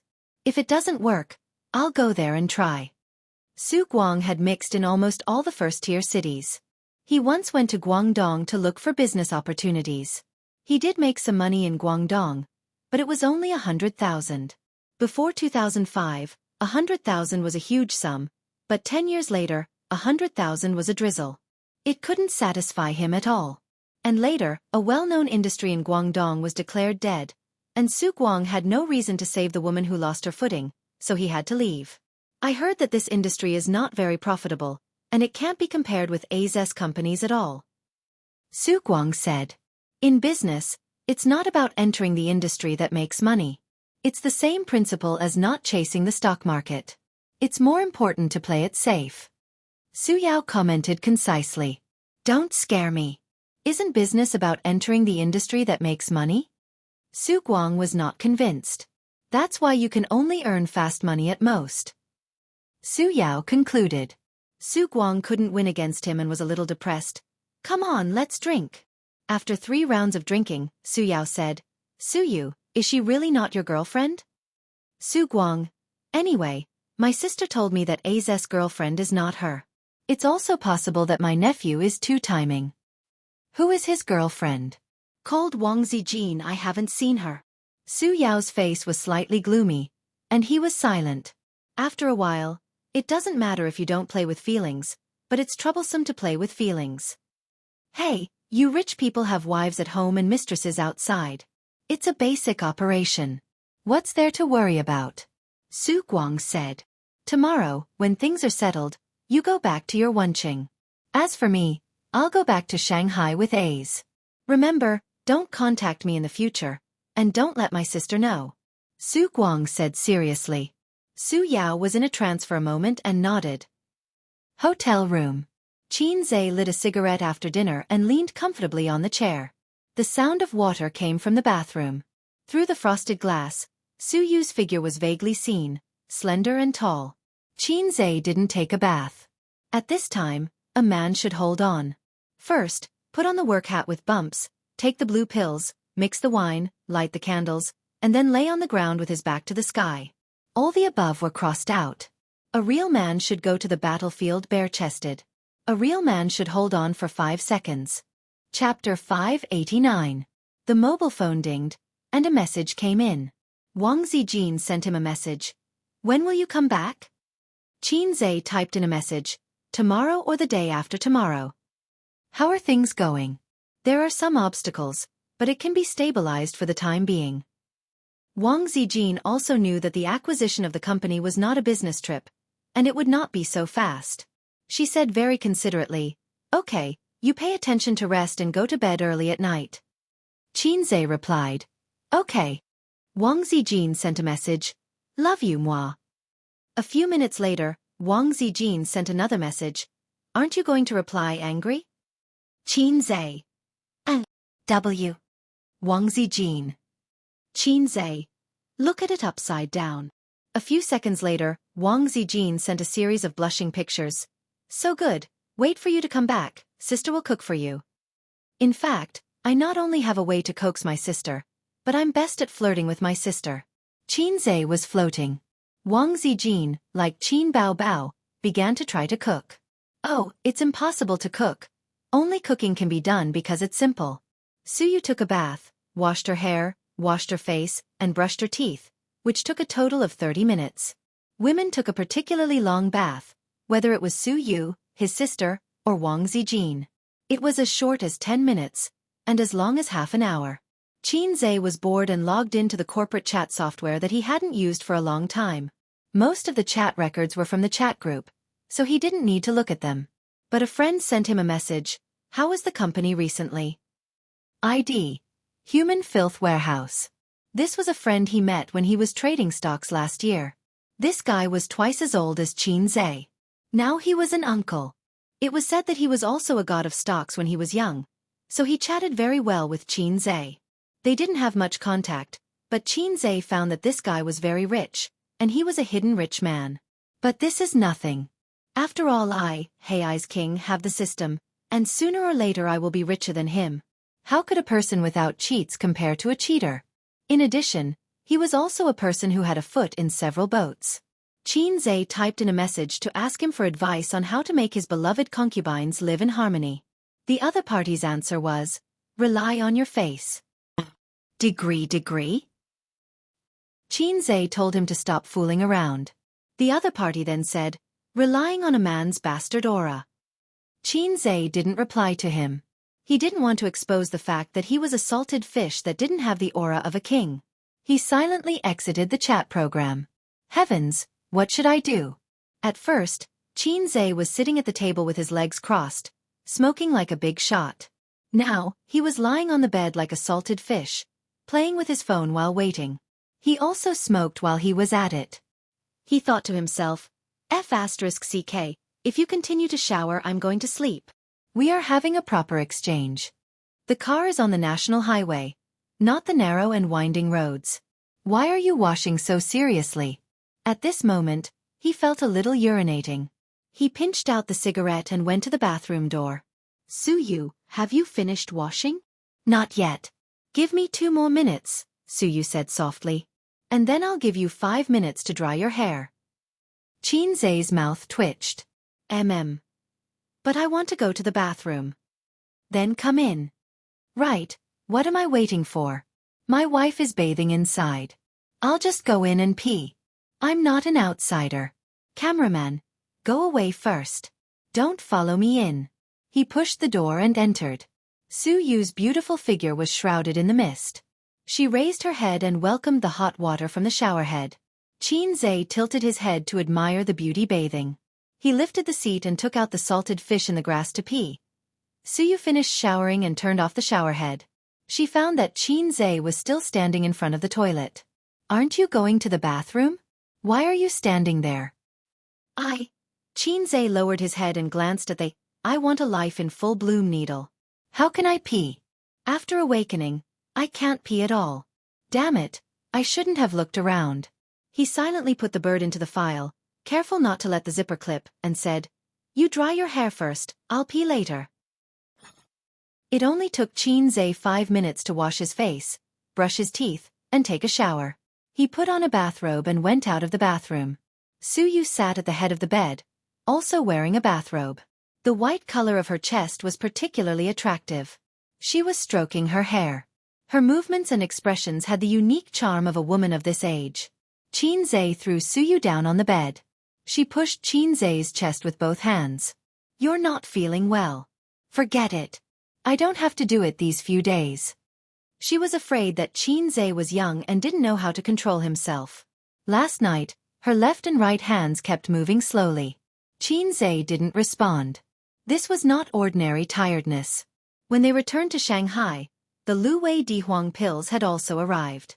Qin Zhe had to recuperate for a while. After all, The future was long. He couldn't lose money at such a young age. Xianxia was stung by her gentle eyes and concerned tone. Don't do anything. Lie down. I will take you flying. Xianxia said. Then, okay. After all, she couldn't bear to refuse him. Suyu thought, let's try it first. 2 bathrobes were thrown on the ground. Xianxia held Suyu's 2 legs. Little rabbit. Open the door. I want to come in. Wait a minute. Suyu stopped. You don't want to open the door? No, I want to be on top. Xianxia frowned and said, just lie down. He liked to take the initiative in this kind of thing. Unless he was in sage mode, he would let Suyu come up by herself. I'm a man. I'm on top. Nonsense, Suyu refused to accept. How do you write the word man? Go up to Xianxia. Then who is Tian? As expected of a big man with a doctorate degree. I lost. I'm willing to submit to others. Xianxia lay down and made a hole with the stem. The air was full of a happy atmosphere. After a long in-depth communication, Suyu's kindness to Xianxia was repaid with a spring. To use a sentence that everyone was familiar with, they both reached the peak of pleasure. Next was the time for smoking. Xianxia was surprised. He found half a cigarette burning slowly in the ashtray at the head of the bed. At 2 o'clock in the middle of the night, there was a slight breathing sound in the room, only one. Xianxia had fallen asleep. Suyu curled up in the quilt, thinking of today's experience, and cried a little. On the plane, husband, would you like to bungee jump with me? Psycho. You really love Wang Zijin more. If she asks, you will definitely agree. That's not going to happen. I won't agree to her request. What if I die suddenly? She remembered Xianxia's nervousness when he rode the roller coaster during the day. When he climbed high, he subconsciously held her hand. It hurt, but Suyu didn't say it because she knew that he was scared. In fact, she regretted it at that time, regretted her sudden willfulness. She remembered Xianxia's hesitation when he passed the drop tower and his eyes after he decided to die. She remembered Xianxia's slightly trembling voice and his tense body. She remembered Xianxia's, "Mom, save me." Tears couldn't help but burst out. In life, I can meet someone I like and like me. Fortunately. The next day, Xianxia woke up first. His waist was not sore and his legs were not painful. He was full of energy. Suyu was next to him, sleeping soundly. Her hair was fluffy and messy, covering her face. She was tossed around last night. Finally, she knew that Xianxia's body was not in deficit at all. It was still the familiar strength, and the original size. At 1 o'clock in the morning, she slept without taking a shower. He pushed aside Suyu's hair and kissed her on the face. Her smooth skin. A woman of her age can have such good skin. She worked hard to maintain it. For women who don't know how to take care of themselves, 30 or 40 is the most attractive age for women who know how to cultivate themselves and increase their internal and external cultivation. For example, Sister Manba, I can't think about other women at this time, or I will be particularly bad. Xianxia put on casual pants, t-shirt, and tiptoed to close the door. He ran 10 laps around the hotel. The sun at 8:30 was already a little scorching. Sweat fell like rain. Xianxia sent a text message to Suyu and asked her if she got up. If Suyu replied, he would go upstairs and wait for a few minutes. There was no news. So he continued to run around the hotel. After running 2 laps, Xianxia couldn't bear the sultry heat. He returned to the hotel lobby, found a soft chair to sit down, and browsed the news and Weibo. Today's hot topic #XX died at 76 I just woke up. Are you still running? Chapter 590. Xianxia was taken aback and was caught off guard. How could such a famous person just disappear like that? It was not that Xianxia had never seen the news of a great scientist passing away. He had seen a lot of them in China. It was only when the news of their passing came out that Xianxia said, "Oh. So there was such a great scientist." Actually, he did not feel anything because he had never heard of it. It was as if he had seen an unrelated stranger pass away. But this paralyzed scientist, Xianxia had known him since junior high school. He was in his physics textbook. In his ignorant heart at that time, this was an existence that was on par with Madame Curie and Einstein, although he later found out that it was not the case. Another mark of that era was gone. He felt an inexplicable melancholy in his heart, as if he saw his youth passing away. When Xianxia was looking at Hua Jing's life story and academic contributions, the system suddenly said, "Oh, the great physicist, the universe researcher. In front of me, there is someone who dares to call himself a universe researcher. In all the worlds, if I say that my research and understanding of the universe is average, then those flirtatious systems will have to kneel down and say, 'What is the universe?' I don't know. Look at how proud you are, you low-life who was kicked out of the group." Xianxia said, "Oh right, what is your real name again?" The system, Universe Calculation System, hit the blackboard and highlight the key points. The system's voice was slightly annoyed. "Low-life system. You are a professional. Tell me, are there really aliens?" Xianxia said. "Stupid question. The universe is vast and boundless. Earth is as small as a speck of dust. Life is not exclusive to Earth." The system corrected, "From now on, please call me by my real name." Then, the Great Universe Calculation System, "Please tell me, how big is the universe?" Xianxia said. "Another stupid question. It is time for you to see the real world." As the system's voice fell, a 3D projection interface automatically popped up in front of Xianxia. This was the first time the system actively turned on a 3D projection. In the entire lobby, the guests coming and going, the lobby manager, and the staff at the front desk did not see a magnificent picture floating in mid-air. In front of Xianxia was a whirlpool-like sea of stars. "In this picture, Earth is here." The system's voice sounded at the same time. In the star map, a tiny star that was almost unrecognizable by the naked eye lit up. It was shrouded in a layer of light. It was too small. Compared to the sea of stars in front of him, Earth was as small as a speck of dust. "This is the universe?" Xianxia exclaimed. "Universe?" The system sneered. "Do you see that faint light? That's the range of the Earth's magnetic field." This meant that any aliens that might exist in the universe would not be able to discover Earth if they lived outside this range. Beyond the reach of human beings, everything is silent. The diameter of the Milky Way is about 100,000 light-years.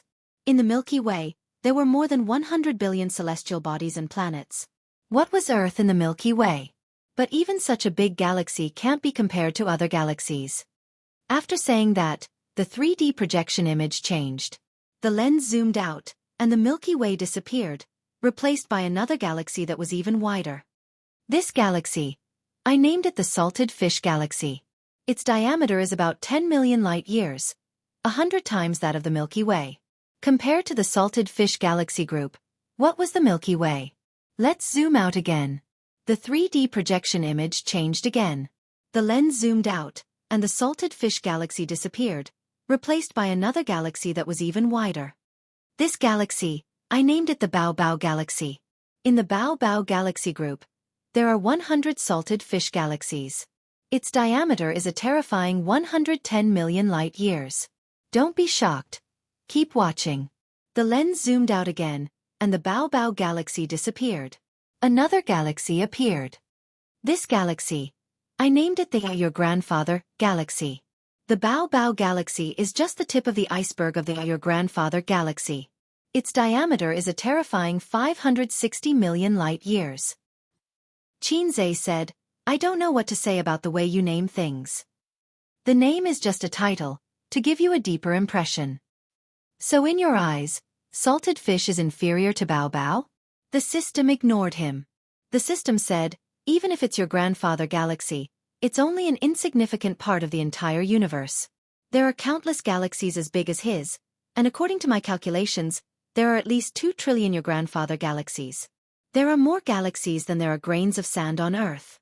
The diameter between Earth and any observable edge of the universe is a shocking 65.4 billion light-years. Earth is not even a molecule in the universe. However, do you know what else is in the observable universe?"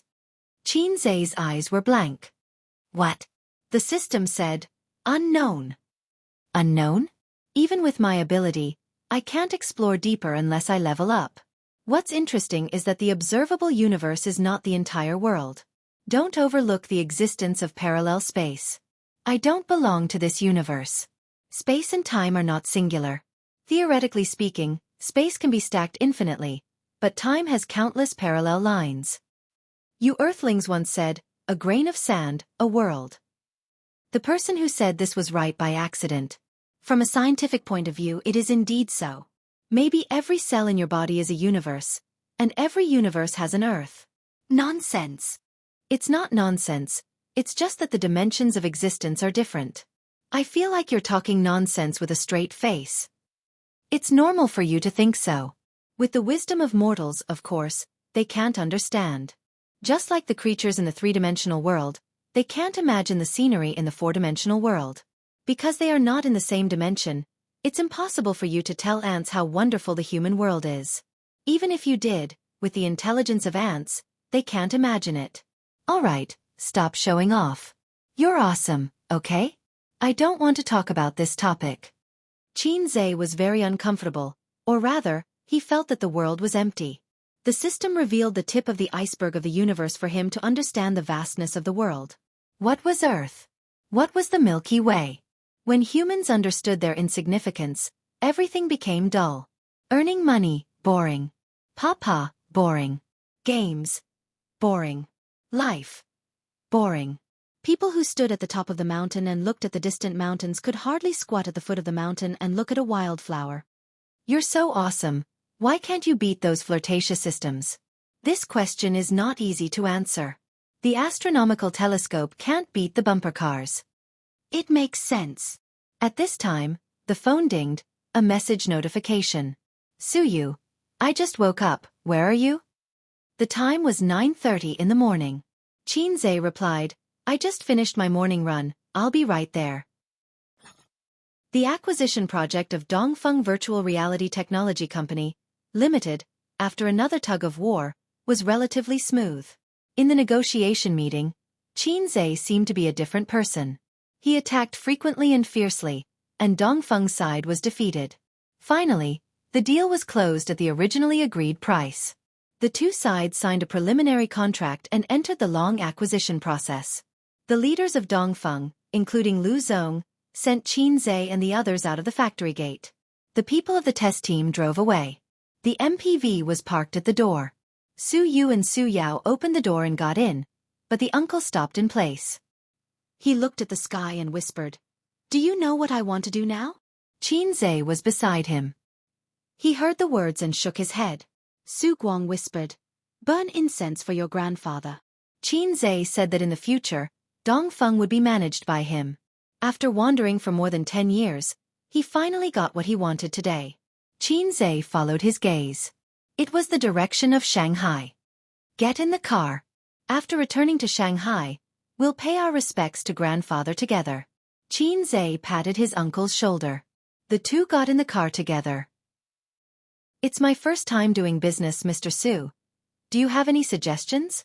In the MPV, Xianxia was drinking whiskey. He withdrew his gaze from the window and fell on Su Yao. Your uncle is actually experienced in the management of the factory, and the original staff of Dongfeng will not change, so as long as it's the same, it's fine. Su Yao said. There are too many connections in Dongfeng. What should be cleaned up should be cleaned up. In addition, the manager position needs to be re-recruited. The original staff of Dongfeng will all be dismissed. Su Yu said. What about the core technology? Xianxia asked. Su Yao was stunned. Although Dongfeng took the high-tech route, it was not a research institute. How could the core technology be kept secret? However, he still answered seriously. You can learn from lazy mobile phone and register patents crazily. From the core technology to the software icon, register patents for everything. And the production and R&D personnel of the core technology will sign a long-term labor contract. Those who leak will bear the legal consequences, starting from 3 years. Xianxia answered subconsciously, the death penalty is not a loss. Su Yao. Su Yu and Su Guang also looked at him. Xianxia smiled awkwardly. Sorry, it was a slip of the tongue. Is Mr. Su interested in investing? With your participation, we will be able to move faster and more steadily. Xianxia said. Su Yu was stunned.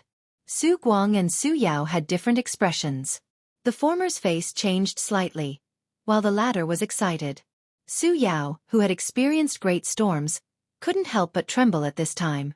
He quickly took a sip of wine and took the opportunity to stabilize his mood. Then he said, "You say."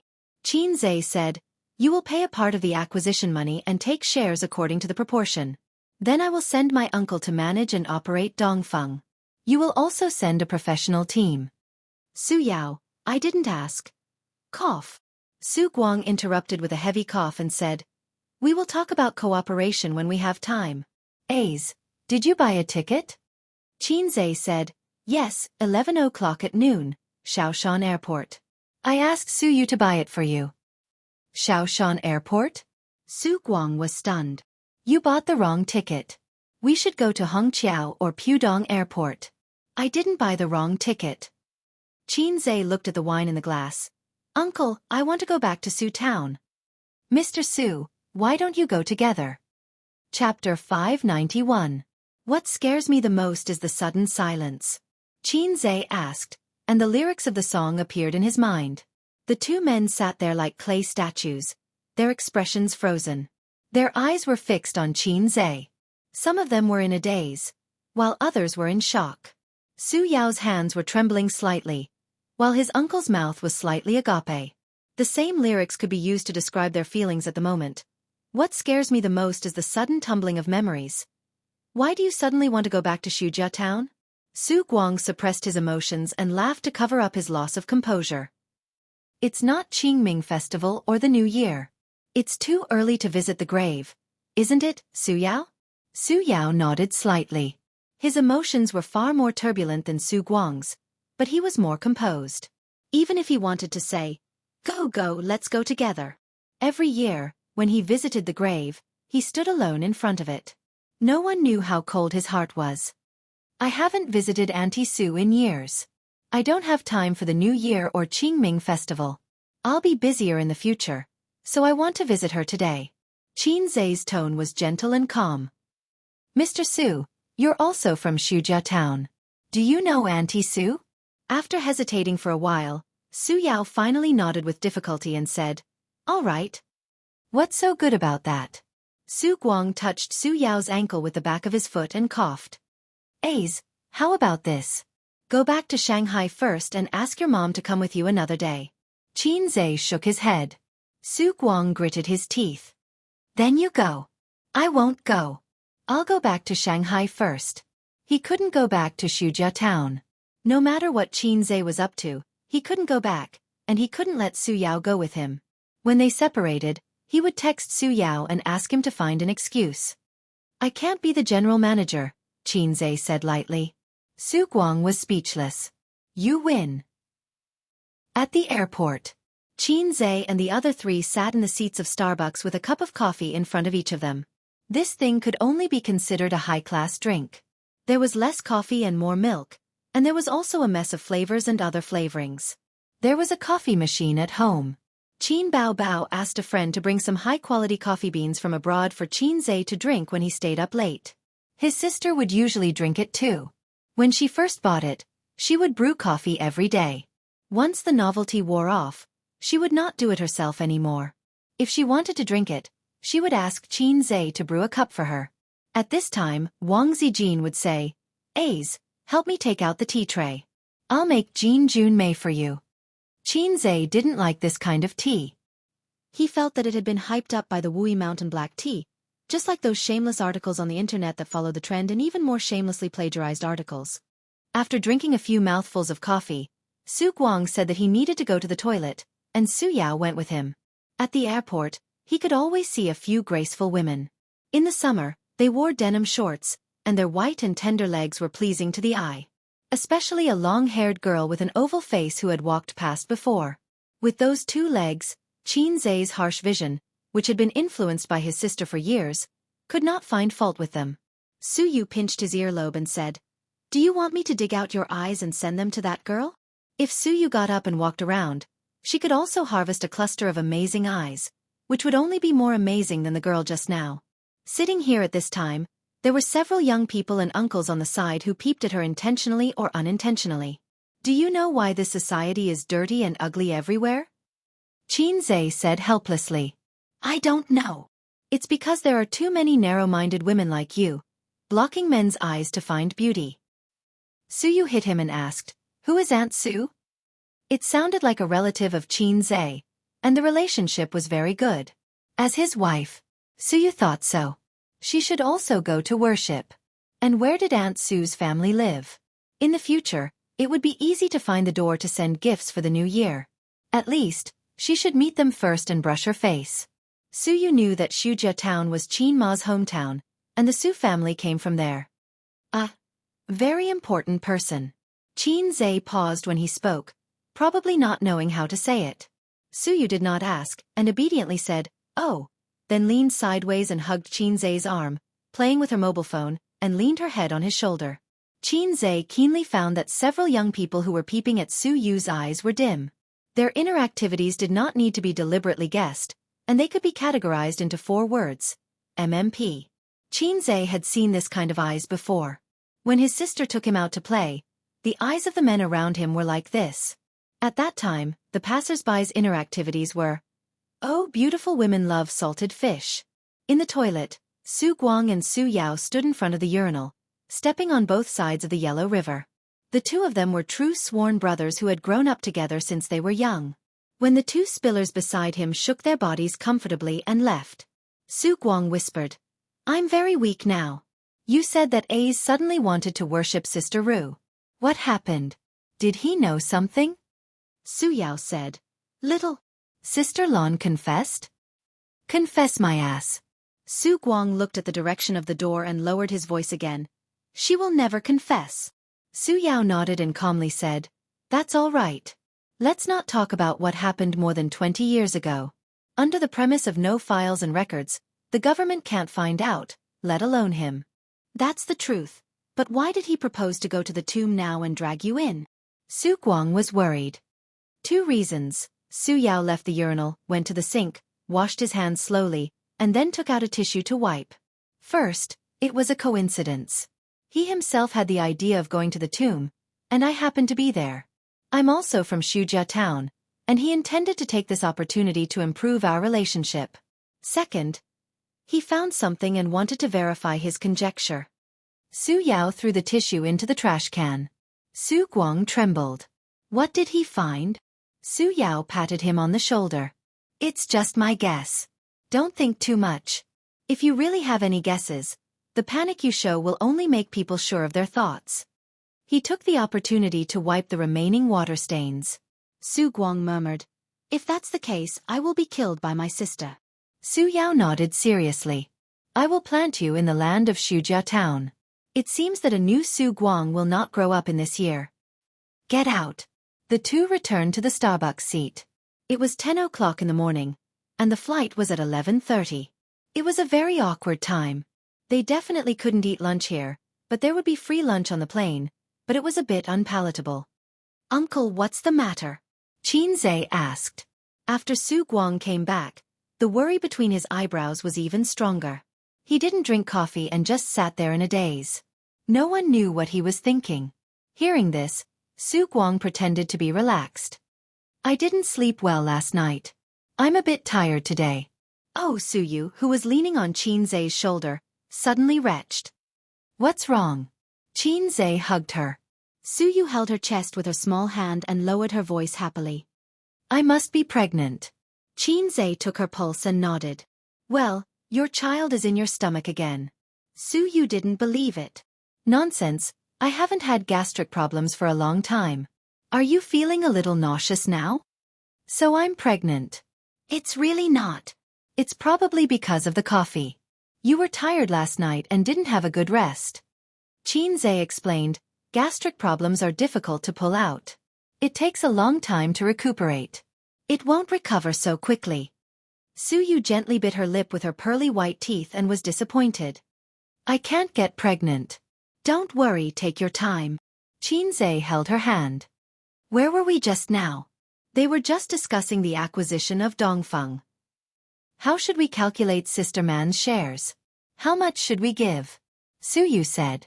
Nan Man Pei generously gave 100 million, but only 50 million was credited to Bao's investment account. The rest of the money was deducted from the dividends. For 100 million, 50% of the shares would be no problem. So Qin Zhe and Suyu were discussing how much shares should be given. 50% was definitely not enough. Qin Zai's bottom line was 10%. Su Yao's side also had 10% at most. Qin Zai took 15% of the remaining shares and then divided it equally among the three companies. Then 8%. I'll talk to Sister Man about this. We have a good relationship. Su Yu said. Qin Zai said in his heart, maybe it's better for me to talk. If we fight, Sister Man may not help us. Wang Zijin's side is fine. After all, we also need her company to do software support. Why should Qin Bao Bao also invest? Su Yu pouted. Think about it. Even if we put Baoza aside, Tianfeng and Purple Crystal can also complete this acquisition. Qin Zai said, a bowl of water is equal. Equal your sister. Su Yu said angrily, I'm your wife, she's your sister. Which is more important? Qin Zai. Sister. Su Yu was so angry that she looked up and bit his ear. Su Guang saw his nephew and the secretary flirting and secretly exchanged a look with Su Yao. Yes. Do you still remember your Aunt Su's family? Su Guang asked casually. Of course I remember. Then do you know that Sister Ru has a younger brother? I know a little, but I've never seen him. Su Guang stared hard at Qin Zai, as if trying to see something from his face. But there was nothing. However, he was relieved. Yes, how could he know what happened in the past? In that backward and poor era, in that ordinary town, many things could be buried easily. Chapter 592. The tallest and most exquisite villa in Xianxia town was located on the side of the road. Even in the town where skyscrapers had been built in recent years, it was still the undisputed leader. According to the owner of the house, it was designed by a famous designer. If it was in a first-tier city like Shanghai or Shenzhen City, it would cost more than 10 million each. The villa was built 6 years ago, but the person who paid for it was not the owner of the villa, but his brother-in-law. To be more precise, it was his younger brother. The owner of the villa was called Song Zhongji, a rotten man who was always idle and addicted to gambling. In that era where people relied on farming to make a living, a man who did not like to work in the field was a rotten man. Such a man was single until he married Su Ru, who was from the same village, when he was 25. Speaking of these two families, there was no difference between the two. Both of them were poor to the point of having nothing but four walls. After getting married, Song Zhongji was still addicted to gambling, but at least he knew how to work in the field and support his family. Su Ru was a woman who was used to working hard, so the couple had a good life. 20 years ago, this house was still a yellow mud house. Every year, Song Zhongji would be seen throwing mud at the outer wall of the yellow mud house. After all, it could not be compared to a brick house. As time passed, the outer wall of the yellow mud house would gradually peel off. At that time, there were already many brick houses in town. In 20 years, the yellow mud house became a brick house, and from a brick house, it became a villa. It really lived up to the old saying, every dog has its day. This Song Zhongji had unknowingly become the most heroic country bumpkin in town. Everything was thanks to his brother-in-law. It was said that he made money from doing business in other places and became a big boss. Good fellow, he built a villa just like that. Song Zhongji's family's BMW, which was worth 300,000, was also given by his brother-in-law. Song Zhongji had 2 sons. The eldest son was left behind by Su Ru, and the younger son was born with his second wife. The eldest son was studying abroad, and his living expenses and tuition were all paid by his uncle. Su Yao, the people in town, was said to be the golden phoenix that flew out of Xianxia town. Unfortunately, Su Ru was unlucky. She died early after a few years of happiness. Such a big villa was taken advantage of by another woman. Su Yao rarely returned to Su town. After Su Ru passed away, he would never come back. He would only drive to visit his sister's grave during Qingming Festival and Chinese New Year. However, he was very generous. A few years ago, when the town was getting richer, more and more people were buying cars. However, the roads were not good, so he went to Song Zhongji and asked Su Yao about it. The next year, the road was repaired. Because of this, Song Zhongji's status in the town rose layer by layer and was unshakable. How could an idle gambler have such a good life? How could he be so lucky? In the end, it was probably because he couldn't find a wife. Because he couldn't find a wife, he married Su Ru. Relay. Are you home? An old man stood in front of the villa's wrought iron gate and shouted with all his might. Soon, a pot-bellied middle-aged man came out of the villa. Song Zhongji turned 50 this year. His face was rosy, and he dyed his hair every year. His hair was thick and black. Years of living like a prince made him look more like a successful businessman than a bumpkin. Your brother-in-law is back, Sir said. Why is he here? It's not like it's a holiday. Song Zhongji was confused. He looked around at the door. Where is he? He's at the entrance of the town. When he came back from the fields, I saw his car parked there, Sir said. He's rich again, right? I'll give him some money later. Song Zhongji patted his chest. Come find me tomorrow. Things that were easily obtained were hard to cherish. Therefore, Song Zhongji was famous for his generosity. Because of his generosity, there were fewer rumors and sarcastic remarks in the town. No matter what was said in private, in front of him, everyone had to give him a thumbs up and praise him for his generosity. After the old man left, Song Zhongji stood downstairs and shouted, Zhilong, Zhilong. The window opened and a young man with glasses stuck his head out. He said irritably, What are you shouting for? You're like a country bumpkin. Song Zhongji didn't care. Instead, he smiled. Come down, your uncle is here. He's with your mother. Let's go. The young man quickly went downstairs. He was wearing short-sleeved pants and a pair of sandals. It was summer vacation. He came back from abroad. He was glamorous outside but slovenly at home. He complained as he walked. Uncle, why did you come at this time? I'm playing with a 98K. I feel like I can eat chicken today. But he respected and was afraid of his serious uncle. He could only endure not eating chicken. After the father and son left, a woman came out of the house. She was eating melon seeds. She spat out the shell far away and said sarcastically, Dead for more than 10 years, still haunting. Xianxia and the other three walked on the yellow road in the mountains. On both sides were rolling tea forests. The cemetery of Xujia town was in the tea forest. It was the hottest time of the day. No one picked tea. The green tea leaves reflected the sun. The mountains were silent and far away from the hustle and bustle. Coupled with a cemetery, it was a bit like a horror movie. Su Yu was wearing a big brimmed hat. He was sweating from the heat and his hair was stuck to his cheeks. Why don't you sweat? Su Yu wiped his sweat with a tissue. If I don't exercise, I generally don't sweat. Xianxia said. The weaker the body, the easier it is to sweat. For example, a man with kidney deficiency will sweat a few pounds after eating soup noodles. Boss Su, you haven't been back for a long time. Under the sun, Xianxia squinted and looked at the cemetery. It's been a long time. Even if I come back, I'll stop here. Su Yao also squinted. Xianxia laughed. Not returning to your hometown is like walking at night. Su Yao said in a deep voice, I don't have the face to come back. Interesting.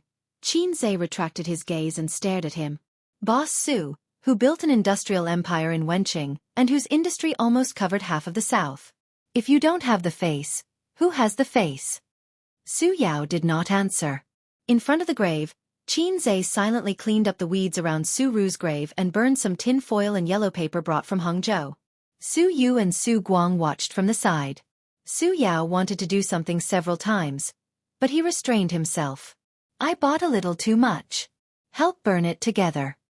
Xianxia took the initiative to hand the underworld goods to him. Su Yao nodded. After burning the things, they lit the incense. The four held the incense and worshipped. The position was very interesting. Xianxia stood at the front, Su Guang and Su Yao stood on his left and right, and Su Yu stood a little further away. Song Zhongji and Song Zhilong came under the hot sun with bright red plastic bags in their hands. Inside were the underworld goods bought in the town. Rong, why didn't you call me today? Song Zhongji's voice was full of energy, with a warm smile on his face, as if he did not come to visit the grave, but to welcome the distinguished guests. While speaking, he looked at Xianxia and the others in confusion. He seemed to wonder why they were here to visit the grave of his deceased wife. Except for Su Yao, he did not know the people present. It was inevitable that he looked at Su Yu a few more times. Such a beautiful woman could not be found in Xujia town. Only the big stars on TV could compare to her. Song Zhilong's eyes were glued to Su Yu's face, like a magnet attached to iron, unable to move away. Su Yao just glanced at the father and son, and his attention returned to Qin Zhe. Sister, Ace is here to see you. With me. I've been dreaming of this day, even if he doesn't know anything. You are a Guang? Song Zhongji recognized Su Guang. Although they had not seen each other for more than 10 years, strictly speaking, he and Su Guang could be considered childhood playmates. When he was a teenager, he wandered around the town, fishing in the water, climbing trees to dig eggs, followed by a group of children. Su Guang and Su Yao were one of them. Shujia town was so big that there were no strangers. After so many years, Su Guang's appearance had not changed. It was hard not to recognize him. Song Zhongji hurriedly took out a big chicken and handed him a cigarette. Like himself, Su Lan's family was not what it used to be. He heard that Su Lan's son and daughter were now big stars. Stars, in the eyes of a small town like Shujia town, symbolized high-end class. Song Zhongji's age and living in a small town had no interest in the entertainment industry. If it were not for the people around him, he would not know that Su Lan's son and daughter had become big stars. Back then, Su Lan would bring her son to stay at his house for a while every summer vacation. Song Zhongji did not care. How much could a simple meal in the countryside be worth? Accommodation was not a problem. There was no shortage of rooms in the countryside. Su Lan would give him 1,000 yuan for food and accommodation every month. In the 2000s, this money was a lot. It was enough for him to smoke, drink, and play dice. But her son was a little naughty. He did not like it very much. He often used his age to bully Zhilong. For this reason, he often complained to Su Ru. Unexpectedly, the woman who had always been gentle was like an angry cat when it came to this kind of topic. Her reaction was particularly fierce. After quarreling a few times, Song Zhongji did not mention this again. Song Zhongji opened the plastic bag and took out the yellow paper and other things. Suddenly, someone blocked him. He looked up and saw a very handsome young man who felt a little familiar. He smiled and said, "Uncle." "You are?" Song Zhongji looked at Su Yao. But Su Yao ignored him. His son behind him whispered, "Dad, he's Qin Zhe." "Qin Zhe? Oh my God." Song Zhongji was shocked. The young man in front of him was the average-looking naughty boy from back then? A certain assistant. F***CK. I've only heard that a girl changes 18 times between childhood and womanhood. Even a boy can do it? This is not a boy changing 18 times between childhood and womanhood. This is nuclear fission. He remembered one time when his son was beaten up by Qin Zhe again. He cried in front of him, because calling for his mother was useless. He was also very helpless. He complained to Su Ru and wanted to quarrel. He complained to Su Lan, but she ignored him. So he patted his son's head and said, "This kind of city person has the dirtiest heart. He will definitely not be successful in the future. He will definitely not be as handsome as you." Now, when he looked at Qin Zhe and then at his slovenly son, he felt a pain in his face. Eyes. Song Zhongji smiled awkwardly. He remembered that he used to glare at little Qin Zhe in private, trying to scare this little kid from the city. He wanted him to be more obedient and stop beating his son. He did not have the courage to beat him. It was $1,000. It's rare for me to visit Auntie Sue. There are some things I want to say to her alone. You two go back first. Or you can come back after we leave. Qin Zhe said. His voice was very gentle, but his tone was not gentle at all. It was not a negotiation, but an order. Song Zhongji did not mind.